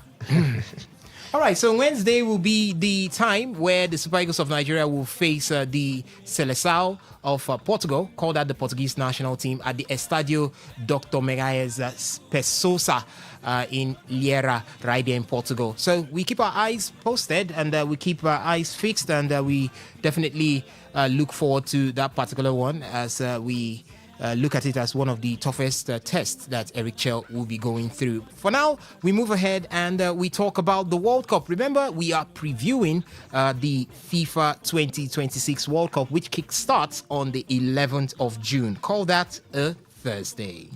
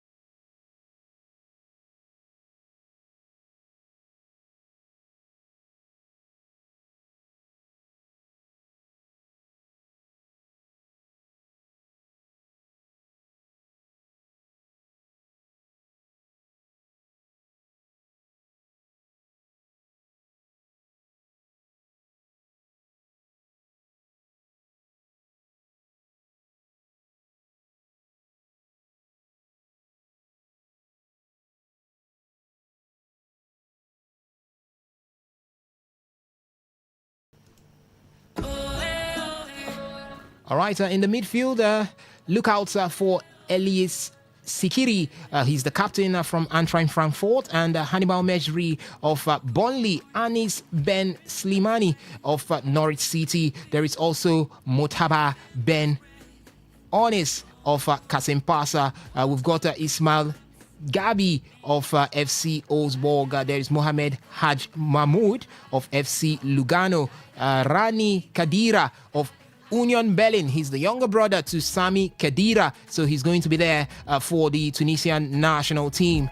For the forwards, we've got Elias Achori of FC Copenhagen. There is Khalil Ayari of Paris Saint-Germain, Firas Chaut of Club Africain, Hamzem Mastori of Dynamo Makakala. There is Eli Said of Hannover 96, Sebastian Connecti of Celtic, Ryan Elomi of Vancouver Whitecaps. So Tunisia faces formidable opponents in Netherlands, Japan, and Sweden. And we have the man Alex Kabari still here with us, and he took the very first three. Kabari, the chances of Tunisia. First off, during the qualifiers, 9 wins, 1 draw, 22 goals scored, no goal conceded. Of the way they shape up, of the way they play, and they tried to do that too at the African Cup of Nations, trying to try to absorb pressure and just sit back and then hit on transition with the midfielders that they have, like Shkiri, and of course the Hannibal Mejbri at Burnley. So they have that the way they play, that compactness about their defense that does not let in goals. What I would say is very, very worrying for them is the fact that not only did they just lose to Belgium, like I said, because I'm questioning what would you do when it matters. What would you do? 5-0. What would you do when it matters? It's not just about what you do when it matters. It's also what do you do when it's against the top side. Look at Morocco, heavily underfavored. He would want to go out to pay some bills. Yeah, we've got favored. He would want to go out to pay some bills. Yeah, we've got some commercials to play, and he would want to go out to pay some bills. Yeah, we've got some commercials to play, and when we come back, we'll continue talking about some commercials to play, and when we come back, we'll continue talking about the chances of Tunisia as well as other African teams on the global stage in the biggest of football mondial. That's the 2026 FIFA World Cup. So, ladies and gentlemen, just stick around. We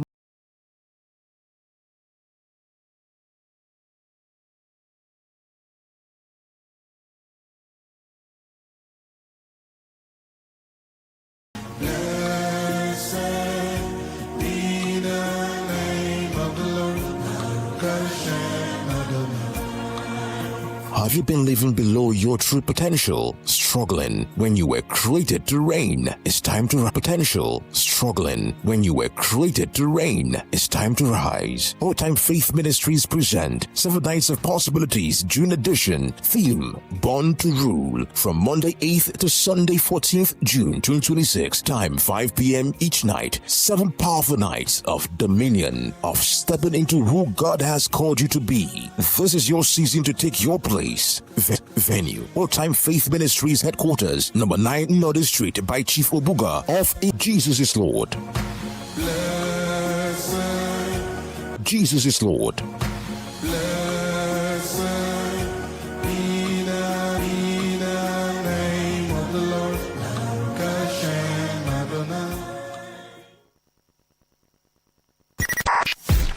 .1 FM, Voice of the People. And we're back.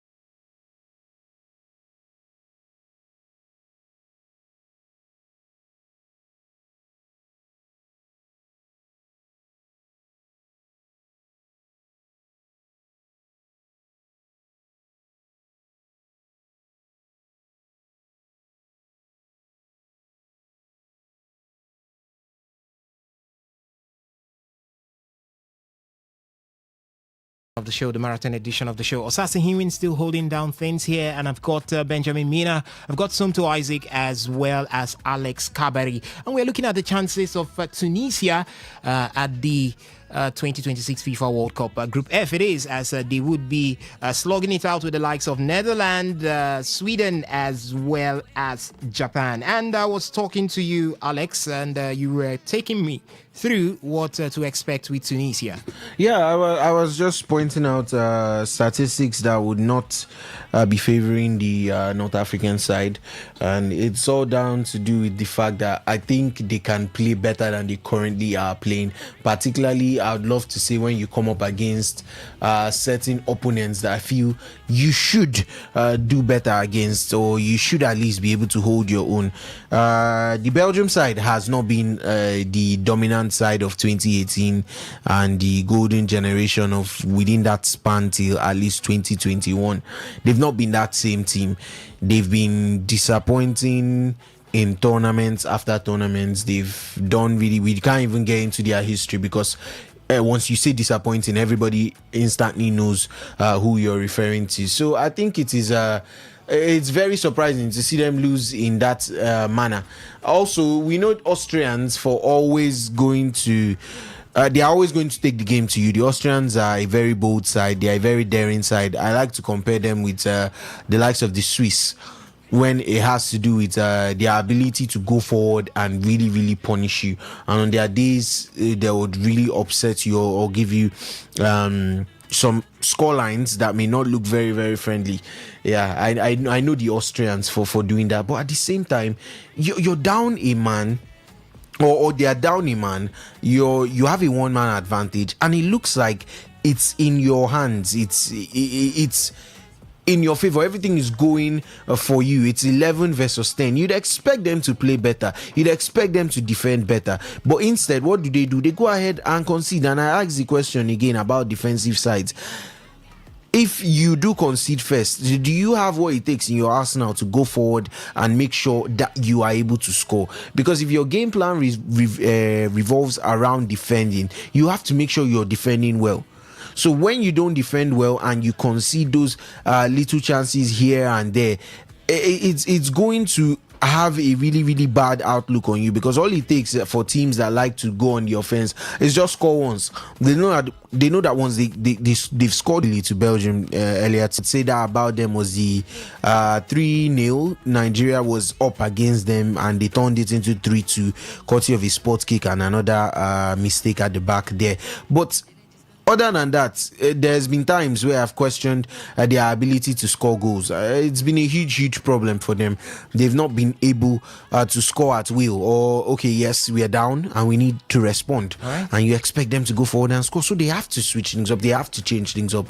If not, I think we could see... what would I even say? I say I expected 1 point from them the entire tournament. Right now, I'm at 0. I definitely think everybody is looking at them and saying this is 3 points here. Right. Sweden will say this is 3. Netherlands will say this is 3. Japan will say this is 3. And if all 3 teams say that I'm seeing 3 points on top of your head, you're going home with nothing. So they have to do better if they are to even have whatever good showing and try to represent the continent even better on the global stage. All right, Somto, Tunisia, hugely talked about, one of the best African teams in the qualifiers, and now could be one of the worst African teams at the FIFA 2026 World Cup. Do you think that the Tunisians could maybe finish the World Cup with nothing and end up becoming the worst African team to go there? You mean that, that African team that will make even Nigeria say, why you not even allow Super Eagles go there? At least won't do this badly. Do you think that could be the case for the Tunisians? And who do you think could be that player within the Tunisian squad to turn things around right now? Because in cases like this, you need 1 or 2 players with big hearts to turn things around. Who do you think is that player that could go to the World Cup with Tunisia and then spring surprises, turn things around, and get the other team members playing to a high performance? For Tunisia, like when we were discussing about the group in general the other time, and I looked at their performance at the AFCON in 2023. That was after they had a pretty fair showing at the 2022 World Cup. Had 4 points in their group. And I said, see, on a good day, in this World Cup, if it's this edition, Tunisia would qualify from that group. And at least they had 4 points. They sat third. But still, as it is right now, with the way they are, with how the team looks after that showing in 2022, going to the AFCON in 2023, and then now, after the AFCON, whatever they also performed in the AFCON in 2026, because they were in Nigeria's group in the AFCON in 2026. Yeah, they were in Nigeria's group. And after then, they were not that impressive in Nigeria. We played against Tunisia. Yeah, we knocked them off the park. Yes. We outplayed Tunisia in that one. So Tunisia, after then, you look at them as a team and say, this side was not really going to do much in the World Cup and in the AFCON then. But now, heading to the World Cup and looking at the group they are, they've got Sweden. They've also got, what's their name? Japan. They've got Netherlands. And they've got Netherlands. I can't tell you that I expect anything from them. Even in the AFCON, they were knocked out in the round of 16. So I don't expect much from Tunisia. I don't see them doing much in this one. Like you said, would they be the only team to say, for us to say, say another African country for goal? It's looking like it. That's if Algeria don't step up. If Algeria that I saw at AFCON, if all they could do was complain on the pitch, if they don't step up, Tunisia looks like that, because I would fancy DR Congo as that wildcard African team to do something. Their group, they can come out as best losers too. Because imagine a setting where DR Congo beats lose to Portugal, beat Uzbekistan, maybe draw Colombia. That's 4 points. All right. And then afterwards, you look at other African teams in the mix. Cape Verde is another country that I can say has a wild card chance. Now, for them to even come out from the group stage, I don't know, because they've got Spain and Saudi Arabia and Uruguay. But if it's any team that would give a showing, a good proper fight is Cape Verde. But Tunisia, amongst the other African teams I see, I think Tunisia might be that side I'll be watching out for and saying, don't tarnish whatever Africa is doing. South Africa in Group A is another team that I can say we have to watch out keenly for them, because they've got Mexico, who are part of the hosting nations. They've got South Korea, no strangers to the World Cup, and they've got Czech Republic coming back to make an appearance on the World Cup stage. But for me, Tunisia is one team that we might say they did not give Africa a good representation at the end of the day. But like I said again, or like I always keep saying, prove me wrong. Prove me wrong. Definitely right there. Guys, let's digress a bit, or let's open it up right now, because we've been talking about Tunisia for too long. But this is the Niger special edition of the show, the African side of things. And by the time we return here next weekend, we would already be in the FIFA World Cup. So let's look at the African teams that have made their way to this year's FIFA World Cup. Sometime in August 2020, former German striker, call him Miroslav Klose, he talked about increasing the slots for African teams. If vividly, was that the 1998 France 98 World Cup? He scored 7 goals against Saudi Arabia, and that was the most goals one player could score in a single Miroslav Klose. So he's a man that exactly knows what it means, or what it. That should be 10, because Democratic Republic of Congo were able to pick one of the continental slots. So from Group A, one African is there, South Africa. We have none in Group B. In Group C, we have one African country, Morocco. In Group D, there is also no African country. In Group E, we've got one African country, that's Ivory Coast. In Group F, there is Tunisia. In Group G, there is Egypt. We've got in Group H, Cape Verde, that's making it 6. In Group I, there is Senegal making it 7. In Group J, we've got Algeria making it 8. In Group K, there is DR Congo making it 9. And in Group L, we've got Ghana making it 10. So now it's a double for African countries. According to Miroslav Klose, are we going to see surprises in this particular season? Which African country can make Miroslav Klose happy by, let me say, winning the World Cup might be too much of me asking, which can go close to the final this time? We've got Morocco get to the semis. We want to see somebody get into the final so that others can build up momentum and say, by the time we return in 2030, we are winning the Did I say AF? No. We are winning the FIFA World Cup. Benjamin, who? None. Yeah, point blank, none. But did you see Morocco coming last World none. Cup? Did you see Morocco coming last World Cup? Well, I didn't see them. So why would you say none? Morocco, actually, the AFCON before that World Cup, Morocco exited in the quarterfinal. Was that quarter? Yes, that was quarterfinal. To Egypt, right? Yes. So that was in the quarterfinal. Morocco exited in the quarterfinal of the 2021 AFCON. So you say none, like you wrote it. You wrote the script. I didn't read the script. First off, if you get to look at the teams one after the other, Africa could take a claim. It was Morocco. Morocco went to the semi-finals of the World Cup, and many people are saying you should have said Morocco. See, Morocco are a good side, but not a very good side. We saw that at the Nations Cup. For me, I feel if I have to give somebody the chance, it's going to be Senegal. Senegal. Yes, because looking at Senegal, they've got a team, a well-drilled team. Now, back to when they had, when the coach, what's his name now, came in. Papi Chow. Papi Chow. No, not was it Papi Chow? No, when they won the okay, what's his name? What's his name now? The former player, Aliou Cissé. Yeah. Aliou Cissé, we saw what they did. They gave him 4 years program, and they won the Nations Cup. They won the Under-17 Nations Cup. They won the Under-20. You could see the progress. Yeah. Now, Morocco, in as much as Morocco are, they are doing their thing. They're a new kid on the block. They've had the facilities and all that.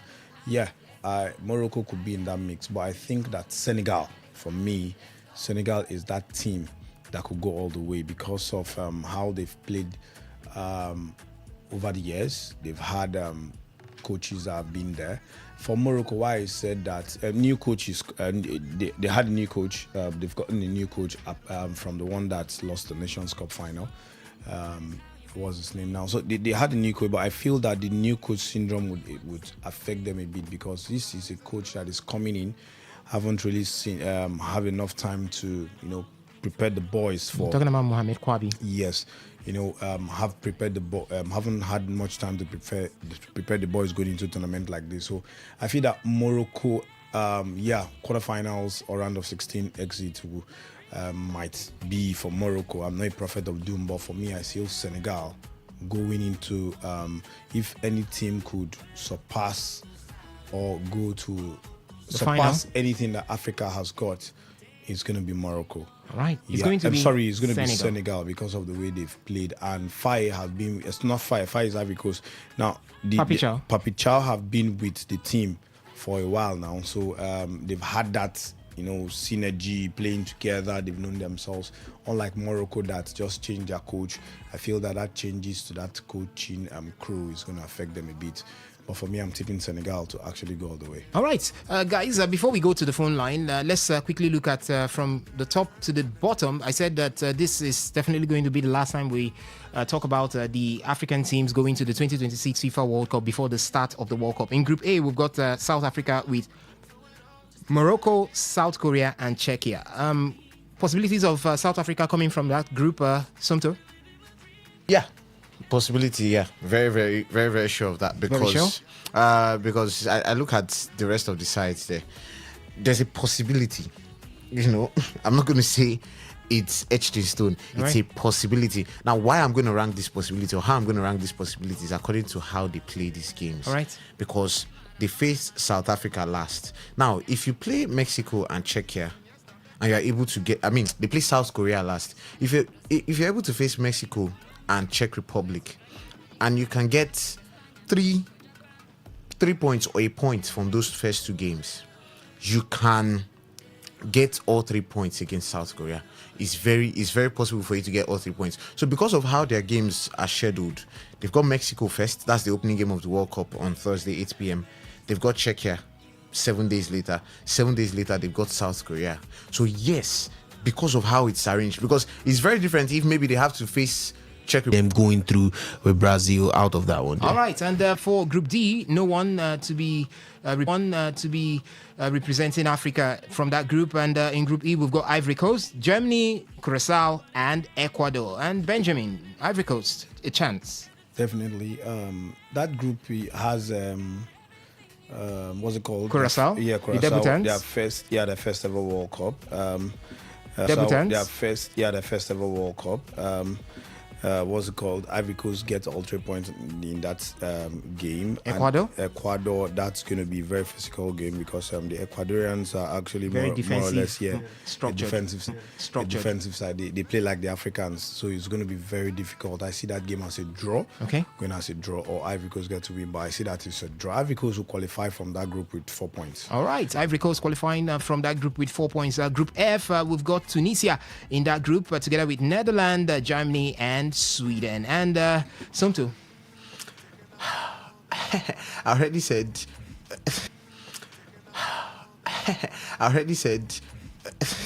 Good. But I don't agree. Tunisia. They will not come out. All right, not progress from that group. And Group G, there is Belgium, Egypt, Iran, and New Zealand. And Alex. Belgium favorites, Egypt should go through. New Zealand.